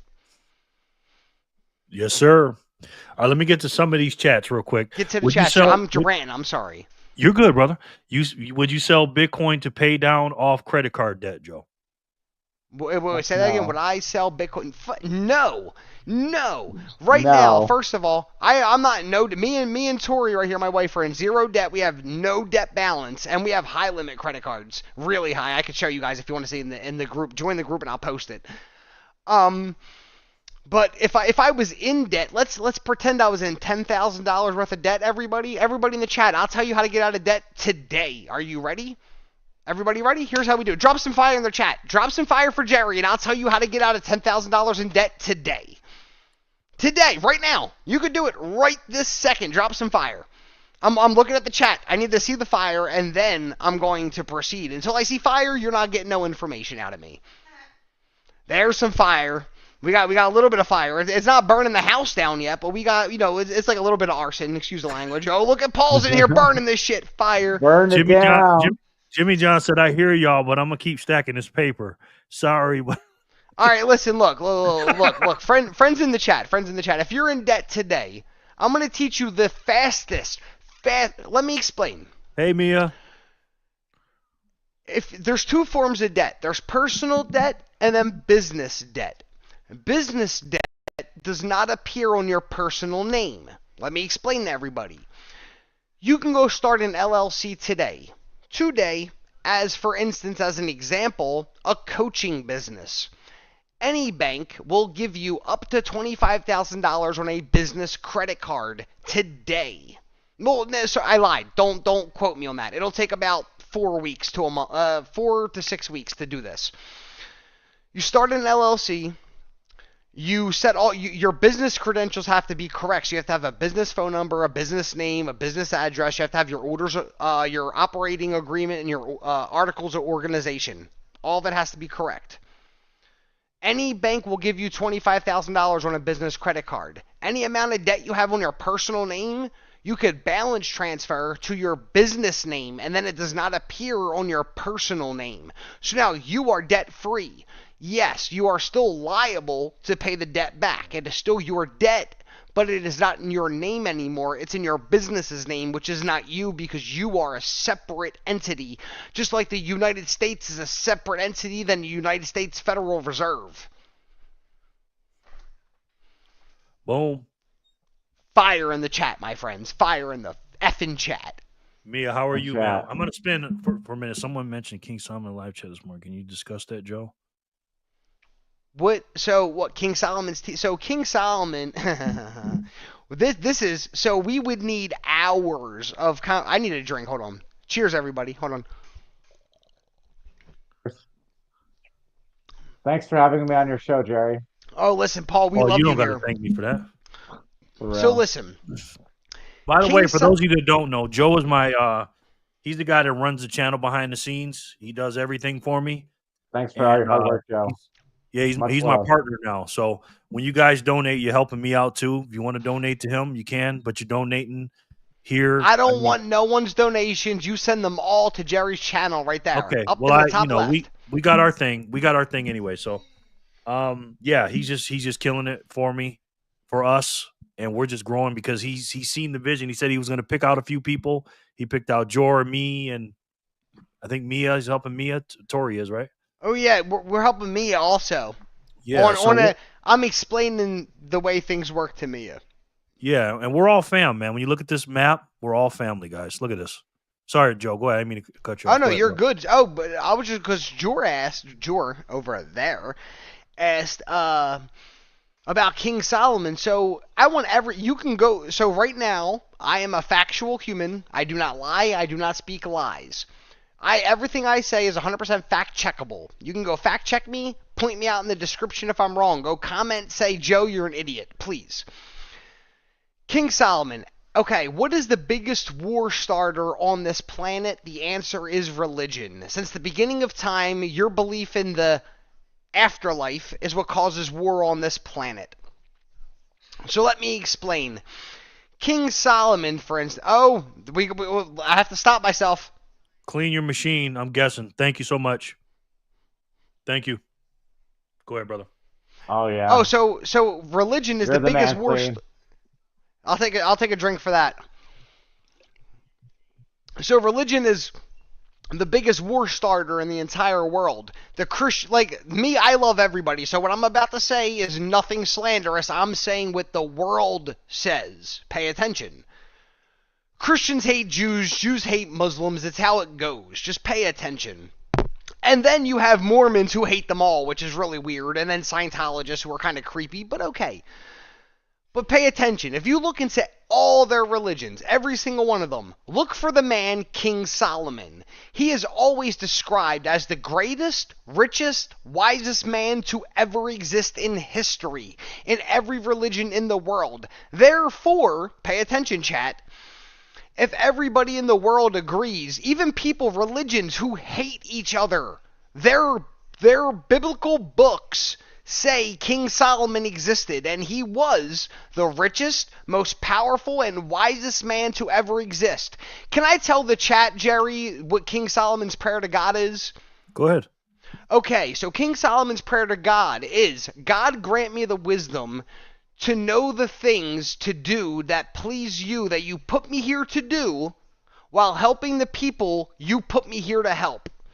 And do not grant me money or power, grant me the understanding to decide right from wrong.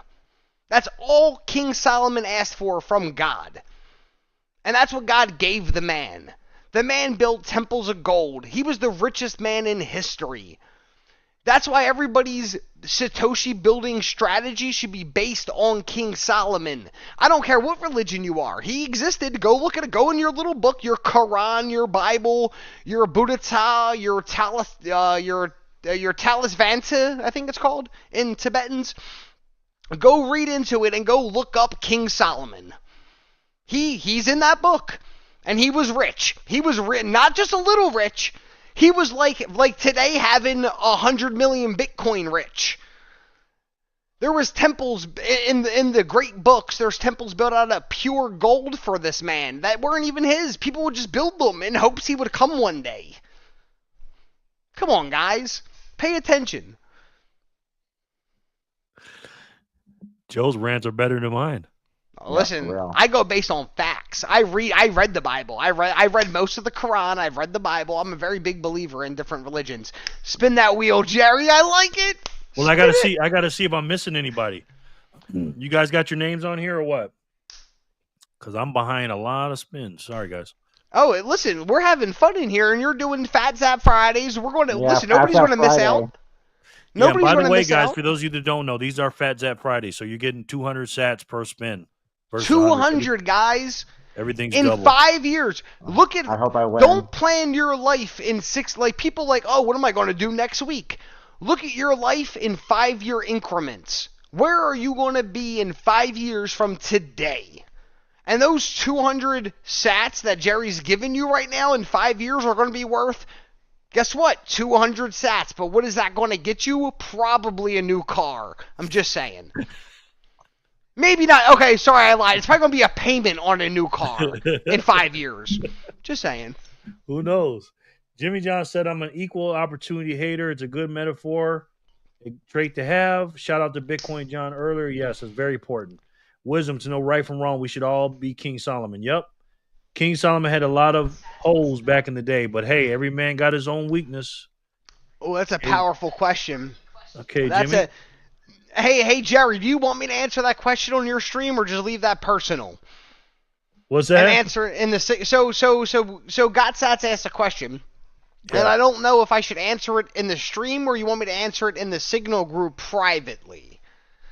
That's up to you. I got to get to some spins, though. I'm way behind. Okay, so listen, Sats, I got to go use the restroom. Let him do some spins real fast, and when I get back, I'm going to answer your question for you. And you're going to like the answer, but I'll be back. Give me 10 minutes. Let him do some spins. Bet. Jimmy John's a fool. Verbal. Off topic, but today is the actor James Wood's birthday. Jerry, do you like James Wood movies? Yeah, I like James Wood. He's cool, man. He's a good actor. He's a hardcore conservative. So, yeah, he's all right. Jimmy, 200 sats can't even get you an on-chain transaction. Okay. Will Land, interesting stream. Been following your channel for a while. Thank you. Is this a real person? Date. Spin. I got you. Is this a real person? The troll's a fool, man. George, is this a real dude or what? Will, are you a real person? Live in Vegas too. Okay. Well, thanks for coming, man. Looks real to me. Okay. Cool. Will, welcome, man. We're doing a spin. We're spinning every block that comes out. I'm a little behind.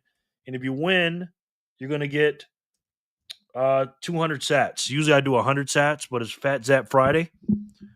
And we're going to do this. That's so Friday. That's Friday. Yeah. So let's do it. Hey, friends.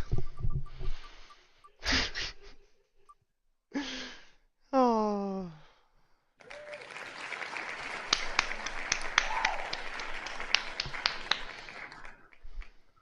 Meggie, you're a winner. Congratulations. Oh, yeah. Cheers to Maggie. That's 200 today. That's 200 in a row, too. That's 2 in a row she just won. Oh, really? Let's do another one, yep. This is for block 033. We're going to get caught up, then I'm going to let Joe rant again. Emily. We're going to do, Jerry, at the end of the night, before we're done, hold on. I don't know what the question is yet. Where the fuck's my thing at? Hold on. I gotta find, I have all these different wallets in my phone. Here's one. Hold on. I want to make sure it loads up. Emily, so at the end of the night, we're going to do a special question for 1,000 sats. Oh. All and I'm going to send it over to you, just so you get it. Hold on. Joe, why are you doing that? Now we're teaching the people. Joe. Okay, and you're going to answer. You're going to ask the question. It's your question. Yes. Where'd you send it to? I sent it to you, to your Strike wallet. Oh, the Strike. Okay. Let me see. Oh, you put it on. You did it on the screen. How much is it for? I sent 1,500, but you could do 1,000, and then we're going to do just an extra 100 on 5 of your spins. Like for the next 5 spins, it's 300. It's the feast 300. Everybody, invite real fast. Just send an invite. You're about to win free. It's free money. I just sent him money. It's going up to 300 a spin for the next 5 spins. That's it. Oh yeah, And let's go. Who wins? I runs New York. Wait. Yeah. Woo. Can we get some woos in the chat? Drop the woos in the fire. That's 300 for I runs New York. That's the 300 for I runs. Yeah. The next 5, okay. Congratulations, brother. Let's do another one. Wow. Thank Joe for that. We got to listen. We got to have fun. We're all teaching. No way! Twice the. That's 2 in a row, New York. Woo! Is he here though? Oh yes, he is. He is. He is. Congratulations. Oh, Run New York is here. He's here. Woo! 36. Jay. I don't know. EB. It's EB. Who is it? EB. Is he here though? Woo! Who's here? EB, drop some fire. Oh, he's here. He's here. No whammies, he says. That's 3. We need 2 more, Jerry, for 300 a spin. Yeah, let's do it. Wow. That's very nice of you to do that. Extra 100 on top. Paul. Paul got it. Send him down to Paul. Listen, Paul should have a QR code somewhere. Paul, what do you want? Who you want me to give him to? Who's like the newest person in Bitcoin with a wallet? The newest person is that has a wallet that you know of. Let's split it between Emily and Megan. Okay. They're the 150 apiece. 150. Emily. Heck yeah, Emily and Megan, you won. Congratulations. Hey, baby, you wanna get me another one of these? Don't sell your Bitcoin. Do not. Keep them. I'm telling you. For real. Don't sell your Bitcoin. Don't trade against it. Don't leverage it. Don't borrow against it. Don't do nothing. Just try to get more than you had last week. Use your social to get more Bitcoin. EB again. Use all your power to get more Bitcoin. Whatever it takes. For real. It's 2 in a row. How does New York win 2 in a row and EB wins 2? That's crazy. Yep, that's the 5. Congratulations. Right? 1, 2, 3. Now we 4, have 5. 1 more. Right? Or no? No, I runs New York won twice. EB won twice, and Paul won. Oh yeah, Paul. Okay, yeah. There you go. We're good. And then at the end, before we're done, I'm gonna have a question for everybody for 1,000 sats. I hope I win. Wow, guys, that's very nice of you, man. Very nice. So not only is he teaching you and giving you all his fire, but he's giving you sats too. I mean, this is crazy. This is so fun. It is fun, man. It is. But why do we do this? Why do we do this, guys? Let's think about it. Why do we do this? I don't know why I'm all blurry right now. Because we're fam, right? We got to spread the word. Because you're the man, Jerry. I love your show, bro. Thank you, man. I appreciate it. This map right here, guys. EB Sin. Okay, fam. I have to step away. I will try to come back. If not, enjoy your weekend, folks. Appreciate you, Sin. Thank you, man. Let me take you off the wheel. Thank you for letting me know too, brother. Rag over there. Bye, Sin. Sin's a real one too, by the way. He's in the group too. Sorry, I'm not in the group, Jerry. I don't know why you don't get in the group, Paul. I only have so much time, and I'm not good with computers. I don't trust anything, you know. Well, it's a private chat on your phone, but I get you. I understand. Look, you notice how clear I was when I first came on, right? Look, I swear to God, I'm a conspiracy theorist. I think it's the government trying to block me. You already know. We do this so we can all live on a compound together, worry-free. Exactly, Maggie. Exactly. Big time conspiracy theorist. Like Megan is literally like my sister from another mister. She really is. We went to high school together and stuff like that. Even if Megan wasn't doing that, we'd be good. She'd be good anyways. Hold on, Jerry. Can you zoom in on the Vegas peeps? Yeah, sure can. Matter of fact, we're gonna get jiggy with it with the Vegas people. Where are we at now? I know where you're at. You told me. Let's zoom in on Vegas. I'm gonna put the actual. I'm not gonna go exactly where you live, but you told me in the thing where you live. I'm not gonna say it, but this is Las Vegas, Nevada, guys. Next month, obviously, we're gonna have the Bitcoin conference at the Venetian, right on the Strip. And yeah, Vegas meetup. Yeah, I mean, guys, Vegas. I'm just telling you this right now. Vegas is going to be lit. Do you understand? It is going to be absolutely lit. Especially when I get there, Jerry. You don't even listen. You've never hung out with me before, Jerry. Yes, we're gonna be chilling. You guys have enough people in the chat to do a meetup. Yeah, there is a looks dry. It is dry. We're in the middle of the desert. Is Vegas cheap to travel to right now? I'm in Sunrise Manor. I didn't want to say that, but okay. I know exactly where Sunrise Manor is. Vegas is kind of expensive right now, for real. He's saying to come to visit. It depends on where you go. Depends on, it's starting to pick up now because it's April. The best times to come if you want to come is January, February because nobody's here and it's cold, but everything's freaking cheap. Everyone in Vegas, get out and show some love. Yes. So again, we have the Bitcoin conference. If you don't want to go to the conference, that's fine. But I really highly suggest you guys, if you can, I know you can't, Paul, you're stacking. If you got, a little extra time, a little extra couple bucks, come out for 4 or 5 days. I don't think you're going to regret it. I really don't. I don't think you'll regret it at all. There's so much to do. Yes, and again, listen to me, guys, right?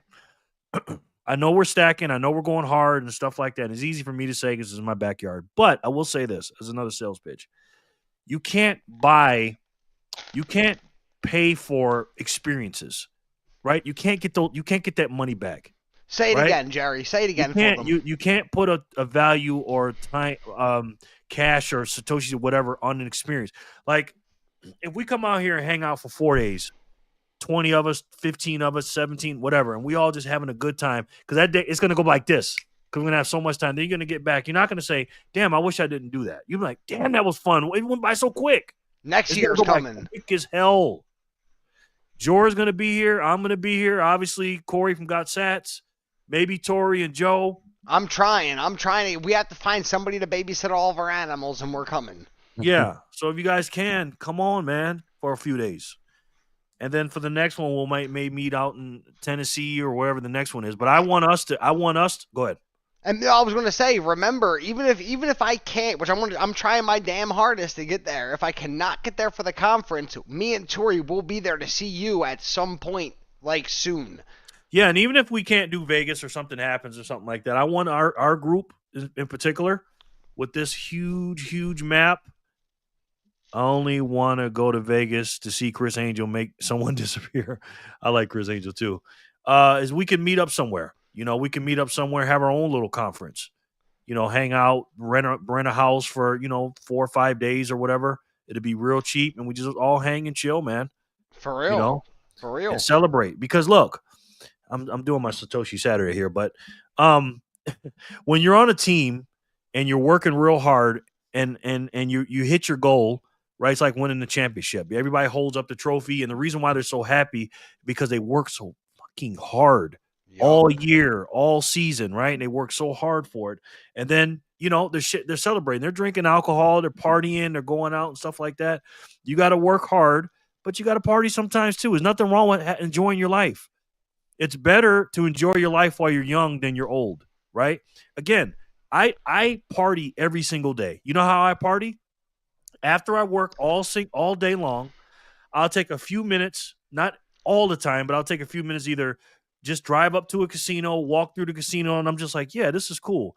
Maybe sit down at the blackjack table for 10 minutes or something, or sit down at the machine, or go walk down Las Vegas Boulevard, or I'll go walk down the freaking Fremont Street. Whatever your little thing is that you can do, or watch your favorite television show, one episode for 30 minutes, or do whatever you do. But again, you got to have that time and say, man, I worked my ass off. Now I can say, oh, man, I ate my dinner, but now I can have my dessert, right? Always eat your dinner, 80, 90%, and then eat your dessert. Go ahead, Joe. Can I ask a question? You can answer this, Jerry. Paul, everybody in the chat can answer this. Who remembers being a little kid?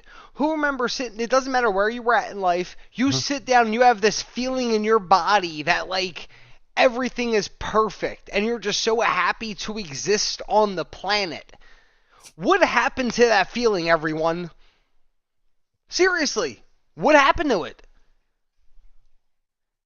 Like, think about it. We're all of us, whoever's in the chat, I mean, hopefully more people come and learn, but the people that are here now are going to be the people that are kings and queens in 25 years from now.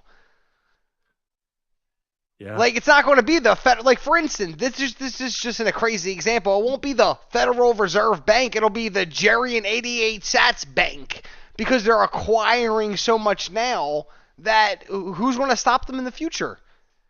No one's going to stop us in the future. Nope. Yeah, for real. I know you guys feel late, the new people, but you're not. You're not late at all.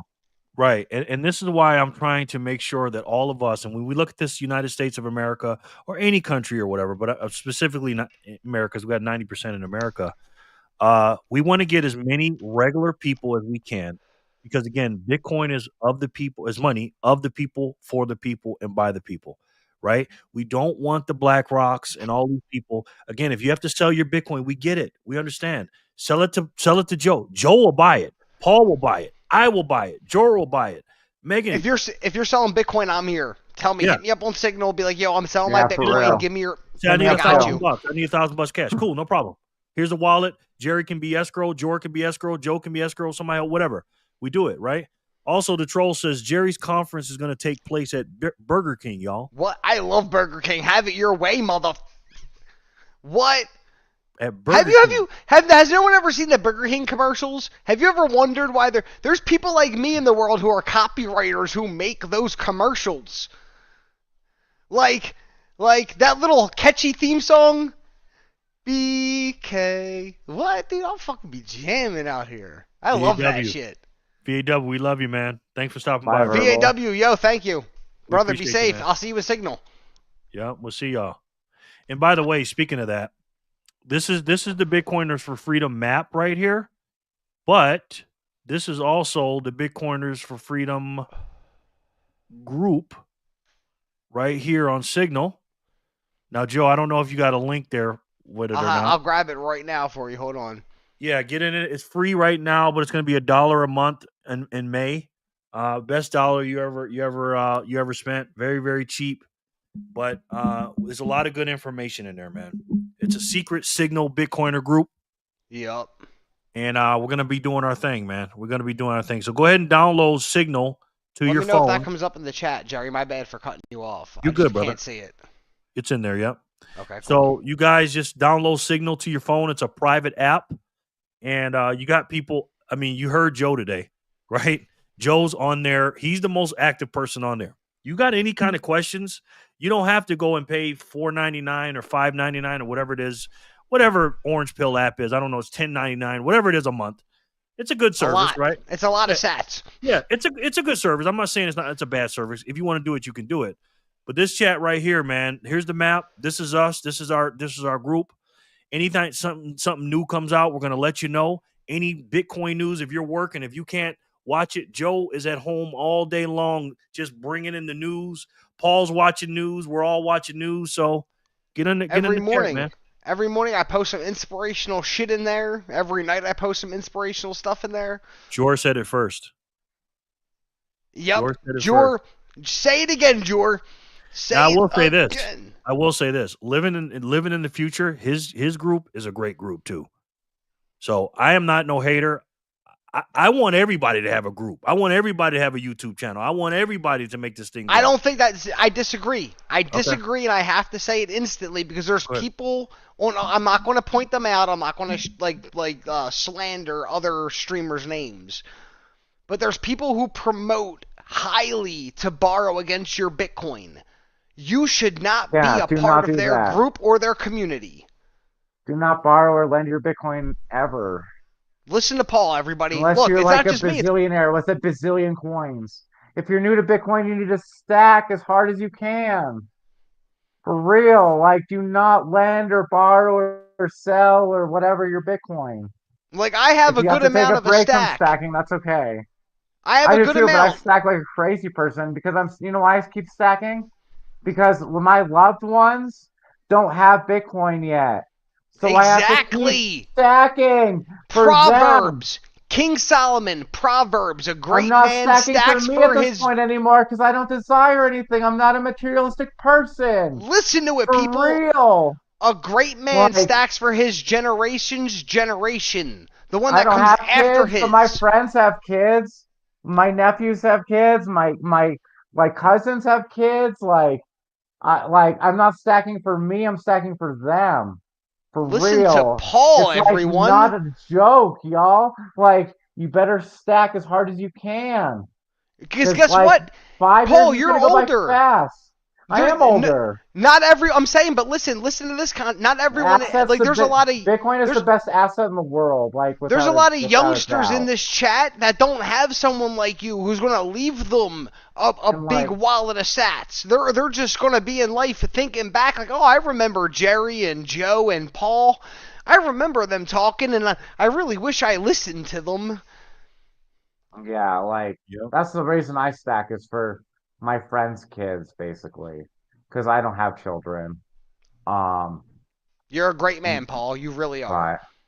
But I have like zero desire. Like, what am I gonna do? Sell my Bitcoin and buy like a fancy car to like impress people that don't like me? You like, could buy some for signed real. jerseys. Yeah, I have my own jerseys. I'm leaving like the with link. my own blood on them. I don't need to buy jerseys, but Yeah, I'm leaving the link to Jor's situation with the Bitcoin journey. That's it right there. The link's right there. Hit that link, guys. Yeah, I'm actually part of that George. group. It's a great group. Man. Click on that link. Support the guys you watch on YouTube, man. The people that you really F with. Do not support. Don't support the ones who tell you to borrow against your Bitcoin. Yeah, for real. Do Don't not borrow, lend if it, you're subscribed. If you hear sell them, it. if your ears hear them tell you to use a website to borrow money, block them. Don't listen no more. They're getting paid to make that statement to you. Listen, if you go, there's more. I could start naming channels that you can go to that I grew personally, that have millions of millions of followers. Like, I can tell you from personal experience of dealing with superstars that everything is paid for in life. Everything you see, like read that. Everybody sees it because now he left it up. I have to point it out. Read that on the screen. This is what Satoshi said in the white papers. It makes sense just to get some, just in case it catches on. If enough people think the same way, that becomes a self-fulfilling prophecy. Does everybody understand that? If enough people belief changes the world, everyone. One belief can change the entire world.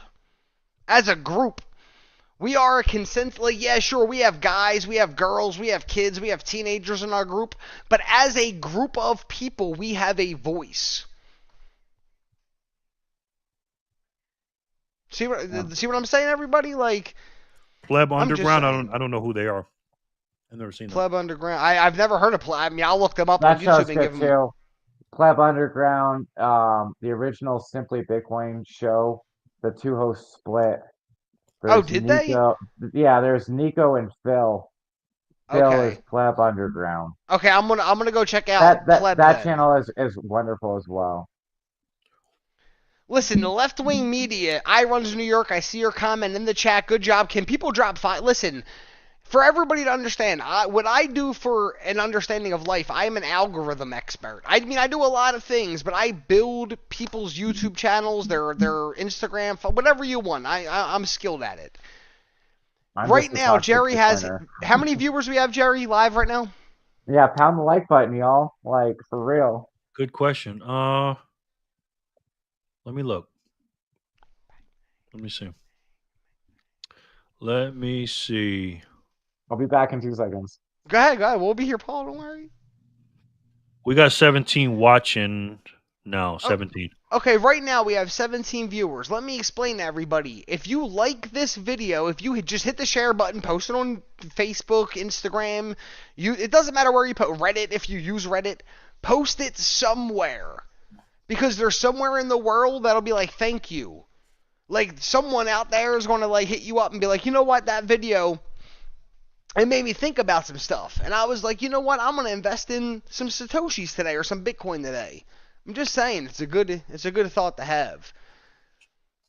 I know Paul took a break. Jerry might have went to go. Oh, he's back. I'm here. Look, the boss is back in the building. Now I can stop talking, and he could shout out some people in the chat. I got some organic popcorn. Ooh, I love. The only problem with popcorn, I'm pretty sure everyone who's eaten popcorn has experienced this, where the kernel gets stuck in your throat. And, like, you can't get it out. I stopped eating popcorn because of that, because I can't, like, I'll put my finger down there because I have no gag well, I don't want to say that online. But I can put my, I started it. That sounded, pause, no Diddy, freeze. No, but I can stay, I try to get the kernel out and I can't. It'll be stuck in there. I'll be digging. For days. For days, bro. I hate it. But I love popcorn, though. With some did you ever get some Hidden Valley Ranch powder and put it on there? It's good, bro. It's good. All right, so let's see. And look at that map. Wait, Jerry, go back to that map real fast.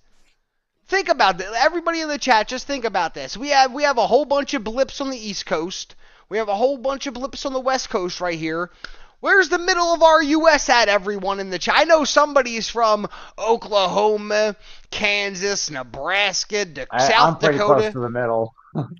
Listen, we're going to in 3. I'm not going to over exaggerate. In less than a year, we're going to have this whole map lit up with people, and we're going to be able to send a message anywhere at any time and ask for help to any of our community members. Like, if I travel to let me look this little. If I travel to Missouri, I want to send a message and be like, "Hey, are any of my fellow members here in Missouri that can hook me up with somewhere to sleep tonight?" Like, that's all I'm saying. Yeah. Like, Bitcoin's so powerful, the way you can send it, like, instantly. Like, I've never met Jerry before. This is his first time seeing my face, even, huh, Jerry? But, like, for me to be able to send him money like that, instant. That's like magic. It's unreal. It is unreal. You're right, because I was telling Jerry, we were, well, maybe it was Jerry or Drew, one of us were talking in the chat somewhere, and we were talking about, like, having, like expensive items. Like, all I have that's expensive, I have a whole, I don't know if you know what they are, but they're like pop figures or like little toys.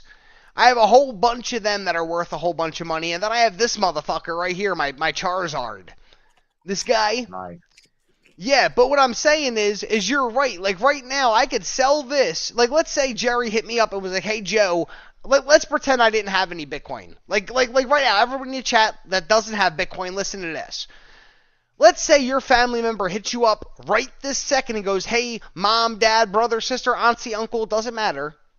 Hey, I need $500 right now. Right now, I need $500 or something bad's going to happen." What are you going to do? You're going to call your bank and be like, "I need to send this money"? Guess what? They're not open at 2 a.m. Guess what? They want a reason why you want to send. When me and Tori go to the bank, they want a reason why I want $1,000. Yeah, for real. F word, it is my money. It's that is mine. Your money. You already pay taxes on it, too. Don't forget that. Listen to him. Right now, with the Lightning app, with the Speed app, with Jerry's link, you could download it. You could send money anywhere in the world. Anywhere. Instantly. Instant. It might take a few minutes for the blockchain to confirm your transaction, but I promise you, and that is financial advice. You know what? Sue me. That right there, it being instant, like with the blockchain, you prove me wrong. Sue me for that one. Right there. Like, instant. If your mom or dad or aunt or uncle, anybody needs $100, pull out your phone. Bang. Right there. $100. They have it. Snappy. Just like that. The power of that is incredible. It is so incredible. Like, welcome. If I want to forever.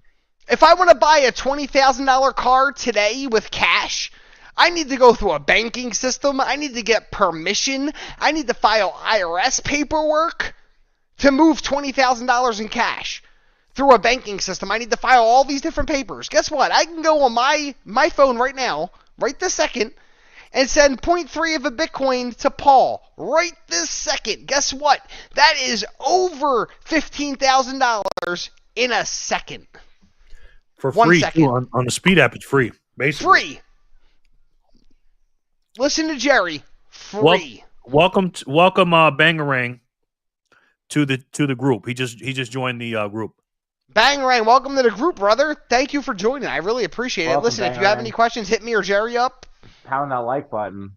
Dude, like button, everybody. Listen, how much you want to? Me and Tori are drinkers. I have tequila. If you hit the like button, if we can, how many likes do we have, Jerry, right now? We have 27. 27. And how many viewers do we have? 20. If we get to 50 likes, I'll go in my freezer and pull out the Cuervo and down the bottle of it. Let's go. Let's play. You're welcome, and thank you, Bangarang. Listen. And like I said, at the end of the show, we're doing a 1,000 sat giveaway, and I might even get, like, if we get more viewers, I might start sending more sats to Jerry for more quiz questions. Go. Yeah, I Listen, will too. Jerry, I'm having fun. I'm doing what you're I'm doing. having so I much support fun. this. Yeah, me too. Well, Paul, you've already supported it, so. Yeah. You've said a lot this week, Paul. Paul, you've I already love supported this show. This is my hangout, bro. This I is love like- it. Listen, Jerry's I'm my happy boy. you're here. I'm glad. I am happy. Right hand to God. I'm happy that you're here and I can see what you look like and we can communicate. Sorry, I'm like rough on the eyes, you know. Oh no, you're good. Oh, I have to go back, Jerry. For 40 minutes, I have to answer Gotsat's question. He asked me a question before I used the bathroom. Go ahead. He asked me if I believe in God. Let me answer your question straight up, and I hope you're here. Sats, are you here? Drop some something in the chat if you're here, so I know before I answer your question. And I feel like an idiot because you never even hear me anyway. I'm new to the Speed app, thanks to Jerry. No problem, bro. The Speed app has no Yeah, send bro. rules, right? Not that I know of, and I send sats every night. Paul's I don't here. I don't think there's anything. Paul's here. Yo, Sats, are you here? You want to hear my do I believe in God answer? Oh, he's here. All right. Here we go. Let me take a shot real fast. Babe, you want a shot?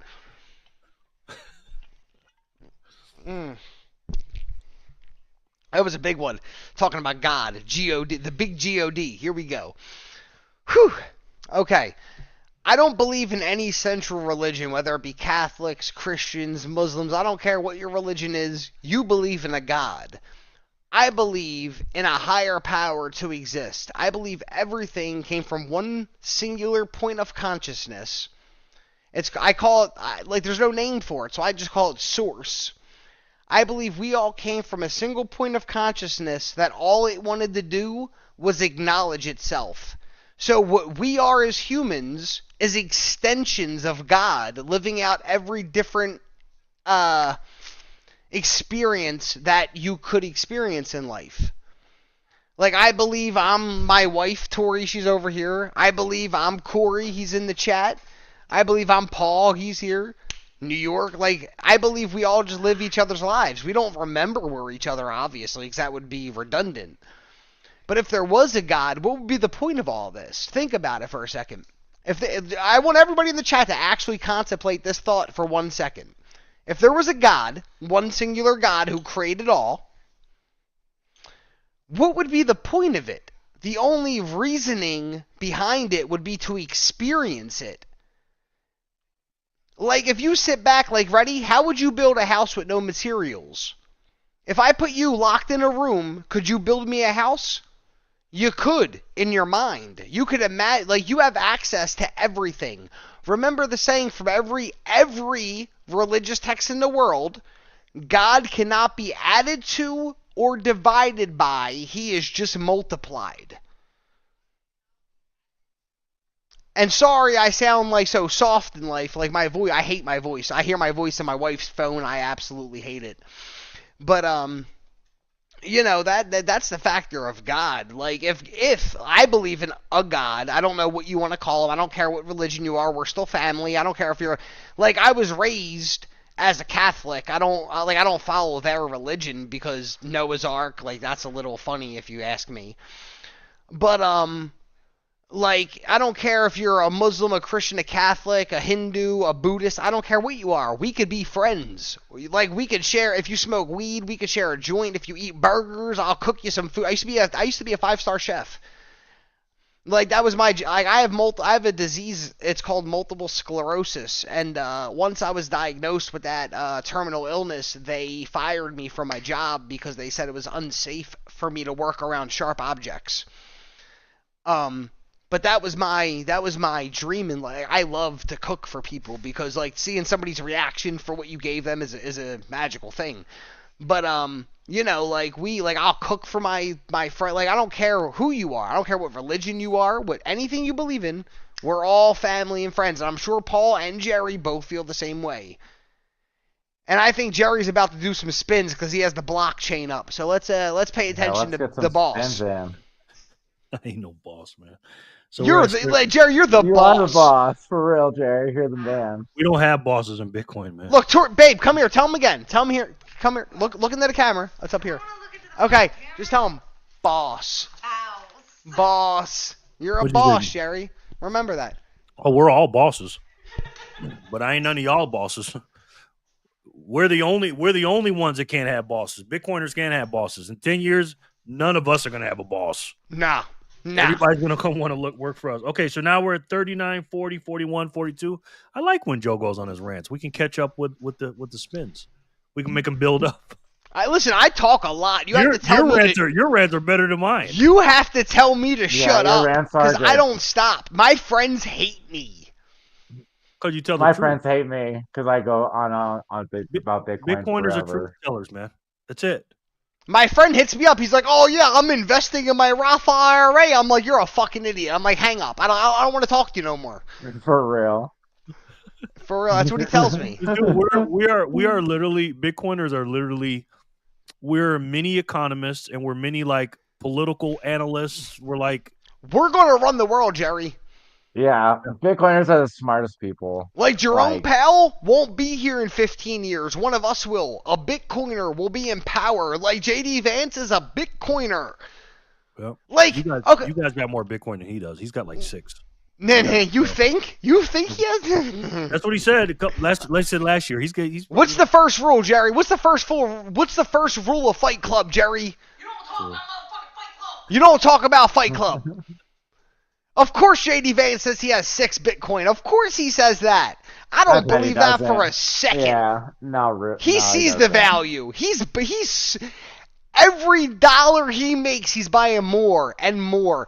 There's a wallet. You can look this up on mempool. No one knows which one it is as of today. Like, because I look it up every day to see if someone found who it belongs to yet. There's a wallet that buys 6 Bitcoin a day. Yeah, Mr. 100 was buying 100 a day for a while. Remember that, guys? Mm-hmm. Paul, did you see that? Yes, I did. Did it release who he is yet? It's not a person. It's definitely I mean, if it's a person, it's got to be one of those Saudi Arabia oil dudes. It was probably like Max Kaiser. Or I know. No. Listen, allegedly, I know human beings who make way more than $500,000 a year, and they don't get up off their couches. They don't pay taxes. They don't get up off their couch. They don't do anything in life except invest their money in, like, things. Yep. Bitcoin, guys, is the hardest asset in the world. Everybody's going to go to it. Everybody's going to want it. They don't know about it yet, but you didn't know about it 10 years ago, or you didn't know about it whatever you didn't know about. I didn't know about it in 2011. I didn't know about it 6 years ago. Right. So now that you do know about it, how are you acting? You're trying to get as much as you can. It's going to be no different for everybody else. The other 90-something% of the people in the world, they're going to do the exact same thing. But the only thing that you have over them is you got in first. Stack like a madman or woman. Get as many of these little units that you can. Every Satoshi counts. Every single damn one of them counts. Go ahead. Don't give up on things you enjoy, though, guys. Yeah, for real. Don't take away from what you love. Like, for instance, my wife loves the color. I wouldn't spend the money that I would buy her the shit she likes to use for art on Bitcoin and take away her happiness. You see what I'm saying? If you have children who like things, don't take away from yourselves or them to buy Bitcoin, but invest your extra money. Invest the money.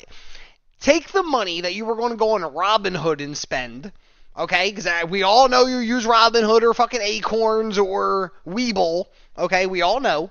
We all know the truth.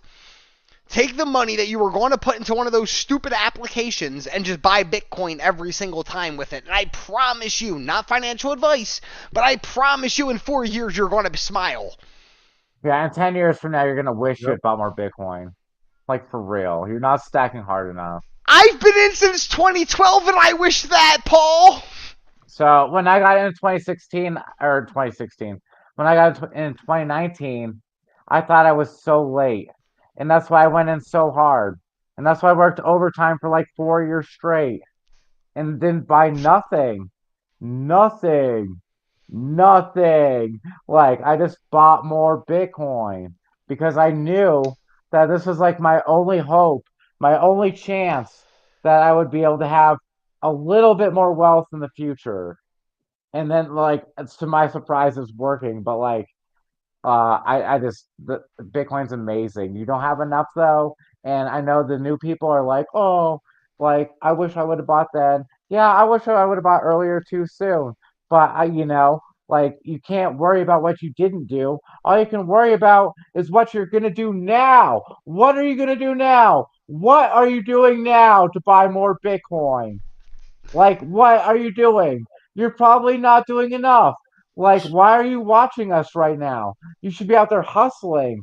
You should be out there driving for Uber. Doing anything. Yeah, for real. Anything you can to get more Bitcoin. Like, you're selling this shit in your house you don't, like, use or need. Sorry, Jerry, bad word. But, like, No, you're fine. like, you don't have enough. You do not have enough. You do not have enough. And, like, even little steps can make a big difference. I don't know. Sorry, I'm just going crazy. You're right, Paul. No, Paul, you're right. I love what you're saying. Listen, Paul, you're doing something that let me explain what I mean. You're an older gentleman, and I thank God for someone like you. Here's why. Satoshi Nakamoto wrote the white pages explaining how to deconstruct inflation. If you look at Bitcoin, the structure is the de-inflation of money. That's what it is. And you are giving up happiness in your life, like things like for instance, like instead of beer, you could be drinking malt whiskey, like 100-year malt whiskey, for instance. But instead, you rather stack sats to give to the next generation because you know how valuable they are. Boom. You're a prophet, bro. Like, No, your family's going to talk about you. I just got tired of being wrong. You have friends. You have friends today that are going to be like, do you remember Paul gave us all those Satoshis and made us billionaires? Like, I'm telling you, bro. I am telling you. I love it, man. I love it. But let me say this real quick, right? 41 is a baby. Yeah. You're older compared. It's all about relatively, like where you're at. Like he's in his 30s, you're in your 40s. I'm 50. So you're young to me. All of y'all are young to me. But let me say this, right? You guys notice the common theme here? Like these two young men got in at their point in time, whatever they did, right? Earlier than us, right? Even them, when they got in, from their point of view, because there was somebody else that got in before them, they thought they got in too late or they paid too much, right? I'm telling you guys this right now. You're in a position right now at 84, 85, 83, whatever it is, right? People are going to be looking back at you, and you're going to be looking back at these times and going, why didn't I stack harder? When Bitcoin is $3.6 million a coin, and you're only getting 20 sats per dollar or whatever it's going to be, incoming, then you're going to be like, what was I doing? Right? You're going to tell somebody because every time I buy Bitcoin, I take a photo of my phone and I keep it every time I do it. I take a what is it called? What's that called when you take your phone? Whatever, flash screenshot, right? I look back in 2021 and in 2022, and I'm just like, wow, I was getting 4,000 sats a dollar back then. People are going to not believe you when you tell them that you were getting 1,200 sats per dollar when they're I getting just 200. sent you another zap for more spins for the 300 instead of 200. Nice. Let's go. Why are you doing this, man? Because listen, right now that's 5 spins. If like 15 divided by 3, 5 spins, 300 apiece. Bang, bang, bang. Yeah. All right, let's do it. I would send you some more sats right now, Jerry, but like. No, Paul, bro, you you're did good. enough. You're You good. did Don't enough. Paul, My camera's and not going to work. Don't do it. No. And let me tell you this too, because I think you're doing this, but tell me if I'm wrong if you're doing this. I feel like sometimes let me look at you. Let me get closer. Okay, Let me say this to you. If you ever feel like you can't come to my channel because you don't have any money, you're like, oh, I don't. No, it's not that, Jerry. I have a life too, you know. Okay, Like, okay. If I miss your show, I'm out partying and shit. Like, sorry, bad language again. Oh, you've been partying? Good. But if I'm not here, it's because I'm doing something else. Okay, good. Not because like I feel weird or bad. Okay, good. You know I love you, Jerry. Come on, bro. Love you too, man. Love you too. All right, so let's do these spins. These are 300 apiece. Spin them up, Jerry. I love this shit. 300 apiece. This is fun. Paul is the king. Maggie. Sorry for swearing so much on your channel, Jerry. No. Listen, this is an adult stream where anybody who wants to think like a mature person. Fair. And if you think you're mature, you can hear some curse words, bro. Maggie, congratulations. 300 more. So someone had a question for me, and it was a very join. I don't know if I don't know. Mark, what's today? What's today's date? Anyways, someone asked me, and I'm going to answer this out loud. Somebody just texted me and asked me, hey, Jerry, let our dudes donate all they want. Okay, I got you. Jory, you're the best. Corey. So someone asked me 18. He says the 18th. Okay, got you, Mark. How are you? Are you new to the channel, Mark? Welcome. We're doing spins for free Satoshis. Anyway, someone asked me, how do I buy Bitcoin on my own? So let me explain how you buy it, and then you take it off the exchange. Do that, Jerry. Good job. Yeah. Do that. I'll be quiet. 2:45 Hawaii time. Okay, cool. Who asked? You're new. How are you, Mark? You're new. How'd you find the channel? Oh, we have. Hi, Mark. Be right back. Got you, Paul. How did you find the channel? And while you're answering that, someone asked me, how do you buy Bitcoin? So you go on an exchange, right? You can do, the private way too. But I'm just going to give you the regular old way. Sign up with an exchange, whether it's because some people in New York State can't do really anything. They can't do Swan. They can't do anything. Go to Coinbase or Cash App if you can. Buy the Bitcoin, right? Buy it. They're going to hold it for you. Then when it gets to a certain amount, right? Don't buy it as soon as you buy it. Send it to your cold card. Now you can do it to your Speed app. You can buy it, cut and paste. Go ahead. I have something I have to cut in here. Here's what you should do to buy Bitcoin today. Use Jerry's link right now. Go in there's in the description. I don't know where it's at on this screen. This person has a New York number and they can't use any of my links. They can't use Speed Wallet? They can use Speed Wallet, yeah, but they can't. I'm talking about buying on the exchange. Yeah, but listen, here's what you do. You could buy Bitcoin on Speed Wallet. Wait, another thing, real quick. Can they buy on the Fold card if they're in New York State? Yes.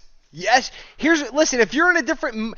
Everybody in the chat right now, get ready for some knowledge to be dropped on your A words. Here we go. If you're in a state where you can't purchase Bitcoin legally, KYC, use a VPN to say you're in a different state or country to buy your Bitcoin today. My friends, download Shark VPN. Like, for instance, if you're from New York, download Shark VPN and say you're in Kansas, mother effer. Download that right now. But back to the original question first. Use Jerry's link, download Speed Wallet, buy the Bitcoin on Speed Wallet, and then transfer it to Aqua Wallet. And then your final step, once you gain enough Bitcoin, is transfer it to a cold wallet. Bang, bang, bang, bang, bang. 5 steps, guys. Simple 5. Download Jerry's wallet, buy your Bitcoin, transfer it to Aqua wallet, and then once you get enough money, transfer it to your cold wallet. Oh, it's 4 steps. Did I say 5? I fucked up. See, drinking. Anyway, 4 steps then. It's even easier. Yeah, so I just sent that person my fold card link. Download that, and then you should be able to buy from there. I don't know, but you should. I have a New York State number too. You can. I promise you can. Yeah, I'm not gonna call you out, but let's try that. And the fees are pretty cheap. Don't drink and live stream, kids. That's Tori saying that. All right, so let's do some spins. Mark, good luck to you. Woo! And this is for 300 Satoshis, thanks to the man Joe. This is for 300. Oh, I think. Oh no, Bitcoin John! Dude, I love this wheel. Woo! This is Fat Zap Friday, guys. I love it. 300. Oh, I'll be here next Friday too. Don't worry. What's the name of the VPN, Joe? Shark VPN. Or you could use NordVPN. You want to put it in the thing in the chat or no? I don't have no links for it. It's just go on Google and type in Nord or Shark VPN and you'll get the website. You got to be in it to win it. Good. I don't share affiliate links of my own. Yeah. Bitcoin John, are you still here, sir? Right, exactly. I try not to get any money or value from anyone to show how much I don't want from people. People think I want things from them. The one guy I reached out to on YouTube, he made a whole video about it. He was like, don't trust no one that reaches out to you through email saying they're going to work for free. I was like, what about me? Do you think he's talking about you? Yeah, absolutely. You got to send me that later. I got to see that video. I'll send it to you. It's a guy named Cyber Skrilla. Okay. Bitcoin John, are you here, sir? Because if you're not going to get 300 sats. John, 300 sats. Are you here? Drop some fire. Let me know. Say, hey, I'm here. That's a lot. Did I win while I was gone? No, Paul. But you might win soon. I'm hoping. We have a lot of people in the wheel tonight. We I don't know. If everybody dropped a share, they can invite more people to win free money. Invite your friends. Be like, hey, if you win, send me your Bitcoin. What? It's free. It's free. Corey.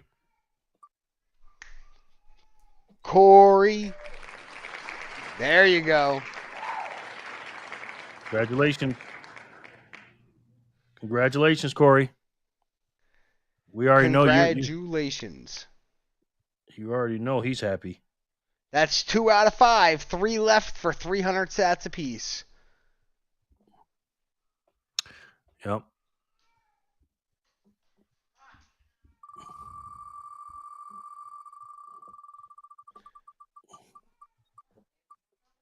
Sadie, I don't think she's here. Sadie bounced out. All I ask people to do is just tell me you're leaving. That's it. Just tell me you're leaving. Just say I'm no gone. No one ever lets you know. You know why? They come into the video, they enjoy the video, and they don't drop no likes. They don't talk, then they leave. Yeah, for real. Mm-hmm. At least we have good people in our group. Everybody here talking. We're all the same people every day. We need more family members, guys. Share the shit. Get stuff. Share the stuff. Get the people to join. We're a group. I help. Paul helps. Jerry helps. I'm in the group 24 hours a day. I have nothing better to do than to help all you people.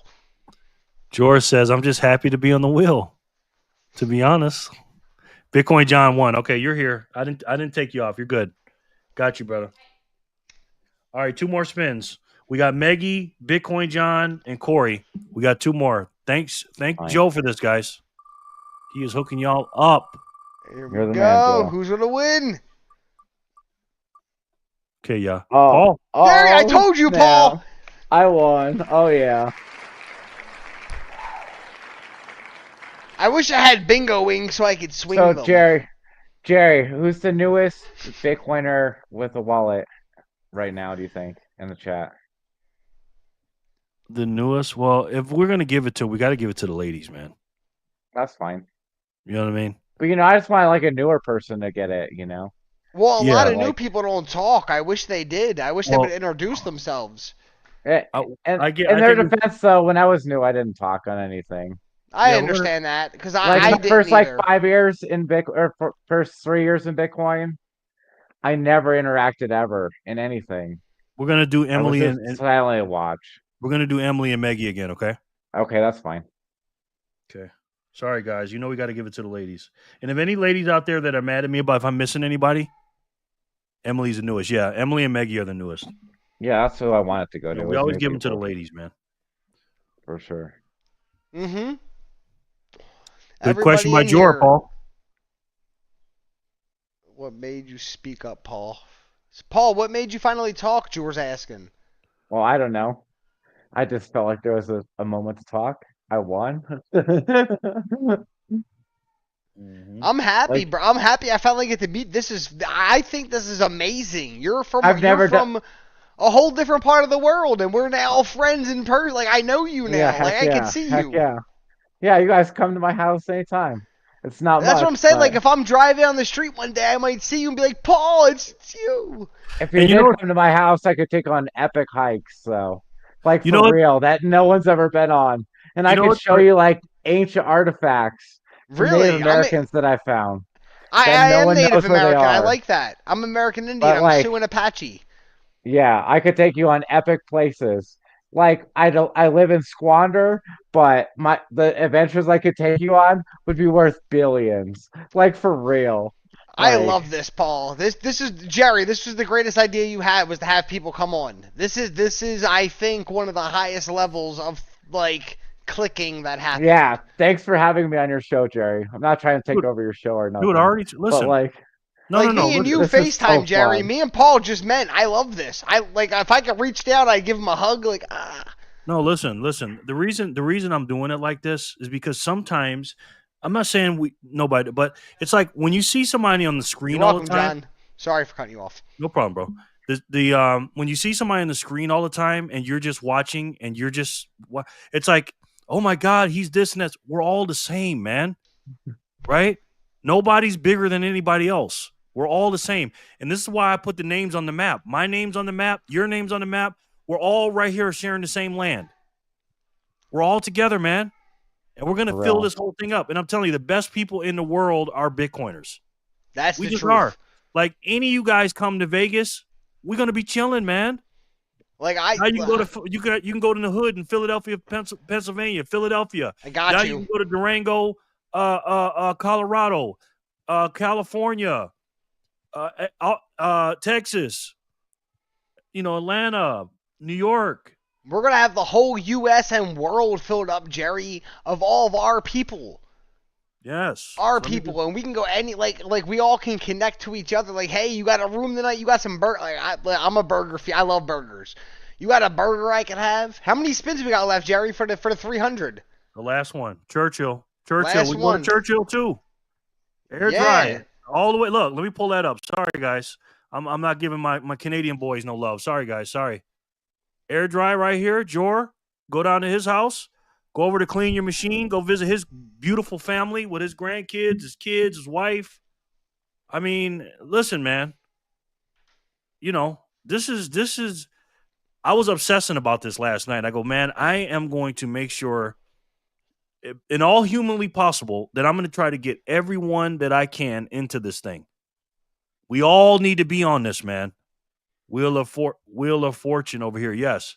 All right, so let's do the last spin. These last 10 spins have been on Joe, which Joe is. Listen, listen, I'm here. It's why Joe, I'm here. Joe knows why I'm being like this. I can't say it out loud, but it's like, Joe, I'm not trying to hate on y'all. I support your message, Jerry. Your Joe, message is powerful. Right, but I'm trying.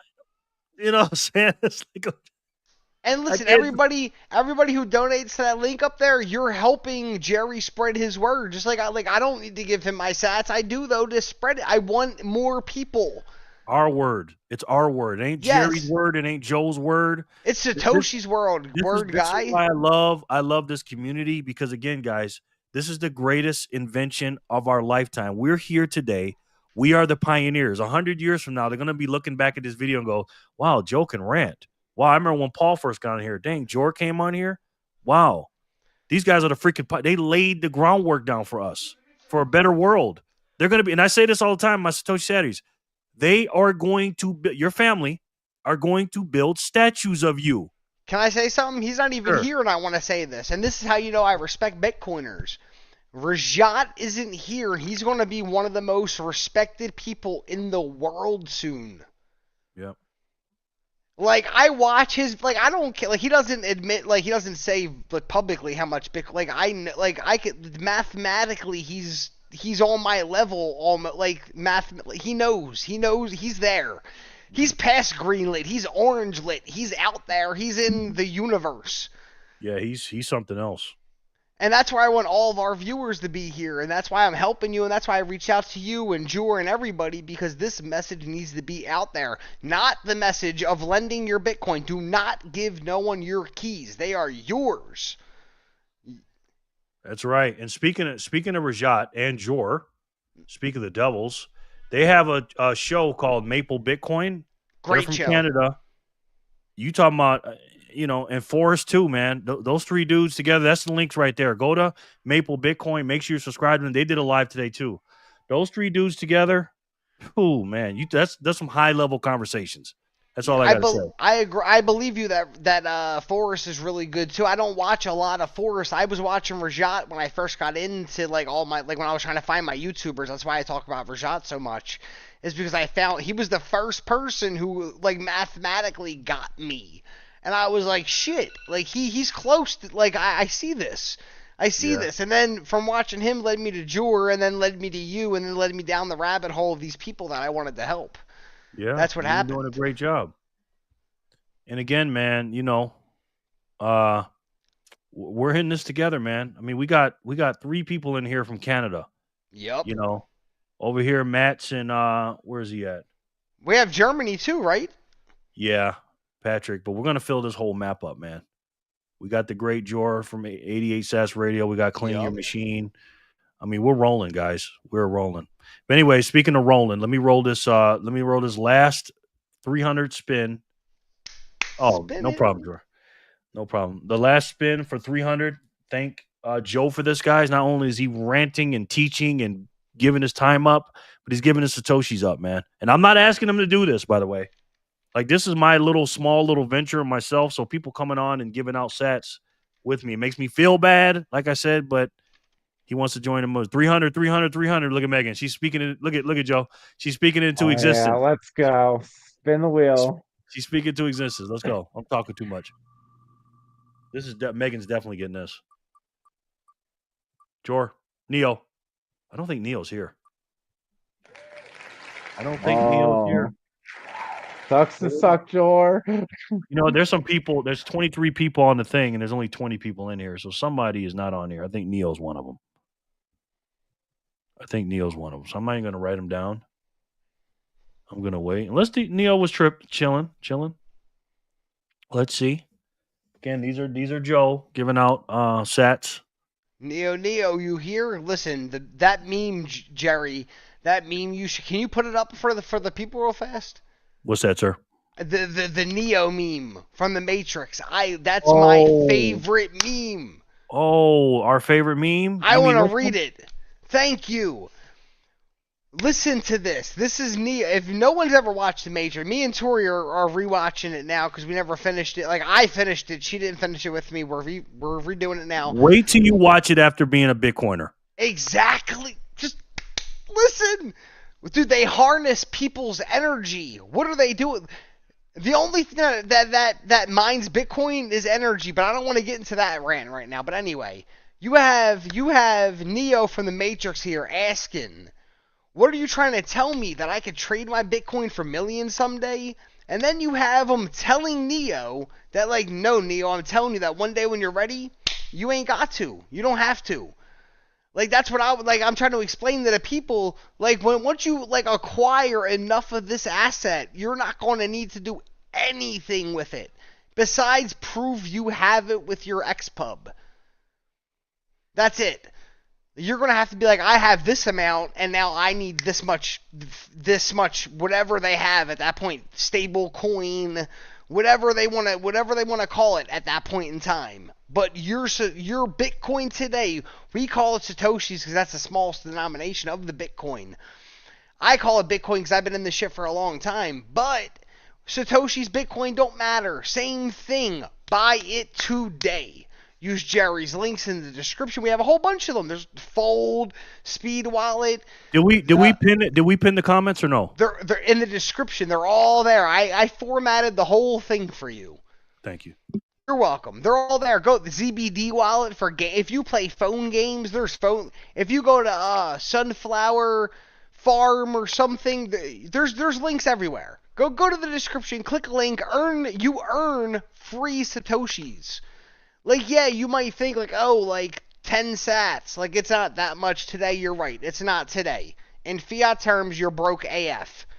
But in 10 years, that money will pay your electric bill, or will pay your water bill, or will buy you groceries for the week.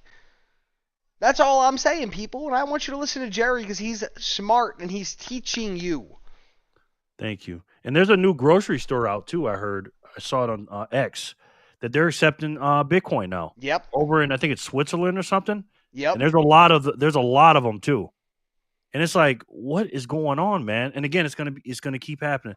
Again, guys, listen. We've been saying this for years. The people that's been in Bitcoin for years, we already knew this was coming, right? We knew adoption was gonna come. Matter of fact, I gotta show that video on Monday. It's the thing, but it's again, like Joe said, it's gradually and then suddenly, right? It's like. You got to build a momentum. It's like pushing a big rock down a hill. It's like it's hard to get to the hill. It's hard. But once it starts rolling or a snowball, it just snowballs and gets bigger and faster and bigger and faster. Next thing you know, if you got 1 million Satoshis, guys, or 10 million Satoshis, or 3 million Satoshis, whatever, and when the price gets to be $1 million a coin, which won't be long, by the way. I don't think so. Nope. It's going to take you a long time in fiat working dollars to get 100 Satoshis. It's going to take you $100. No, excuse me, $1 to get 100 Satoshis at $1 million. You can get 1,200 today. Go ahead. I have a question for you guys. Yeah. How long, especially for the OG in the house, how long do you think it'll take Bitcoin to hit $1 million? It'll be and not just hit $1 million, but like never come back. So like the once first time it hits it hit $1 million, it won't ever come back. You don't think Here's so? the thing. Once it hits $1 million, no one will stop buying it. The only reason price drops is because people sell. Once it hits $1 million, no one will sell, just like no one sells their Apple stocks or Nvidia stocks. You might get a few outliers here and there that want to buy that new Ferrari that sell a few Bitcoin, but most people there's people that have been in this since 2010, 2011 that are still holding till today, thousands. How long do you think they're just locked up. You'll never see them spend them. They don't care how much they're worth. How long does that take to hit $1 million? I think we'll be at for the fiat freaks. This is opinion based only. For real.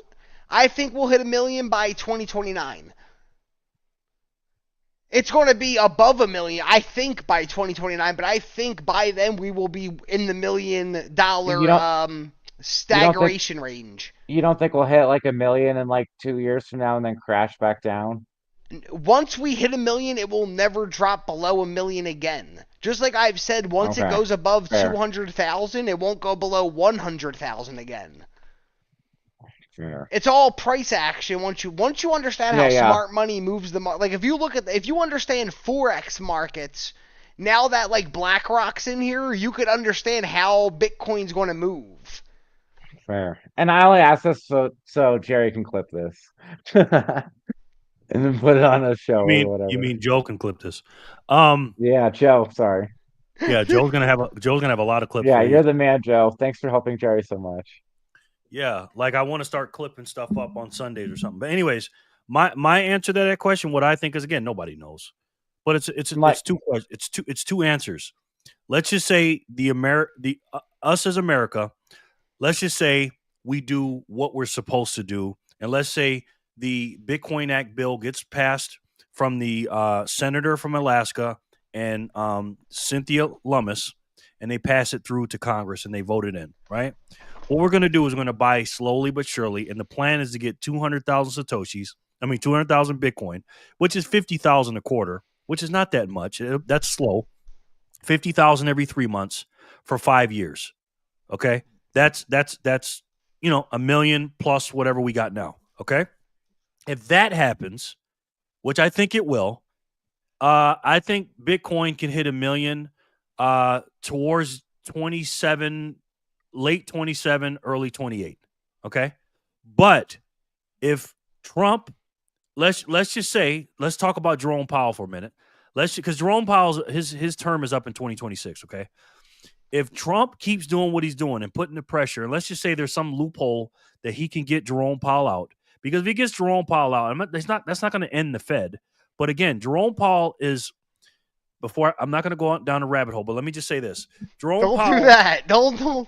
Jerome Powell is a guy that's either very, very incompetent, meaning very stupid, or he's working for somebody else he's not supposed to do.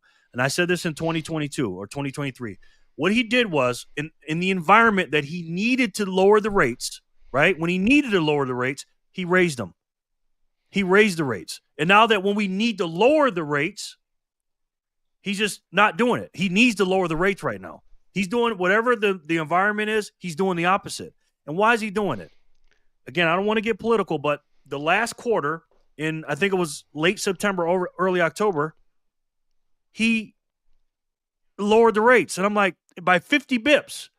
Now, what happens when you lower the rates? That means money is cheaper and people can borrow, and that's trying to help it. I believe he did it try to do it to help Kamala Harris. Me personally, that's why he did it. I'm like, why would you do that? If inflation is going up, because again, there's only two ways to stop inflation.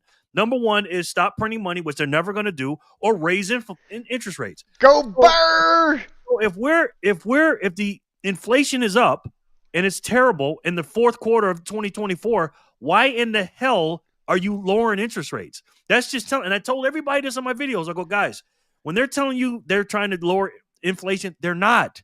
Because if you're lowering interest rates, you're not doing that, right? You have to write it. So anyways, so if Jerome Powell gets out of there, and let's say Trump gets Scott Bessent or something in there, or somebody, one of his guys' cabinet gets into the Fed or whatever, or Howard Luckning, and they go, you know what? Forget this 200,000 a year, 50,000 a quarter thing. Mr. President, you see these gold certificates, and you see this quote unquote gold in the four. We need to go ahead and I've been talking to Michael Saylor, and we need to get busy with this. We need to get busy with this. If that happens within the next whatever, I think we're going to shoot by 1 million so fast. I mean, so fast. So again, it's all about the environment or what's going to happen. But if the United States government starts buying Bitcoin at a high level, I'm not talking about the 50,000 a quarter. I'm talking about really start going ham. That's going to trigger everyone around the world. Let me see. China. Let me show you. China. I was talking to Joe about this earlier. Yep. Yes, we were. China. Where are we at? United States. Okay. So U.S. has got 198,000 according to this. Can you guys see this? 190,000. Okay, you can see it. Wait, this is claim. I want everybody to know this is how much we say we have. Like, we definitely have this or more. Right. Or less. Who knows? But I think the U.S. government has less. So what I'm saying is, listen, a lot of people think we have 212,000. But again, we got to give some back for that one company. China's got 190,000. UK's got 60,000. Ukraine. These people, again, they all have the ability to print money. Every single one of them. Now, they don't have as much gold as we have, and they're not going to make their, we're not going to make our country hyperinflation because, again, we're the world reserve currency. There's a premium to being the world reserve currency, and we have a lot of gold and gold certificates. But some of these companies like, you know what? Screw it. We're going to start printing. I don't care how much, quote unquote, fake dollars we get. I don't care if it costs us billions of dollars per coin in their money, in their term denominations. We're going to get money. If the United States start buying like that, we're going to blow through $1 million. Paul. Long story short. Sorry. What do you guys think? Oh, I got to do one last spin real quick. The fifth one. Go ahead, Joe. Go ahead. You spin it first. Go ahead. Hit the spin for the people. Woo! Let's get it. Mark. Mark, are you here? Can you comment in the chat like, hey? Thank you, Clean Your Machine. Hey Mark, can you hit us with a "I love Jerry" real quick and a heart, like with an orange heart in the chat? Let us know you're here. We should have a timer going, and if they don't answer in a certain amount of time, they get skipped. You guys can thank Joe for this one. This is for 300. Guys, we've been going over. This is definitely a record. We've been going over 500 5 hours. Yeah, bro. Well, we're in here. We are in here. And I think he's not here, so I think we got to hit the spin button again for the fellas. Hit the spin again. Let me give him a couple more seconds. By the way, guys, I do this show for you. So is there anything that you would like for me to talk about? Chihu. Wait, is that Mark? Mariano Mark. Do you know this person? I don't know. I don't know Mark. I love Jerry for Ebs. I love you for Ebs, Megan. What are you talking about? You already know that. You that goes without saying, Megan. You know that, honey. Forever. Chiho. What's up, brother? This a real person? Anybody know Mariano? I have no idea who this guy is. Well, welcome if you're real. If you're real, welcome, brother. Welcome. If countries can print all the money they want, why don't they print money and buy up all the Bitcoin? Because they don't know about it and they don't understand it. That's why. That's a great question, by the way, Corey. And also, can I add to what you said? Yep. Bring that back up for me so I can see it. Okay. Where are we at here? Corey said, okay, there we are. If countries can print all the money that they want, why can't they print money to buy up all the Bitcoin? Let me explain a little bit more in depth. If they money machine go burr too hard, it collapses the economy. They can't do that. Like all these countries that have the power to print can't print too hard. They have to print just enough that you don't notice the increase in your egg prices until they get too high, and then you get angry about it. But there's levels to how much they could print without collapsing your economy that you live in. So, but that was all for me. That's what I was saying. What would they have to do if they went full blown printing like that? They'd have to back their currency or use the Satoshis as their new money.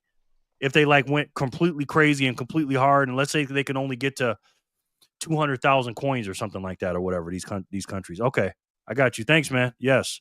Well, welcome, man. We're giving out free Satoshis, Mariano. Welcome. I don't know how you found us, but I'm very you found us. Welcome, Mariano. We need a new spin though, Jared, because Mark's not here no more. The original Mark. Yeah, I took him off. Mariano, we're spinning for free Satoshis. This is Fat Zap Friday.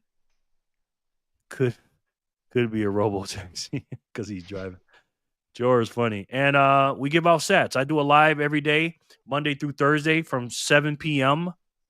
till probably about 9 or 10 sometimes, 4 p.m. Pacific. And then on Fridays, I do it at 4 p.m. Eastern, 1 p.m. Pacific until we get bored and everybody leaves us. Yeah, so welcome, Mariano. I'm new here. Cool, man. Cool. Let me put your name on the thing. The only thing you have to do to get your Satoshis is 3 things. 1, you have to be here when you win it. You got to have a speed wallet, and you got to hit the be a subscriber, hit the like button, all that stuff. So good luck. This spin is for $300 thanks to Joe. Good luck. Joe is giving you $300 Satoshis a minute. Letha. Nope, clean your machine. Clean your machine. Woo! Oh yeah, clean. Let's go. Can we get some fire in the chat for clean? Come on, brother. We love clean. That's Aiden right there. That is Aiden because he gives it to his grandson.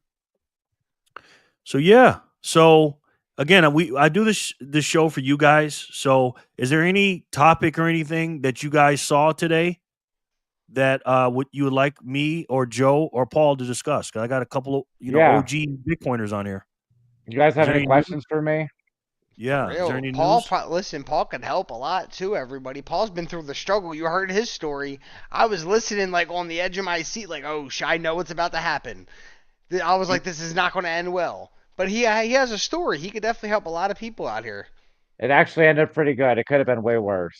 It could have. It could have. You're one of the lucky ones because there's people out here like I used to read the Reddit forums. There's people who've lost thousands.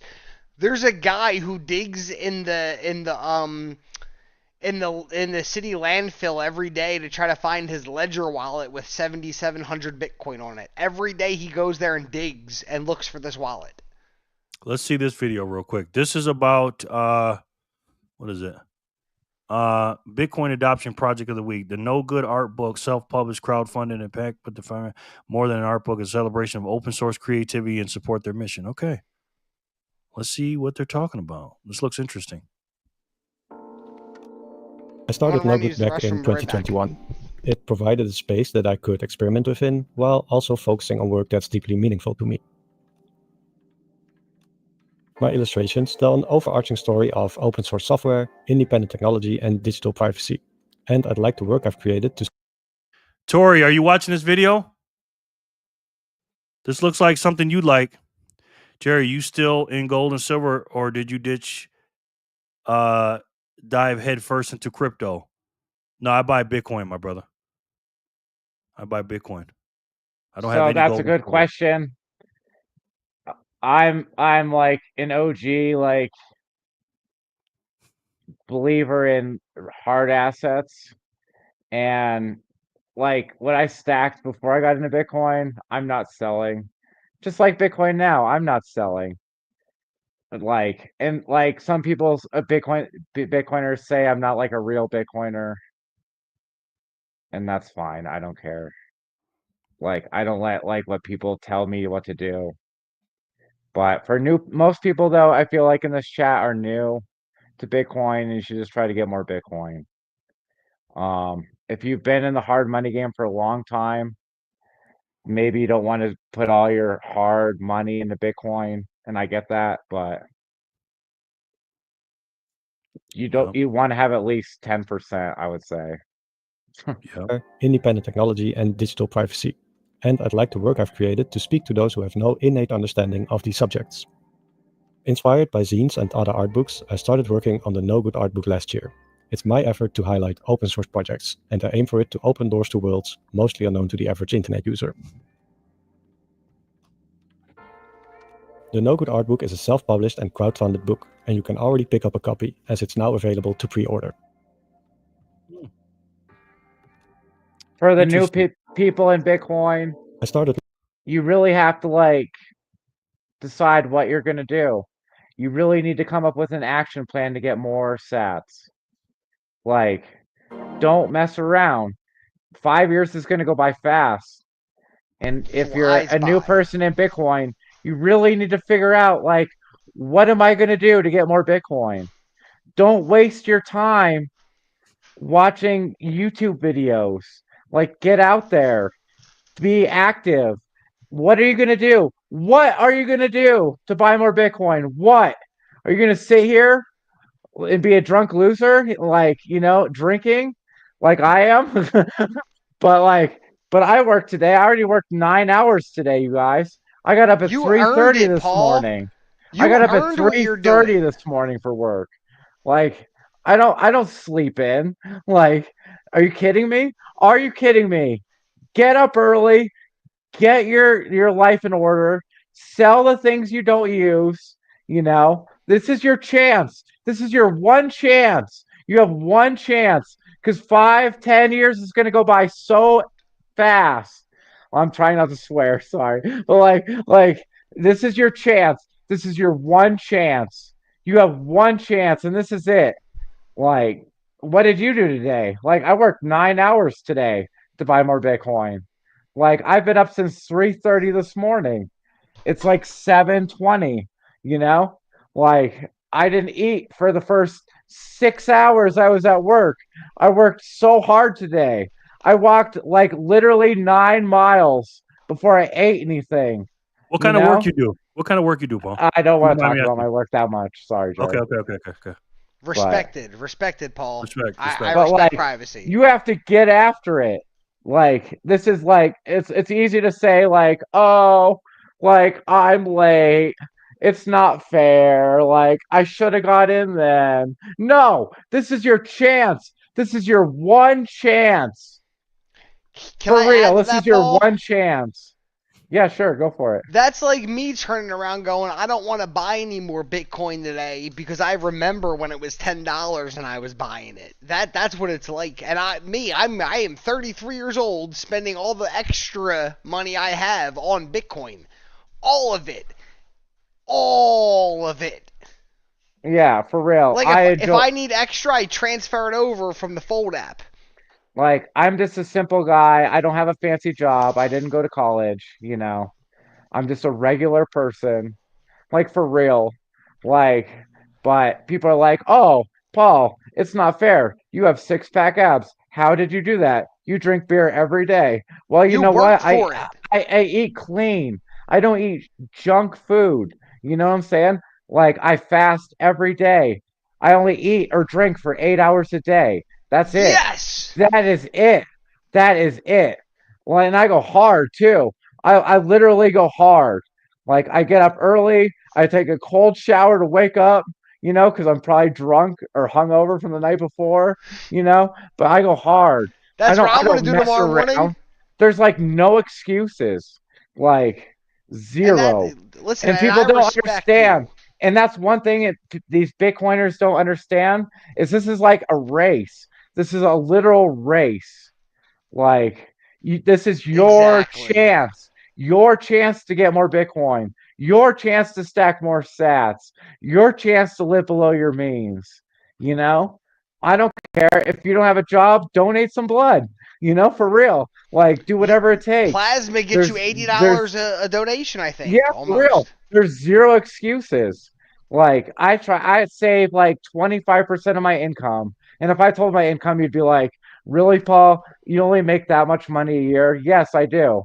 Like, I'm low tier on income, but I save my money because I know, like, this channel has dampened my savings a little. Just kidding. But like, no, it definitely you need to slow down. But like for real, I don't give it all Jerry, but I like tipping Jerry, and y'all should too. But you OGs who have been saving, like, send some love to Jerry, you know. But like, you're not stacking hard enough. You're not. This is your last chance, for real. Like, sorry for ranting, but I've been No, quiet you're for a long good, bro. time. Listen, you're speaking truth, bro. Listen, you're speaking the words of a Bitcoiner. I don't want to be like Jerry, be all mad at me, like, "Oh, take over." I don't think Jerry's mad. I think Jerry's intrigued. I am not mad at all. This is your chance, you guys. Like, you have, like, this is it right now. Like, this is it. This is your chance. So, like, you're either stacking or you're like setting yourself to be poorer in the future. I like it. Poorer. This is your chance. Like, sorry, my English is terrible. No, I like that. Second language. I'm like, no, I don't even speak English. That's a new word. Good. But like, this is your chance. You have one chance. This is it. So, like, that just hurt my feelings. Like, this is it. Like, in 10 years from now, if you have young kids, they're gonna be like, "How come you weren't buying more Bitcoin, Dad?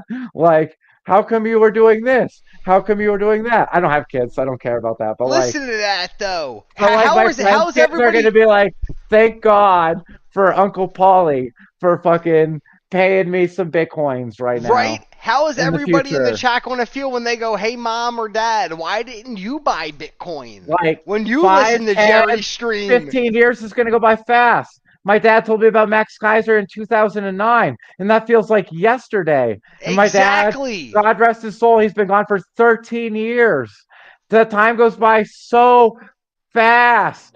So fast. And like, for anyone who has any, like, if you don't know what to do with your time, and like, don't spend your money. Hey, spend your time with your loved ones and your friends and your family who have been there for you. Like, don't waste it. Like, for real. Don't burn your bridges either. When It's you have okay to burn people- bridges, No, but no, it's okay. No, you're right. It's okay. Listen, I've burnt a lot of. Listen, I don't mind cutting somebody out of my life, like family, like most of my, I have, I think, like 6 or 7. I have to count them all. Like 6 or 7 brothers and sisters. I talk to 0 of them, besides one half brother who's like a super genius who doesn't leave his bedroom. But like what I'm saying about don't burn bridges is when you meet good people who own, like for instance, I met Jerry out of just reaching out. Like I sent him an email, he reached back out, I bothered him in the chats until he responded, and now we're friends. And like forever, if he ever needs me and I can help him, I'll be there. Like a genie, he calls, like da-da, I'm there.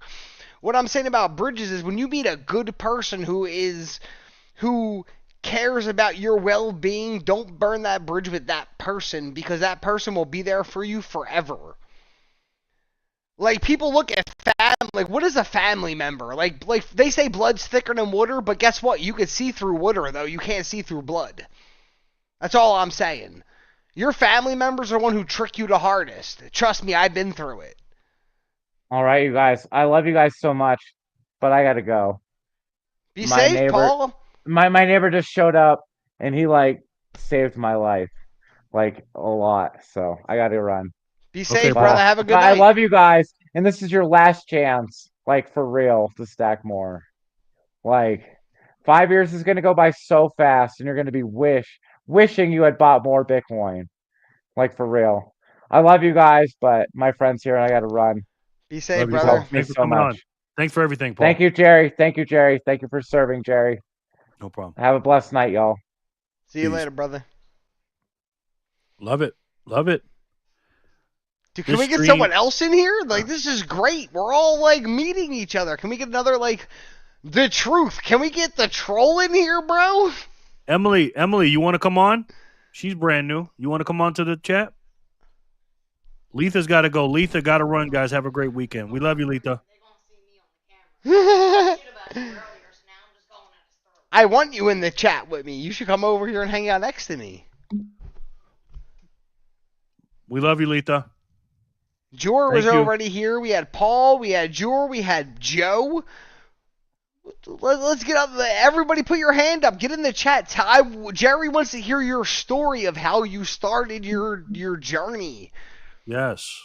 Like what sparked your green light in your head? Was it Jerry? Was it Jor? Was it another YouTuber? Was it...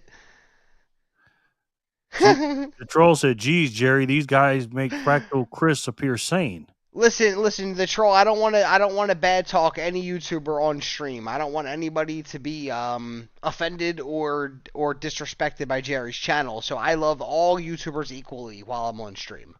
This stream with these three makes Bitcoin Amigos watchable and captivating. Thank you. Listen, I'm here to stay. I'm always here. I'm always in the group. He's actually dissing us. He's trying to be funny, but bye, Letha. We love you, Letha. I'm going to promote him all the way till Sunday, brother. All the way till Sunday. I don't care what he says. It's positive in my mind. Does anyone want to jump on or no? You said you wanted to be on the show, Corey? Corey, right? Yeah, Corey wants to be. Corey, get your ass on. You record yourself every day. But he said he's shy, so he doesn't want to, he said. Yeah, but he records himself. He makes videos. I'm shy and I'm here. But he's by himself. He's not live. I'm off in 30 minutes. Okay, bro. If we're here. EB, if we're here, you're on with us. You're coming on. We're at 5.5 hours. Are we? How many viewers do we have? I can't see from my end. 17. So what do you mean? That's 17 people who want to see us as a family talk. They're a part of our family, Jerry. They want to be here. Yes. Corey says give him a minute. Cool. I'm giving you 5 minutes. Get ready, bro. I don't know why my camera can't focus. No, you're good. Joe. It looks good on mine. Jor is definitely my university. Yeah, he's a good at university. Jor is. Listen, Jor's a smart human, and if you don't listen, Jor, Rajat, and I'm sure Forrest, they're all like I know for a fact Rajat and Jor are highly intelligent. I suggest going right over to the Maple Bitcoin channel and watching that now. Go back, well, not right now. Wait till the stream's over, guys, because you love us.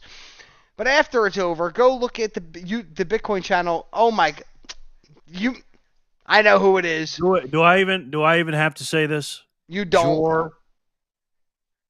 Jor. Thank you, Jor. You did not have to do that, my brother. Thank you so much, bro. Jor is full of. You know what? I hate when you and Jor do that because it's like, why? Like, don't. But thank you, 'Cause Jor. I appreciate it. We all share, brother, because we're Bitcoiners. It's what. Listen, if you're a true Bitcoiner, you share. Jerry is full of knowledge and teachings are fantastic. Thank you so much, man. I really appreciate that, man. Seriously, thank you. Going to bed, night. Thank you for the generous Satoshis, Lamb and Joe. It's been fun. No problem, honey. Make sure you do what we talked about. I sent that. You guys are awesome. You are awesome, Jor. Jor, you're awesome, Jor. You were Okay, here. I wish I Megan- was on with you. Why don't you get back on, Jor? We can talk about some shit. He's working. Oh yeah, you're working. Don't stop working. I lied. Don't come on. Go play with Arnie. Let me know how that works. See, here we go again. Thank you, sir. Thank you. I know who this is. My goodness. Thank you, Clean Your Machine. Clean. You're too kind, sir. I got to be honest, man. You guys are making my decision to stop door dashing because again, I specifically, strictly did that job strictly to buy sets, right? And you guys doing that because again, obviously I don't have a lot of viewers or subscribers.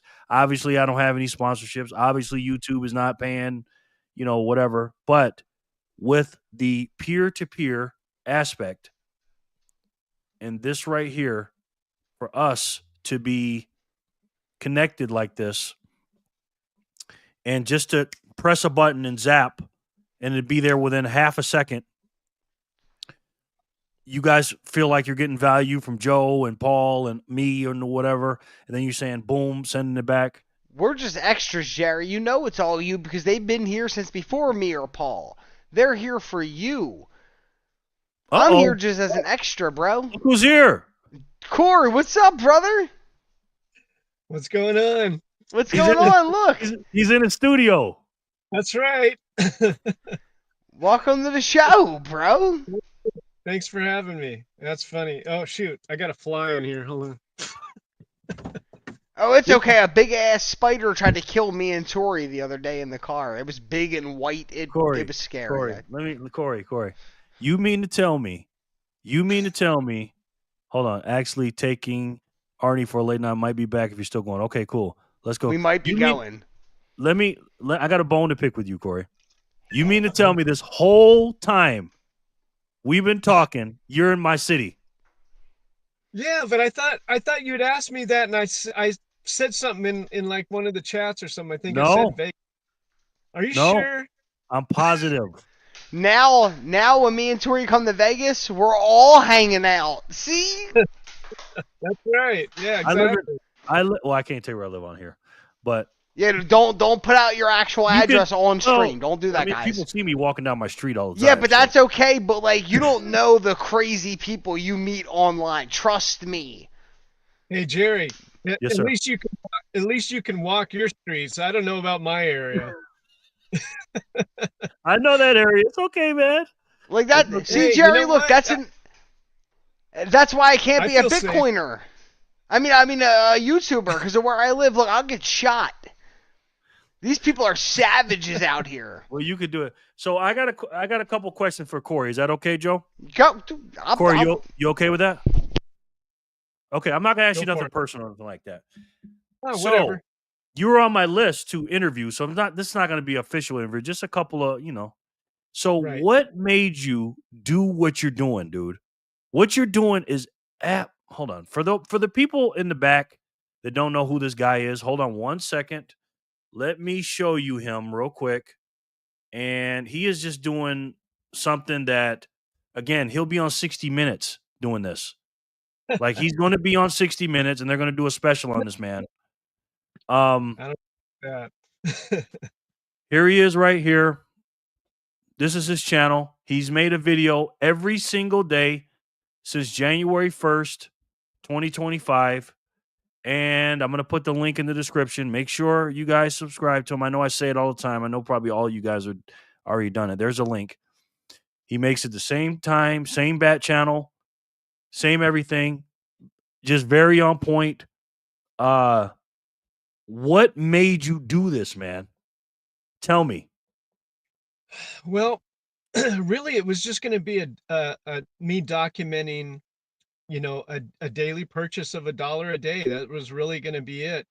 And then I just thought, well, maybe some people can see what I'm doing and realize that, hey, it's not so hard. I can buy Bitcoin too. I can afford $30 a month, or I can afford, maybe more, whatever. Hold on 1 second, Corey. I'm sorry. Somebody asked me something. There's the Mariano. There's my QR referral code right there for the speed wallet. And then Otis, I sent you a link, man. You gonna come on or what, bro? I sent it to your speed. I mean to the signal. Corey's a king, guys. I want everyone to know that right now. Look at those thumbnails. He's upgrading the shit out of his shit. Do you see that thumbnail? The last one he posted? Look at that thing. Yes, that's upgraded. Yes. Look at that. Okay, go ahead, Corey. Sorry. Where were we? You were saying about I know I can afford $30 a month. Oh yeah. No, I just, like I said, it was really just going to be a documentary of me documenting my $1 a day thing, and just to see where it goes. And then I just thought, also, I was thinking, well, if I can do this, maybe I can show other people that they can buy Bitcoin too, and that it's not difficult. And it's just, it doesn't have to, you don't have to break the bank. You can just do it as you need to. And, just to point out that it's not that hard. It's not that difficult. And, I know I use River and everything, but, there's all kinds of other platforms. And I say that in every video, you don't have to use this one. Check it out and find out what works for you, But that was really it. Just pretty simple. Just me wanting to document $1 a day. So look at that comment, guys. Look at that comment, Corey. Feel proud of yourself. Pull that back up for him, Jerry. Show him so he can see it. Corey, I've told you this a million times, dude. I absolutely love what you're doing.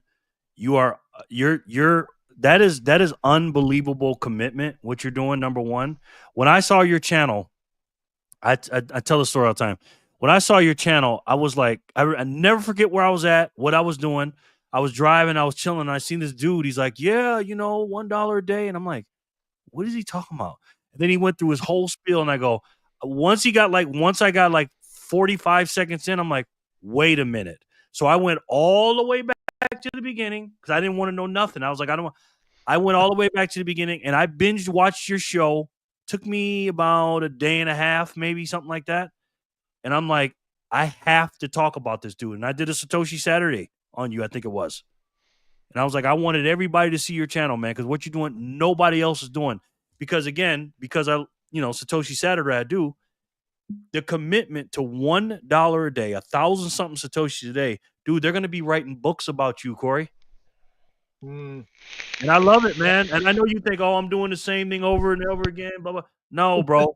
Keep it up. Now, if you want to do something on the side and talk about something else, that's cool. But your channel, what you're doing, keep doing it, man. It's great. Thanks. Jerry, you know what? You've believed in me since the beginning. And I have the utmost respect for you. I mean, how did you even come across my video? Because I don't know how people see them or don't, but let me just say that I found out about you because somehow I came across your video of me. I saw the thumbnail and I go, wait, that's me. What am I doing on somebody else's channel? And then I clicked, and the rest is history. But I mean, how did you said you were driving? The algos. I watch a bunch of Bitcoin videos. So the algorithms sent me, I looked and it showed that thumbnail with the big Bitcoin. So of course that's like Batman seeing the bat signal. So I'm like, well, shit, I got to click on this. So I clicked on it because I didn't know what you look like. I didn't know. I just saw that. And then I was like, and I saw it and I got in like 45 seconds. I'm just like, whoa. I was like, there's no way this dude, because I found you. When did I find you? Was it early March, late February, something like that. Something like that. Right. I went all the way back and I binge watched him. And I go, dude, everybody on my channel, I want him to watch. I want him to watch this because I wanted you to, just in case you got discouraged or something. I'm just like, nah, I don't want this guy to stop. Which I didn't think you were going to stop, but just in case, because it gets frustrating sometimes. But I just love seeing what you paid for it, your dedication. Once you got up to freaking 50,000, you told us how and blah, blah. I love it, man. I love what you're doing, bro. Thank you. I really appreciate that. And to tell you the truth, I was thinking about just throwing in the towel and just saying, why should I even bother with this? I mean, I only have like, I think 250 subscribers. And then I thought, well, wait, one of the reasons I started this was just to do it for myself. So I should keep doing that, and so I haven't stopped. Yeah. And hopefully me talking about you all the time and showing you, because it's hard. Like when you're watching, when you're doing a YouTube channel, you get a couple views, you get a couple, likes, you get a couple comments, and you're just like, what do people think about this? This is why I tell you in the videos, don't stop, keep going. So you can actually see somebody on the screen going, okay, I can't stop because this guy watches me every day. Right. Exactly. And I got to give it to you for stomaching watching the whole, watching all the videos. I mean, it's weird because it doesn't seem like it was that long ago, and it kind of does, because I can't believe that I already have like over 100 videos. It's crazy. I can't believe that I've done this over and over every day. But can I ask you some secrets to your videos or no? Can you what? Can I ask you some secrets to your videos? Because I always, because again, I've watched every one of your videos. I want to know some secrets. Can I ask you that out on the video or no? Sure. Yeah. Okay, because I think I know, but I don't know. I want to know. So let me put us on like this. Okay, here's my question. Are you using a laptop for the videos? Yes. No, I'm just using my phone, and it's a piece of crap Android, so it's nothing special. So I know the it's probably not that clear. So are you on the phone now? I am. You're better quality than me, Corey, and I'm on an actual webcam. I'm just saying. I'm pointing that out. You're doing better than me. Yes. So yeah, your video and your sound looks great. Okay, so you don't have a laptop. Okay, so here's my other question. You got your phone? I have a laptop. Okay. I have a laptop, but I use the phone. Okay. So you're looking. I see you sometimes looking down. How do you do it, man? Because like you're making. It's like you're shooting a commercial. Like, how do you remember all that? I know you got. Do you have it written down? Like, how do you? How? I'm like, how the fuck does he know? Like, because sometimes I can see you looking a little bit, but I'm like, how does he know everything? What to say? And and you're not editing. You're not messing up. I'm like, how? Tell me, please. Okay, I gotta say, yeah, that's been a challenge, and that's been a big art, I would have to say. But so here's how I do that. I've got my phone, and it's on a little like tiny little tripod on my steering wheel and the dashboard, right? I'm in a Honda Fit, and then I've got this like little tablet, and that's where I've got my whole dialogue on there, and I got it right underneath, like right here, barely to where I just kind of look down real quick if I forget something. But also, since I've been doing this for so long, a lot of it's pretty easy to remember, So okay, yeah, so go ahead. So I just have that little tablet right there, and I just kind of, pop on because I've got 3 different text, I don't know, pages, I guess. So I have to flip through them, and sometimes I get off course. Oh, I've got a lot of bloopers. And I've actually did you get through the middle of the video then say, oh shit, I gotta go back? Tons of times. Sometimes I get almost to the end and I screw up, and I don't do any editing, nothing whatsoever. I know, that's what I'm saying. I know, because I do videos, so I'm like, this dude is not editing. So I know if he gets like 75% through it and he screws up, he's gonna start all over again. And that's exactly what happened. It's like, oh, like, I mean, if I sneeze or cough or Yes. or sometimes the phone falls off. But I think when I finally hit, like, if I ever get to 1,000 subscribers, I think what I'll do is I'll do a blooper reel and have all the bloopers I've done, because I've been saving them, because there's some pretty funny ones. Yeah. And then I'll post that. So We'll if you see. don't mind, can we watch your last video real quick, just to give everybody a taste? Sure, go for it. Okay. Yeah. Now we're gonna watch this, but make sure you guys I watch love it too. This is the most amazing. Nobody on the planet is doing this, ladies and gentlemen. So let's watch the great Corey from Got Sats. Greetings, everyone, and welcome back. Wherever you are, I hope you're having an amazing day.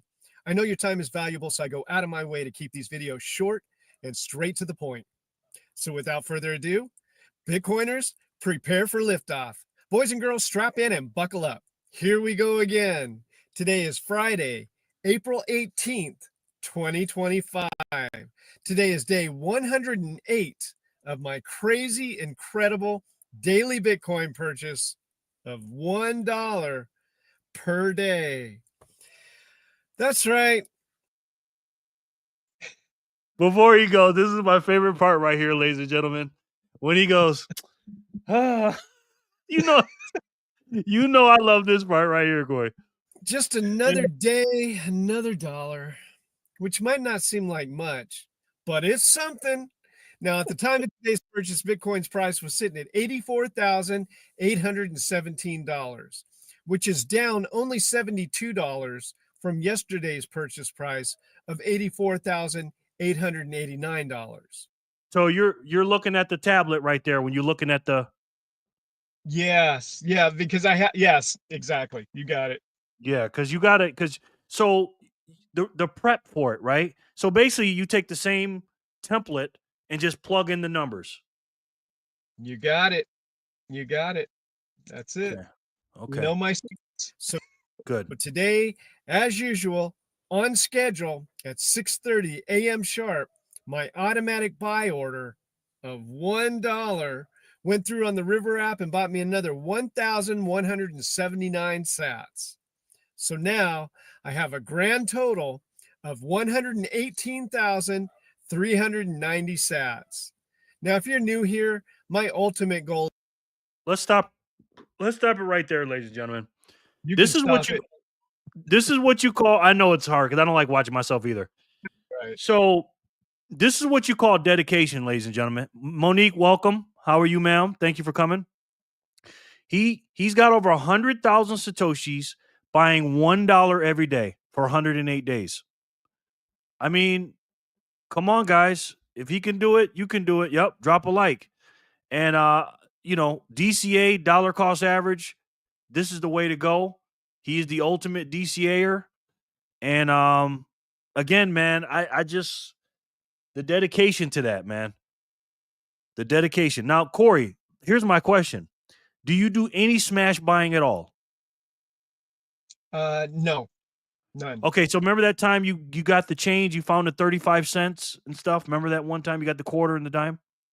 Tell me about you remember of course that. of course. Now, you don't remember this, but I tipped you that exact amount that you got that day. Oh, shit. I mean, really? You're fine. Don't worry about it. Yeah, you said it's something sats, and then I sent that to you. How funny. I didn't even realize that. So Well, what are you doing with your no problem. So what are you doing? Because I know you got a secret stash now. I'm not asking how much it is. Yeah. How do you handle that outside of your $1 a day DCA? Okay, so the DCA, the daily DCA, I am keeping separate because that's documenting $1 a day, nothing else, not a smash buy, not any tips or referrals or anything like that. So everything else, like if I get tips and all that stuff, is completely on it, is completely something else, on a different on like my strike thing, because I have strike too. So yeah, I just keep them separate. But for the most part, those two are going to be going to other people that I try to get into Bitcoin like you do. to encourage people. So that's helping me do that while I still am able to stack on the other side. Is that what you're asking? Yes, nice. Yeah. That's great, man. That is Corey. What you're doing is great, man. That is awesome. I appreciate And it. my other question is, and I'm sure I know the answer to this, but when you first learned about it, right? Because you started buying January 1st, but obviously, you knew about it. Did you start with altcoins at first? What made you go into Bitcoin, and how was your story? How'd that work? Because I thought it was all a scam. I just thought, cryptocurrency, Bitcoin, what is this? It just, and with everything that I was hearing, mainly from Democrats and everything, saying that it's just it's a scam, it's just criminal currency, basically. I was, I was curious about it, but then also that's at the same time that they started talking, massive shit about Trump and all that stuff, and so it's there was a pattern forming, because I didn't see Trump the way they saw him, and then I started comparing news stations, and then with other, I guess, YouTube influencers. You start to open your eyes and see what's going on around you, and so it started not like, why are they so against this? Why are they so against Trump? Why are they so, all you probably know what I mean, but Oh, I know exactly. Hold on, real yeah. quick, Joe. What did you just do? I wanted more spins for 300, so I sent more sats. Oh God! 5 All more right. spins. That's right, right. Joe. For your next 5. Don't do that. Like, I sent 15, so do that for all of them. Don't use your sats. That's my sats. It's your show, my sats, right, Corey? Listen, listen. I told you, bro. Listen. You can get to 1,000 subs, bro. Just look at. I promise you can. No, Go he watch will. Sean Carroll on YouTube He will get for there. YouTube advice. No, he will get there. But go ahead, finish, Corey. So basically, what I'm hearing is you just did the opposite of what the lamestream media told you, because you knew they Exactly. lied about Trump. You knew they lied about everything else. Oh, Biden's great. What do you mean? Inflation's transitory. What are you talking about? Everything they said was a lie, and Bitcoin is bad too. So that must be a lie too.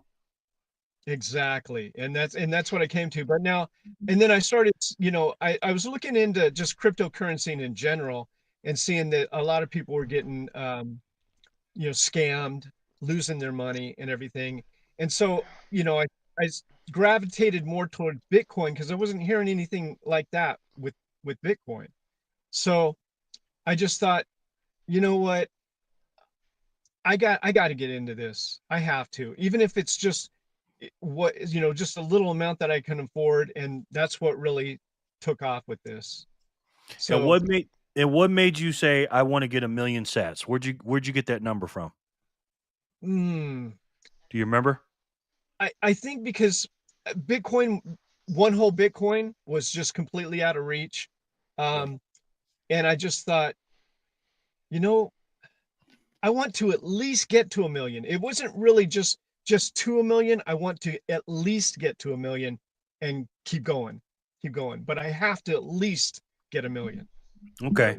Now, I know you watch my channel now, but before you got it, because you got into Bitcoin, you learned about it. So you weren't watching me. Who was your influence? What were you watching? Who were you learning from? Okay, there's a guy I really like.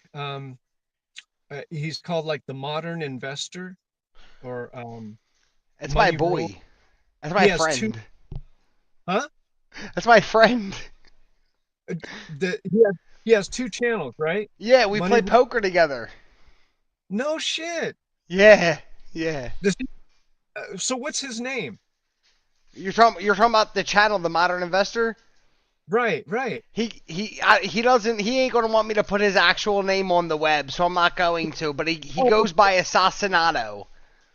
Okay, well, you know what? I know there's other people, because I have seen his name before, and I tried to remember it and then I forgot it. I think it starts with a J, but whatever. It does. But yeah, huh? I said it does. Okay, yeah, but that's all I can just go, oh, Jacob, Jerome, John, you know, I mean, I can go down the list, but so your what was the rest of your question, Jerry? Or what No, I was just I got- asking who did you learn from? Who were you watching? Okay, so it was that guy. Now he likes some altcoins too, but Yeah, he that's why I does don't. Bad ones. Bad ones. what's bad ones? Bad one. You finish your. I won't go on a rant. Go ahead. Go ahead. Okay. Yeah. So but okay, so him and Bitcoin University, Matthew Kratter.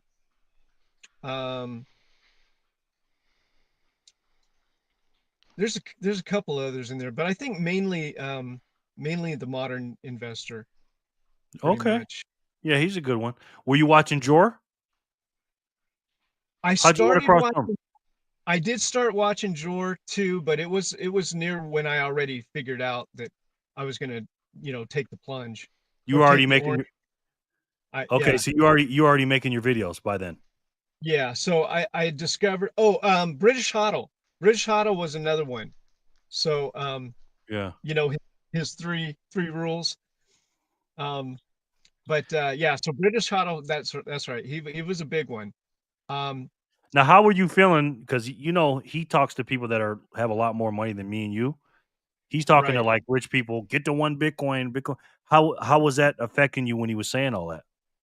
I was just thinking, hey, easier said than done, dude. I mean, I'm gonna do what I can, but I know he's all, the happy hippies and some other the $10 a week Tell them whatever. $10 DCA gang. That's it. And I'm like, oh no, I'm like $7 a week, but but the thing is, I'm just like, you know what? There's a lot of people like me out there, and you know, you got to do what you got to do. People have, you know, different financial situations, and not everybody can afford, to do $10 a week. Maybe not, but that's why I was trying to reach out to the little guy to let them know that, look, you can do 25 cents a day. You can just get involved. Get off of zero. So that's really. So your That's your really main it. thing in your video is Mhm. you're known for you're the dollar a day guy, right? You're almost like the value menu guy. $1, right? So your $1. plan is, you said one. That's right. That's right. So now you're saying one day, not anytime soon, but you want to get to $2 a day. So here's my Yeah. question. Here's my question. Are you going to go, because that's 100%, 1 to 2. So are you going to incrementally go up, or are you just going to go straight to 2? I want to be able to go straight to 2. Yeah. Go straight. Just go straight and just not look back. But I want to be prepared for that, because once I pull the trigger on $2 a day, I want to make sure I can afford that, and that it's here to Don't stay. hurt yourself, brother. Don't hurt your Yeah. bank account. Like, don't hurt your bills and like your livelihood is what I mean by bank account. Don't make it a burden on yourself. That's right. I love it, Exactly. man. I love it. You want to stay on and watch me do a couple spins? Are you okay? Oh yeah, sure, go for Okay, it. cool. 'Cause I didn't know if you had to go or anything. Woo! All right, guys. These are from Joe, once again, the big money guy, giving out 300 sats per spin.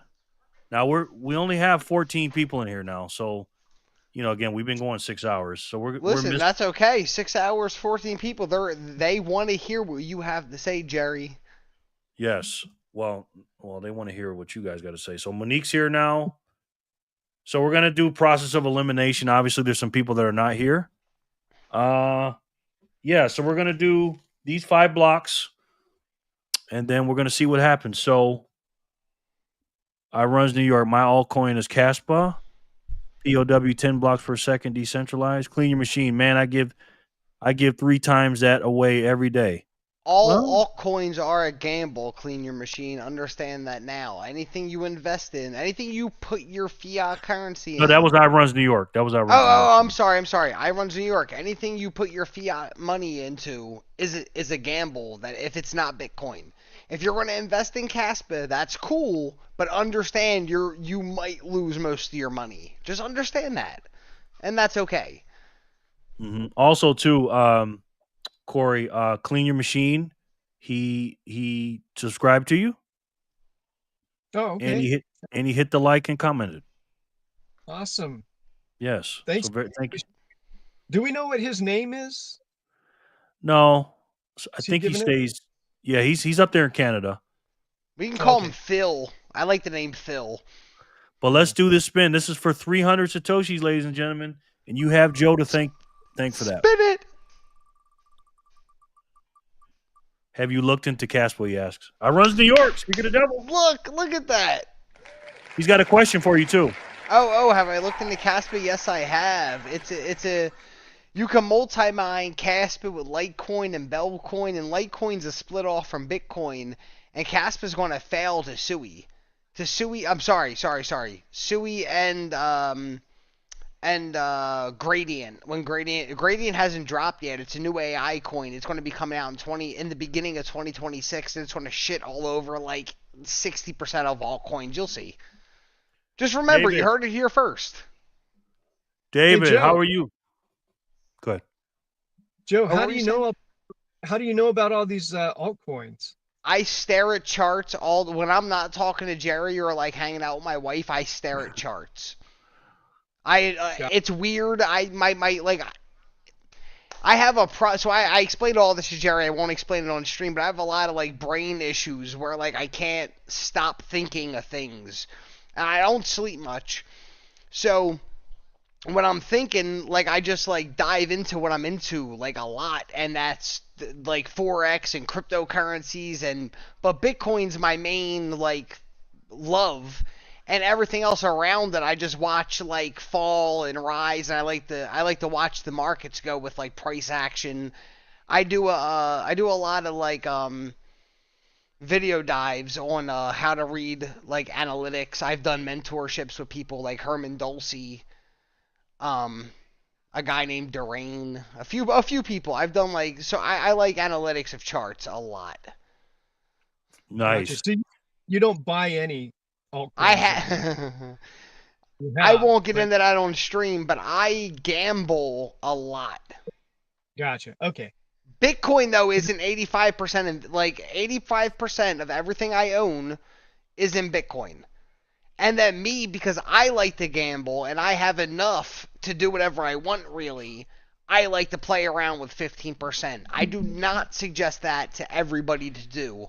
Only if you're comfortable with just losing whatever you do it with. Like if you're going to take $100 and invest it into Solana to buy meme coins, just understand you're going to lose your money probably 9.9 times out of 10. Gotcha. Real quick, welcome David to the chat. David, real quick, man. We're doing places on the map. So if you don't mind, David, can you drop not your address, but can you drop your city and state, please? Jerry, can we call a green light in the world? Yeah. Well, that's George's thing. Bitcoiners for Freedom is our thing. But that's George's trademark. Oh, what? Oh, is he? Did he trade? I didn't know that. Did he trademark Green Lane? I didn't know. I didn't know. He didn't trademark it, but that's his thing. Oh, I really didn't know that. I thought that was that's just his. He made that up. Yeah. Congratulations, Jor, if you watch back and hear that. My bad. Yeah. All my savings are in Bitcoin. I'm all in. Nice, David. Let's just enlighten the world. How about that? David, And- what's your city and state, my friend? Please and thank you.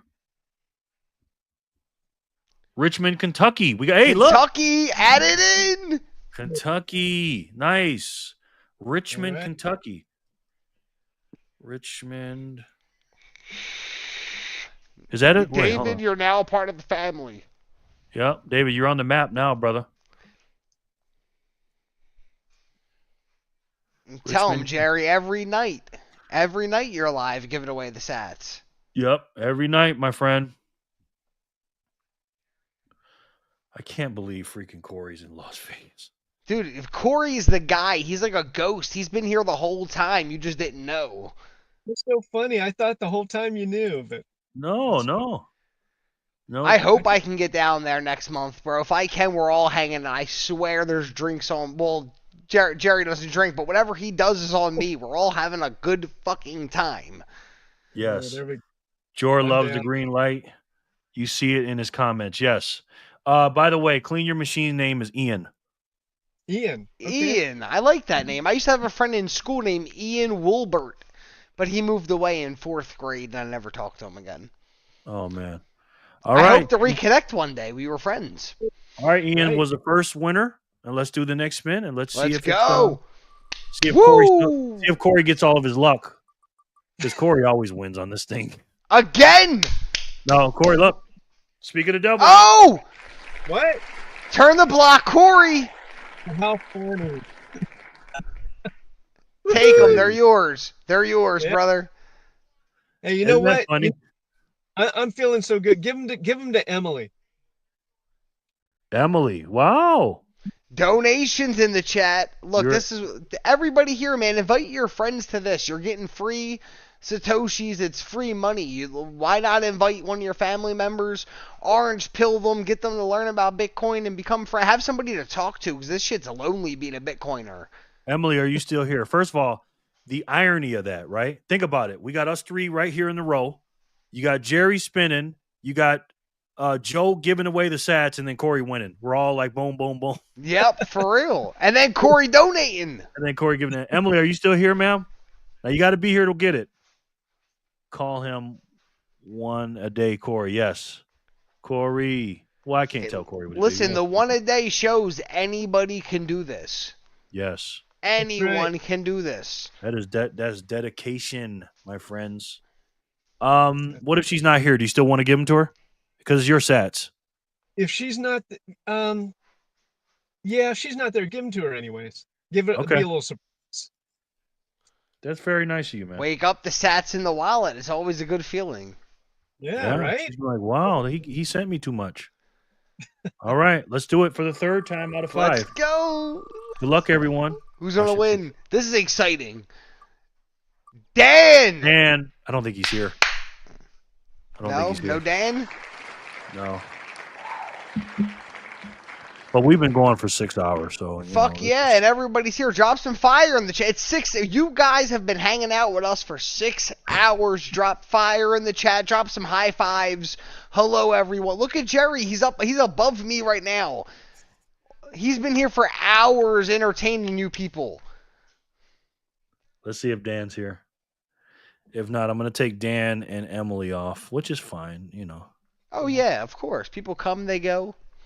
I wish they would Right. tell me, but it's okay. Yeah. Let's see, Dan.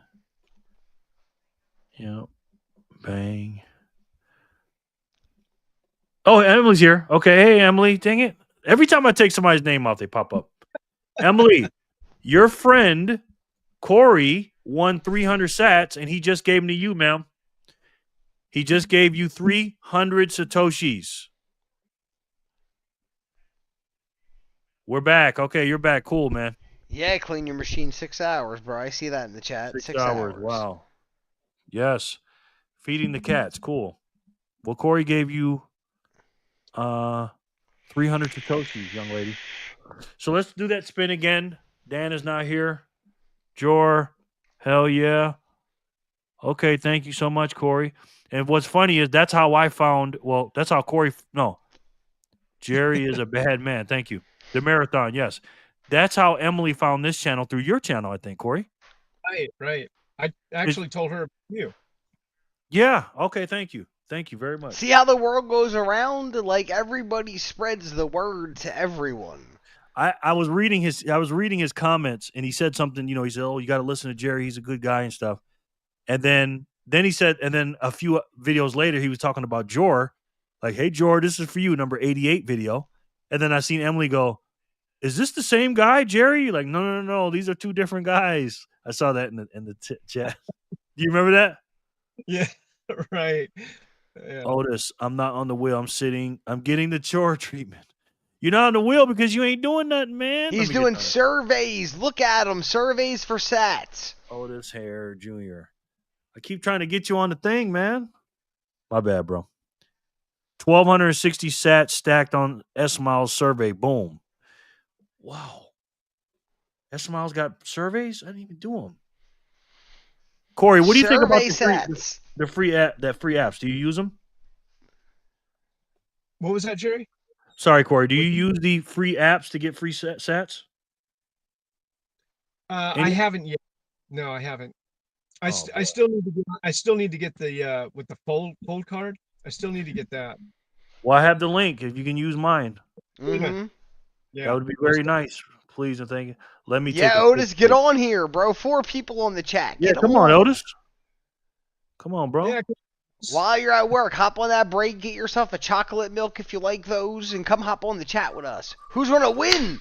Let's do it. Let's do it. Yeah.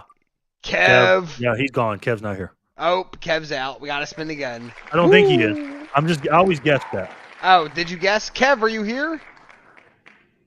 Yeah, Jor said Matt's compounding Bitcoin.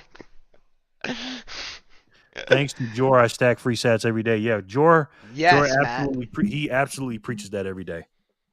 Because again, even with my channel, even with Corey, I mean Joe, we're not going to be able to keep giving out free sats, guys. And when we do, it's going to be lower and lower and lower and lower. That's the truth. Because when the price is going to be shooting up, and when we're at 280,000 a coin, it's going to be very tough. I'll be giving Jerry 100 to give out to you guys instead of 1,500. There he is. Oh, Corey. Oh, that's not. I mean, my bad. Otis, what's good? I said Corey. How's it going? What's going on, brother? Got braids. This is my bodyguard. You got braids now? Yeah, hair's going crazy. So here at work. What you doing? You at work? Yes, sir. I work for the Microsoft. Oh yeah. Hold on. Let me, Respect, brother. Respect. I see you always in the chat working hard. Yeah, Yeah, I kind of I work in the data center, so I look at a bunch of monitors and stuff like that. So yeah, I'm working 12-hour shifts. Yeah. Dang. I love to hear, bro. It's so great to see you in person. Yeah, thank you. Good. Yeah, I see y'all. I see Jerry every day this week. I think I've been on the lives. So, guys, says I've been seeing your videos, and Mrs. Satoshi, sir, you stay in the comments. So yeah, it's good to see all you guys. Here we go, guys. This is his channel right here. Hold on. Pull it up, Jerry. Right there. I got the link in the description. Make sure you subscribe to Otis Hare Jr. Can I make a statement, Jerry, real quick about this man? Look at this man's backdrop picture. It looks like he's on a mission of life. Look at he's going somewhere. We don't know where, but he's on his way there. Yeah. And I suggest you go subscribe and follow him. I appreciate it. I was actually doing a 5K, and I had a 45-pound weight in my backpack. So. Oh, did you? Okay. Yeah, it was a good time. It was a good time. I could see it. So Otis, real quick, man. How long is your break for? I can take the whole hour. I can take 20 minutes. Okay, how long you need me? Can I ask you a couple of questions or no? Is that okay? I'm here. Okay. So Otis, tell us about your Bitcoin story, man. Break it down for us. Oh wow. A super light version of the Bitcoin story. Jerry, I think the reason why I started to follow you because I watched some of your videos and I was like, man, there's a lot of similarities. So it's really big in investing. I started off early. I got a lot of wisdom from prior military, so I got a lot of wisdom from people who took the time to teach me. So I was like 23 years old and guys told me about real estate. So I jumped into real estate and bought my first property and fixed it up. And then some guy at work was telling me about Dogecoin. I was like, okay, I heard about Bitcoin, heard about Dogecoin. So I put like $100 into Dogecoin. And then that following year, I made like 10 grand. So I was like, oh man, cryptocurrency must be, a big deal. And, the whole journey of, okay, what about Ethereum? What about Cardano, and what about these other coins? Like, spread yourself super thin. You have 50 coins, across a couple $100 or a couple $1,000, and yeah, that's, and then you start to study what Bitcoin is, and then Bitcoin is, it's like it's better than these other ones. Let me put more money towards the Bitcoin, and then you take some time away, and then what I do. I do this thing called lock myself in my room, where I lock myself in my room for like a weekend, and I was like, okay, my finances are kind of everywhere. I have some stocks, I have some precious metals, I have some crypto. What's the best thing? And I had just sold my property. I was like, okay, I have this little nest egg. Where do I put it? And I was like, Bitcoin. Okay, I'm thinking I'm gonna lean more towards Bitcoin. Bitcoin's going up like 2019 or something like that.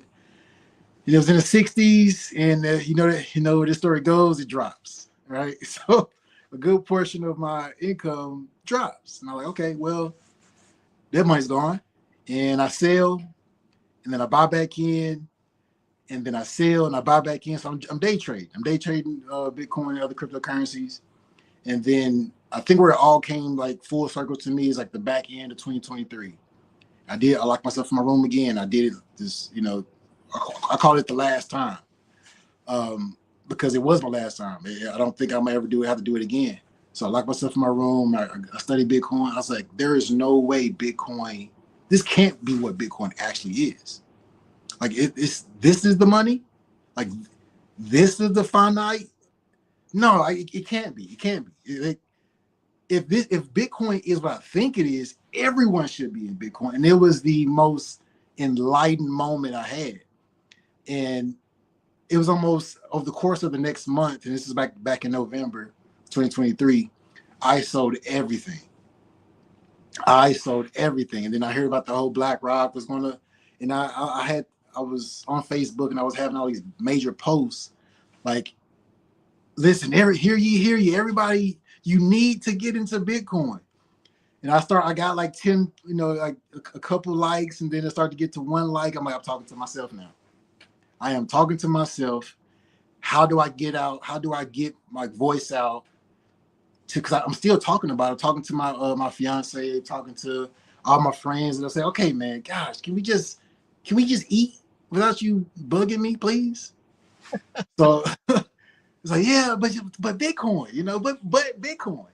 But you don't know what it is, like, so from that moment, I started my YouTube channel, and it was just for me to be able to get this information out to myself. I needed somebody to talk to. So that's where it started. I almost sold I wanted to sell like my car. I wanted to start biking to work. I was like, we can move into an apartment. I don't care. I just want to everything must go before Bitcoin takes off and goes to a gajillion dollars. So yeah, we're all there. Yeah. Ultimately, what Bitcoin has done for me, and this is just to sum it up, Bitcoin has really shaped my life, and the conviction I've grown. And since I went all in 2023, or the back end of 2023, I hadn't sold a single Satoshi. I've given Satoshis away to my friends and my family to show them how fast it was. And I tip my barber, and I try to orange pill people as much as I can. But ultimately, this big shift I've been having now with this community, Jerry, kudos to you and this small group of people that we have right now. I'm so thankful for you guys and gals. Y'all continue to motivate me. Y'all continue to. I want to make videos. I do. I promise. But as y'all can see, I'm actively working, and I'm saving up. I'm still trying to put out content, listening to content every day, and ultimately be a part of this community. To eventually, it's going to happen. It's not. It's not one of those things that the tulip epidemic was like it's going to go away. Bitcoin is the now. It is our future, and then you got to get off zero. And if you don't, you're gonna have a tough time. Exactly. Boom. Great story. I have a question. Can I ask a question here? Yes, sir. Okay, Otis, I have to ask. So now that you're into Bitcoin, now that you know, like you're in there, because I could hear it in your voice. So now, like, you're okay now if it drops to 20,000. You're completely okay with that. If Bitcoin drops to 20,000, you're selling everything. I will be wearing grass clothes.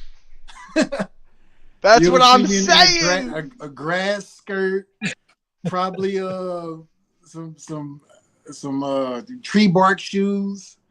Yeah, I'm going straight to Neanderthal for a little while. I love it. Listen, I love it. I love it. I absolutely love it. Yeah. And it's really just it's for my family. That's the truth. I'm going as hard as I am, not for my immediate family that's in my household, but the family who they just don't want to put the work in to understand. And if you guys had any amount of wealth or any amount of success, you know that it's lonely at the top. It is. It's very lonely. Money won't fix the problem for them or for other people, but I know that I have to have something, to be able to at least put them in a good position or a better position than what they're in. Well said, Otis. I'm the same way, man. It's like, we obviously know like what position we're going to be in the world in a few years. It just is what it is, and that's not why we're doing it. But again, there's nothing better than having a yacht than when your best friend or your family has a yacht too, right?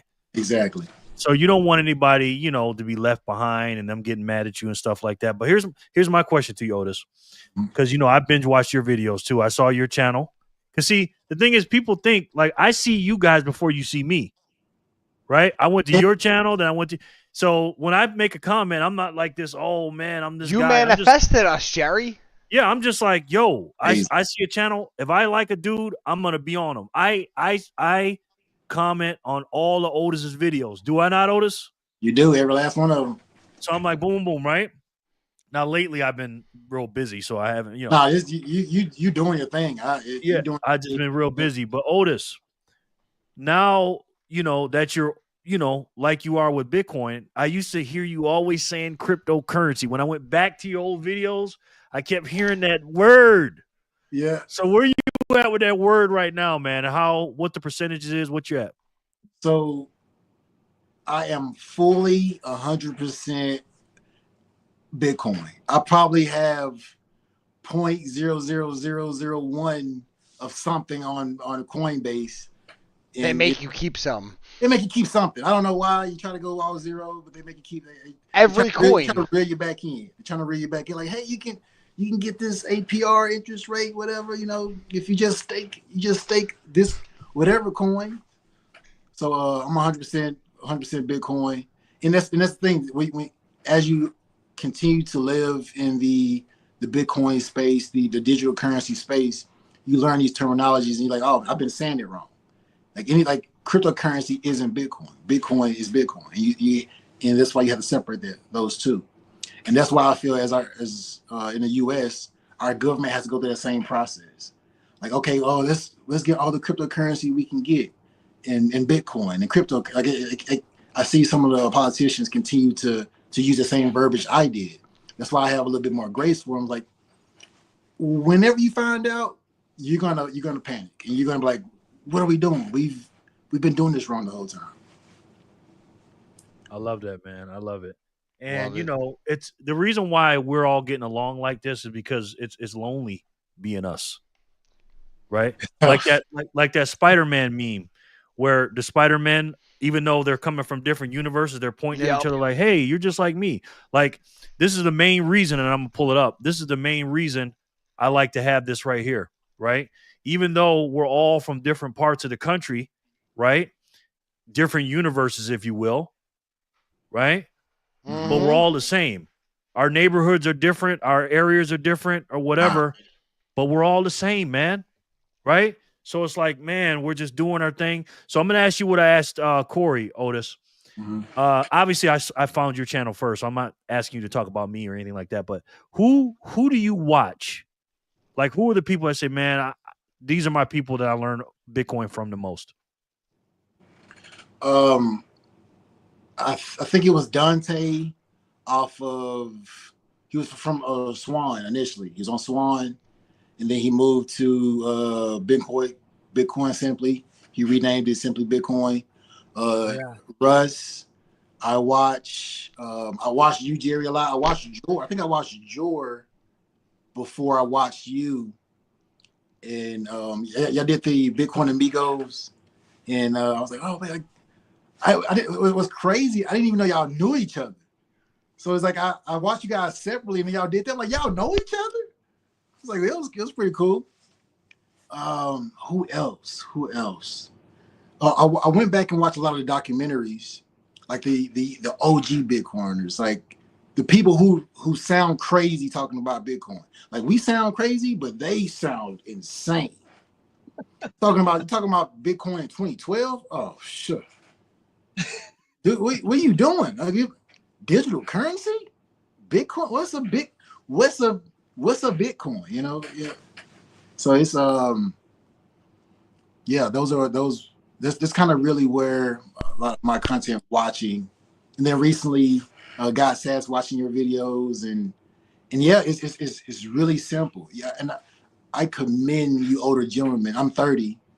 I know I might appear older, but I'm only 30. I know you gentlemen are a little older than I am, and I tried to orange peel my dad and my uncles. No, nothing. And I have older gentlemen who I work with. And these guys are established, making, $100 a year. This might not help, but so like you could reference it to like another item. It doesn't have to be the item I use because it just references my past. Mm-hmm. In 2012, an ounce of weed cost 100 Bitcoin. 100 Bitcoin in 2012. Today, to buy 1 Bitcoin, you have to sell 400 pounds of weed to buy one. That's crazy. And like I try, like when I talk to people, I try to spin that into different like concepts for them. Yeah. To like reference it, but it's the same thing. Like, I only realize that because I do things in that world, but like I've been a part of the Silk Road since 2012, and like I've seen like it's only like the people in 2013. If you go back on YouTube and watch the kids on 2013 talking about YouTube, like it's at $25. Like today, it's at 84,000. They're shitting themselves today. Insane. Yeah, and once again, the conviction they had then, and it looked impossible. It looked. I mean, I guess it's outside of the price. They had the feeling that we have now. So that's why I know I've talked to Jordan, I talked to a few other content creators, and say, okay, at what price would you sell? And I think we're in the no sell zone price, because if you do sell, to sell to enjoy part of the life, and of course we all have our own financial journeys and stuff like that, but to go to zero, to sell and say, okay, I'm going to cash out, would be the most insane move when we all know the system that we're currently in is so broken. It's beyond. I want you to look at something. I don't know if you watch a lot of stuff, but like, I mean, you seem like a smart guy. I keep saying this to people like Jerry and Jor. The dollar bill says at the top, Federal Reserve note. Elon Musk is running around like a lunatic yelling, end the Fed, end the Fed. If the Federal Reserve shuts down, dollars are worth nothing. And something has to take money's place. Like, we have to have something to exchange for work value, for time, whatever, however they want to control us, there has to be something to exchange. But if Musk gets his way in the next 4 years, like, I think it's going to happen within the next year, but maybe I'm crazy. If the Fed shuts down, banks will start shutting down. If you keep money in Wells Fargo, you're going to go there and go, hey, I'd like to withdraw $1,000. They're going to go, we don't have that to give you. You don't have a bank account no more because the economy crashed. That's what happened back during the Great Depression. Like, they told people you don't have money. They went to the bank, like people's grandparents went to the bank and said, I need my money, and they went, you don't have any money. What happened? What happened to your years of working and the savings and the gold? What happened? They just took it away, like it was nothing. And that's why I'm in Bitcoin, is because you can't take it away. No matter how, like, you can kill me for it, but you still can't take it away. Like, and that it's just, like, you're right. It's the most powerful thing in the world for everybody here. Everybody. And like, Joe? one day you won't have to ever sell your Bitcoin. You're going to be looked at like somebody who's like people like, for instance, you have people like Dave Ramsey's dumb. I'm going to keep my words quiet. Hold on. Okay. People like Dave Ramsey. I don't care too much for Dave Ramsey. I was okay with him for a while, but he's like so rigid in his own method that nothing else matters. As soon as I watched it, a guy called into his show and said, "Hey, what is your opinion on investing in Bitcoin?" And he shit all over this man. I instantly lost any ounce of respect I could ever have for the human being. Yeah. But like, people like him in 10, 11, 12 years are going to look back and have zero. And people like you, Otis, are going to have more than people like Dave Ramsey. And Dave Ramsey in today's world is a multi-millionaire, 100 million, decamillionaire, whatever he is. But in 10 years, he's going to be looking at people like Otis as a decacentimillionaire, billionaire. And that's how the tables will turn. It's the inflow and outflow of energy. It's the law of rhythm. It's the rise and fall of empires. Yeah. It's how it works. It's how the world has to work. It's how God intended. Whatever you believe in, like whatever you believe, it's how it intended life to work. Yep. Sorry, guys. I had a phone call. I had to take. Oh no, you're good, bro. I'm just hanging out with everybody. We're having a great old time. I don't even know how long we've been here. We're just chilling. I don't. What were you guys talking about? We're talking about everything. We're talking about people investing in, well, not investing, like I said, people putting their money in Bitcoin. We're talking about a lot of things, changing your mindset. Yeah, I'm really big into the whole philosophy behind Bitcoin and why the change, right? Why did we decide to make this change? We could have stayed in the current system. I mean, everyone system, but I think with Bitcoin, what it does, like once you see it, you can't unsee it. And that's why I've never heard anyone who has spoken about Bitcoin negatively, they don't say anything that actually has to do with Bitcoin. They always say things they heard other people say about Bitcoin. Because once you study it, you can't. It's it. Can I say something? I'm going to say something. So probably nobody here in the chat can relate to me, but maybe somebody in the YouTube chat can. I've done a lot of hallucinogenic, like LSD and mushrooms and crazy things in my life. Let me explain. When you do high doses, like I did a spirit walk with the Native Americans in Vegas a long time ago. You can't describe what that's like to another person. But that's how I feel about Bitcoin. When I try to talk to my wife about Bitcoin, I can't put into words how it connects in my brain. If that makes sense to anybody here. Like, there's words that on Earth don't exist to explain the power of Bitcoin. If that makes sense to anyone here. Well, the thing is, the way I look at it, that was a good example, Joe. The way I look at it is like this, Otis. People that the reason we differ from most people, and I was saying this to them earlier, I don't know if you were here, is because Bitcoin or the world is like a team and we're like the franchise players, right? We're the people that actually put in the work, because again, in order to understand Bitcoin, you have to understand and recognize there's a problem, right? Exactly. And when you recognize the problem, because again, if you don't know there's a problem, you're just going to look at Bitcoin as either just another crypto, a stock, an investment, a whatever, just another way to make money. But if you don't understand the problem and you didn't put the work in to understand the problem, then you're not going to get it. And most people, again, they're not the franchise players like us. Like right now, it's 7:35 my time. What is it? Your time? 8:35? 10:35 p.m. Eastern. 9:35. 7. We're all here at night on a Friday night talking about Bitcoin. Exactly. Instead of being out doing dumb stuff like these people do. Hold on, Joe. And most people are not going to do this, right? They're going to be partying, they're going to be drinking, they're going to be doing all this other crap, watching TV shows. They work all week to enjoy the weekend or the nights off or whatever. But us, we're putting in the work. Like, you know this, Otis, and we're sports guys. You see a guy like Kobe Bryant. I was saying this earlier. Kobe Bryant, He worked his butt off. He worked out way early in the morning. He worked out like 2, 3, 4 times sometimes 2 or 3 times even before the first dude did their practice, right? And he was the best.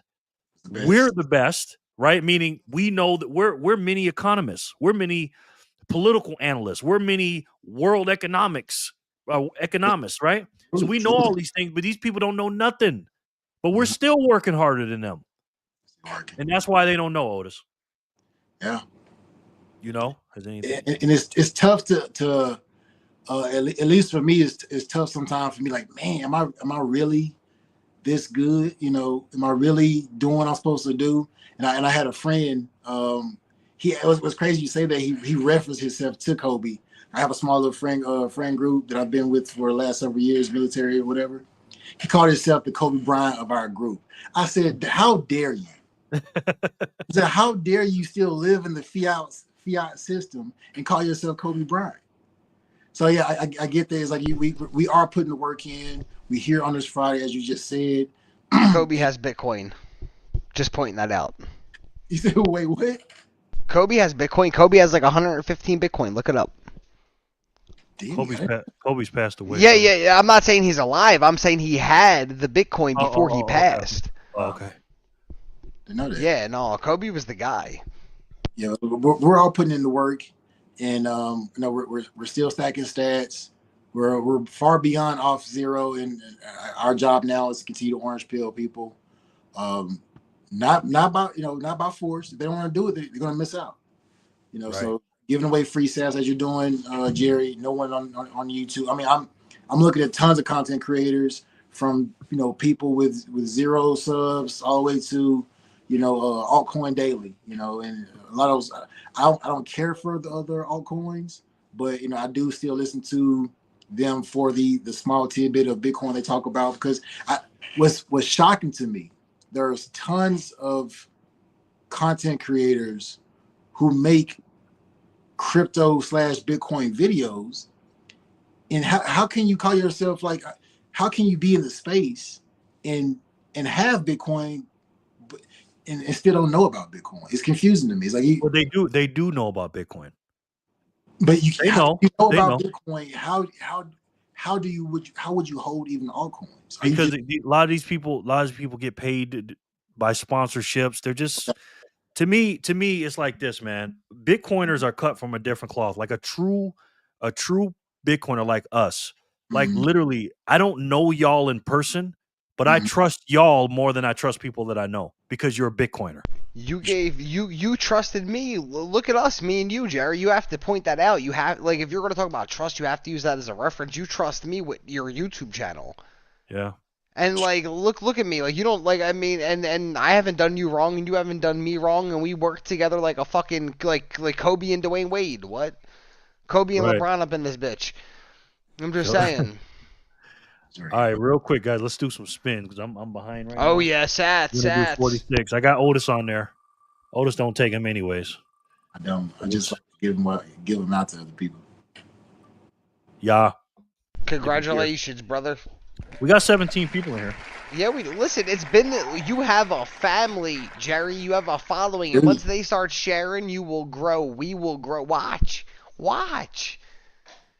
And Otis, I appreciate what you said in the thing about us getting to 50 people. I appreciate that. Need that to happen. I think 50 is that magic number where it's like is going to become insane. You might have to find a new wheel. I know. Somebody Jerry, start putting names in. It's going to get crazy. Jerry, I want to give you a series. This is like a word of like this is from, like, not from me to you. I'm saying, like, from me and my friend. His name's Robert, but his name's Joseph, but he goes by Rob. Ownage pranks on YouTube. Just listen. He has, like, today he has probably like over 3 million subscribers. When I coached him on how to do this, when he had 1,000 subs, he was afraid. All he does is make prank phone call videos. That's all he does. He does voices like a Chinaman, an African dude, a white dude, a hillbilly.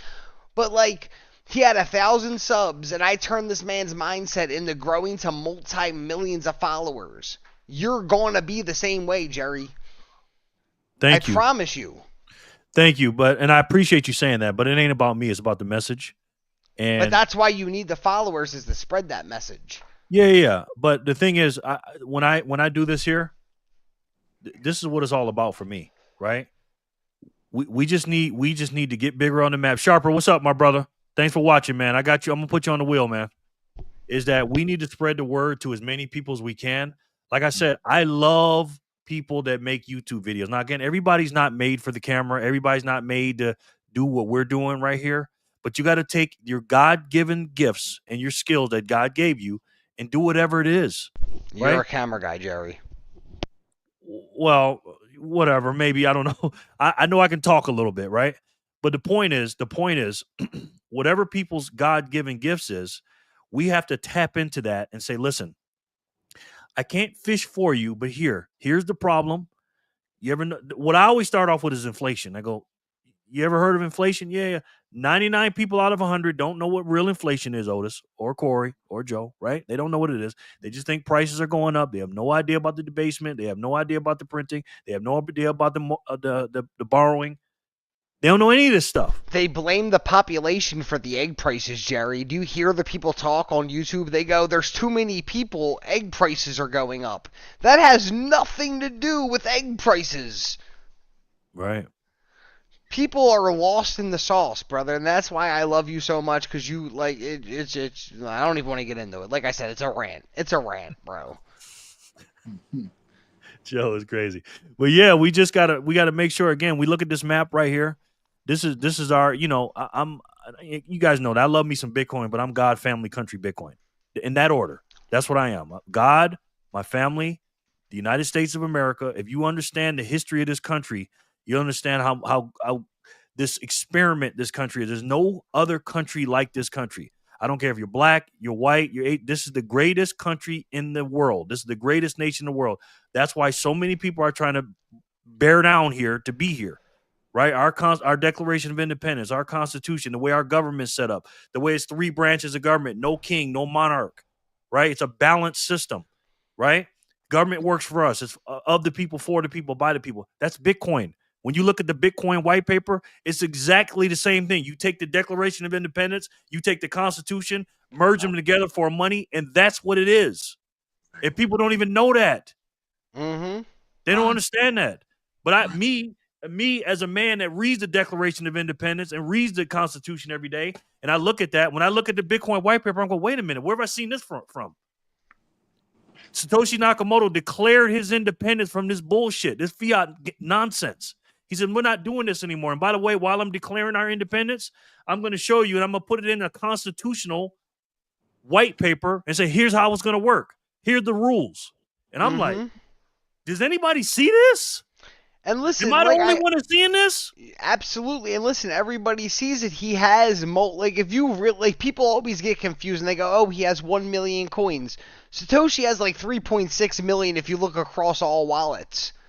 That's right there. This man right here, to me, he's the father of this country. This is George Washington.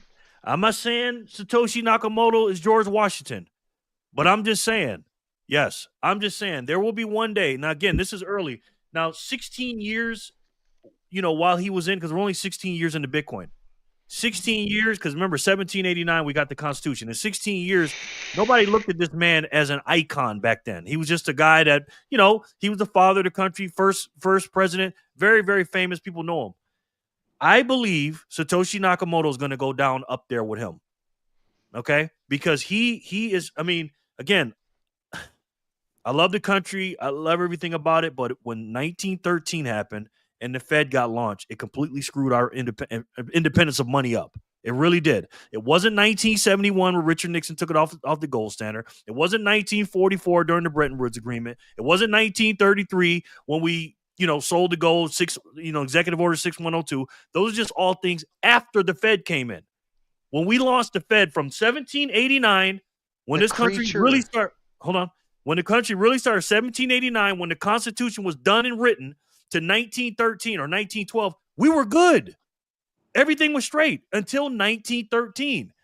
And when people understand that and learn that, they're going to say, wow, what happened? Everybody in here, though. They can go learn this themselves, and they don't do it, Jerry. They don't do it. Right, because everybody's working too hard, Joe. You know why they're working too hard? Because the money's broke. If you're working 2 or 3 jobs just to make ends meet, and you're working your ass off, you ain't got time to watch no freaking real news like we watch. Nope. What you gonna do? You're gonna come home and turn on stupid ass CNN, MSDNC, nothing but crap, ABC, CBS, all the rest of them. What are they gonna do? They're gonna lie to you from the time you wake up, from the time you go to bed. And this is why I make these videos, man. It's the absolute truth. Because I'm like, listen, it ain't just about the money's broken. It ain't about Donald Trump and this. These people are lying to y'all, to us, to everybody. And we need to wake them up. That's why Corey said he got into Bitcoin, because he's like, wait a minute. I know these people lied about Trump. I know these people lied about Biden. I know these people lied about all this stuff. And they're saying Bitcoin's bad. It must be good. They lied about everything. And it's their job to do that. It's not news today. It's propaganda. That's what it is. It's straight up propaganda. It's lies. It's narratives. And right now we're in a battle of what? We're in a battle of what's the truth and what's a lie. That's what it is. When I see something now, I'm saying, okay, is that the truth or a lie? Simple as that. Ain't no in between no more. Because it's always two polar opposites situation. Every time a news story comes out, they'll say, oh, this illegal immigrant, he's either a great guy or he's a terrible guy. It's one or the other. Ain't no in between. And these people are lying. 1 minute people say Bitcoin's the way, it's great, or Bitcoin's shit, it ain't nothing. Which one is it? Mm-hmm. You know what I'm saying? And these people lie to us 24/7. Go ahead, Joe. Sorry. Oh no, I was just going to say, Utah, because I heard you say this before when I brought it up in the chats. I want everyone here, including you, Jerry, The Creature from Jekyll Island. It's a book. It's written about the Federal Reserve and how they were started. Like, if you understood, the people that started the Federal Reserve are the same people that own Equifax, TransUnion, and Experian. They're the same people that run the American people's lives. That's who, like J.P. Morgan, Chase, Rockefeller, Rothschild, the Carnegie family, and there's one I can't think. It's lost right now. All 7 of them own the Federal Reserve. They are the Federal Reserve.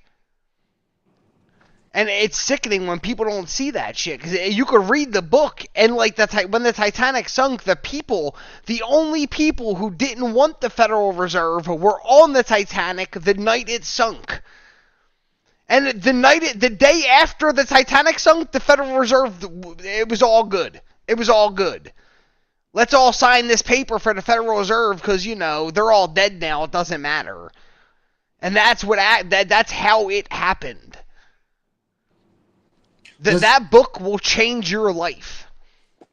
Let's just say I'm a person. Now, just to shift it from past to present. I have let's just say I work a 9 to 5, and I'm barely getting by, and I have almost no money, so I have zero money to even buy anything else other than my food and my finances.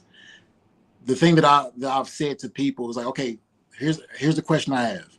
Do you feel like the system that we currently live in is broken? Yeah, the answer is always yes.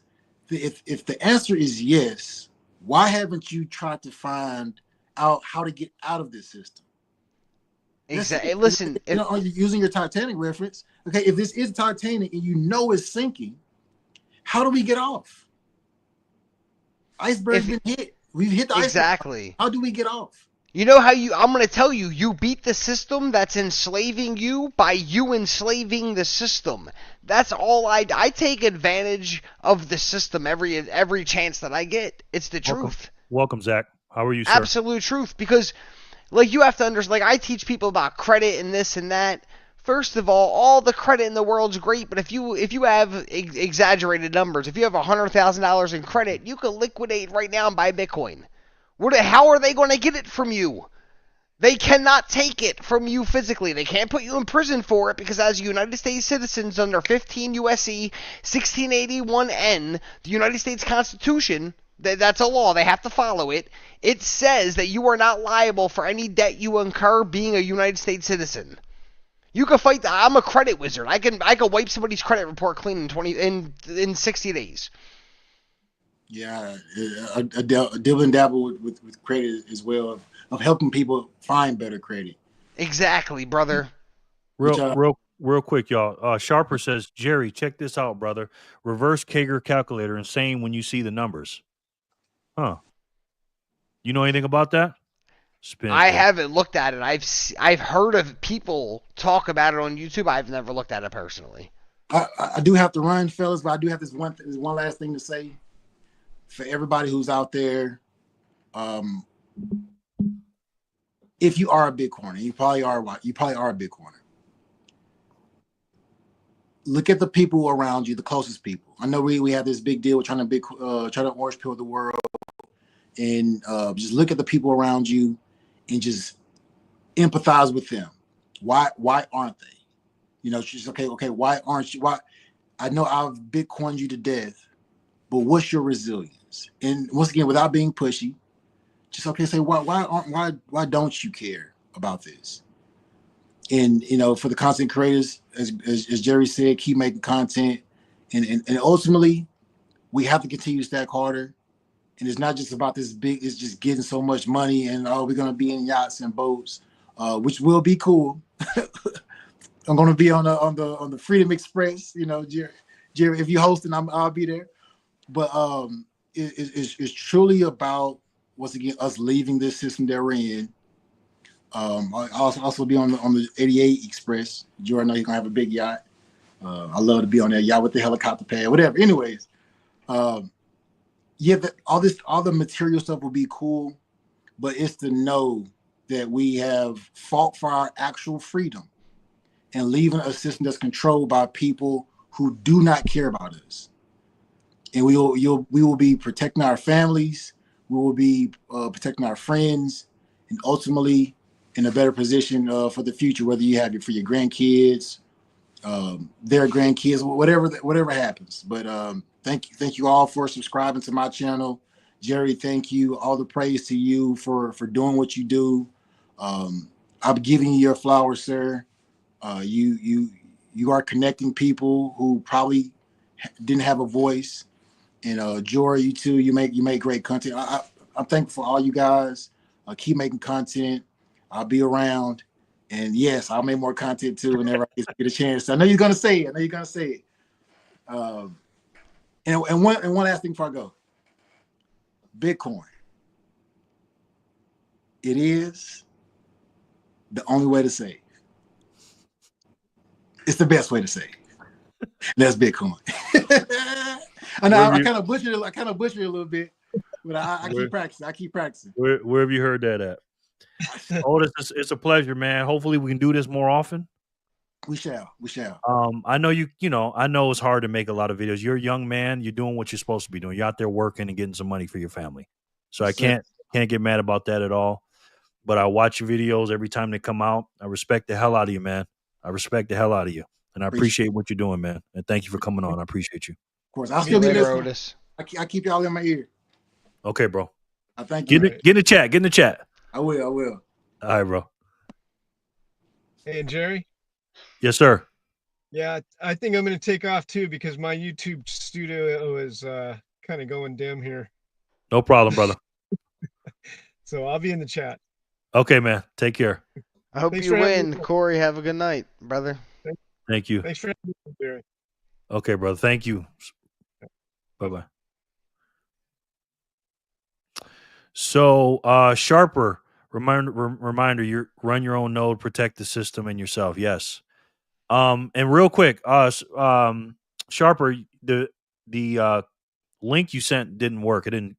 YouTube censored it, so that's what it is. Monique, have a great night, Otis. Thank you for the wise words. Yes, Otis is a smart young guy. Smart guy. Emily, thank you.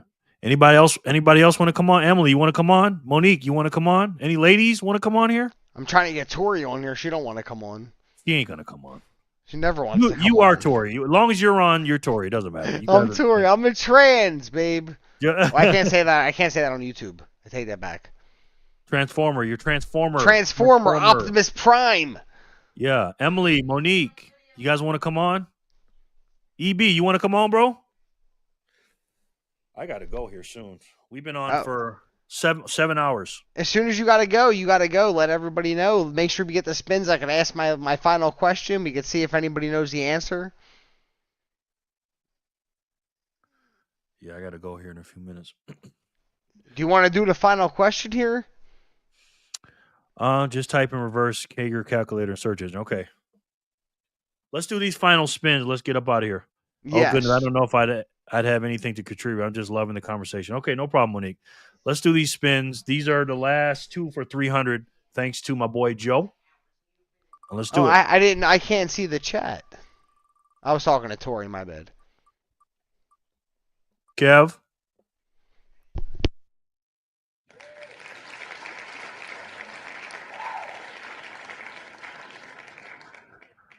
I don't think Kev's here, but we'll try it again. Kev, woo! Did we get a? Is he here? I don't think Kev's here. NordVPN. Let me spin the last one while we're waiting on him, and then we'll do it.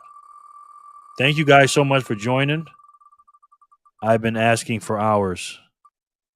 Yeah, I'm sorry. I didn't know. Tori just let me know you were asking. I can't see the chat on my end. David, what's he been asking? Tori. What VPN to use to switch your location? Oh, okay. David. Yeah. Congrats. It's NordVPN. Thanks, Jor. David, are you here? You're welcome, yeah. These last 2 are for 300. 300? Who wanted David and who else? Who was it? David and who's the other dude? I don't even know if they're here though. I know, but I want to take them off. Okay, I'm gonna take David off. Guys in the chat, who won the last one? Kev, right? Kev, yeah, that's what it was. Kev, okay. We got 20. Yeah, George just said Kev. Yeah, we're right. Cool. Kev, okay, thanks, bro. All right, let's do it. Let's do it 2 more. Let's get it. Let's get it. Woo! Who's gonna win? Send me something. Corey! Wow! Oh, yep. Almost. You almost lost that one, Corey. It was close. Oh, God. Zach, I just seen that. That was so cute, man. Thank you, Will. Corey, I know you're here, so you're good. All right, last one, guys, for 300. For 300. Corey, yes. Thank you guys so much for coming. I appreciate it. It's been great. Look at you give and you shall receive. You gave you 300, now you got 300. Jay's not here. Boom, he's not here. Yep. Jay ain't talked to him in. Unless he's chilling. Yeah, unless he's in the background hanging out. He might be in the backdrop chilling. We'll give you a few minutes, Jay. But anyways, guys, I really appreciate you coming in. Joe, thank you so much for your insight. We still have to give out that 1,000 sats that I sent over for the question. Yes. So listen, everybody, just drop it in the chat. The first person to answer it's going to win. In what month and year, because you don't know the exact date. No one knows. What month and year did Satoshi disappear the world? Like, what time did he, what was the month and year that he left that no one's seen him again? On the forums. I don't want to hear about in-life appearances because that's not real. Well, shit, don't nobody know that. Let's spin it again while we're doing that. 1,000 sats for that question. November 2008, he said. Nope. Bang might be here.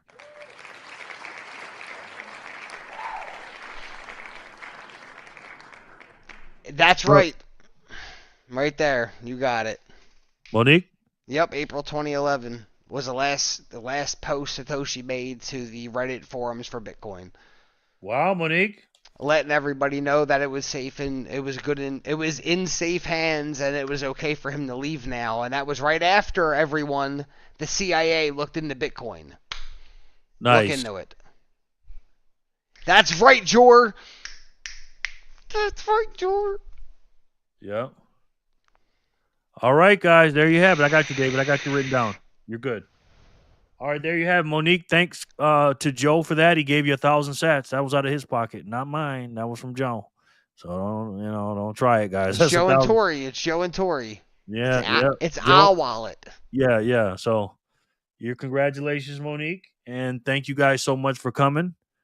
Thanks, Joe. No problem. And you guys already know, and Joe already knows, and everybody already knows why we do this. And obviously the debt, the U.S. national debt is out of control. It's completely out of control in a broken out of control system. We're at $36.7 trillion. That 0.7 is 700 billion.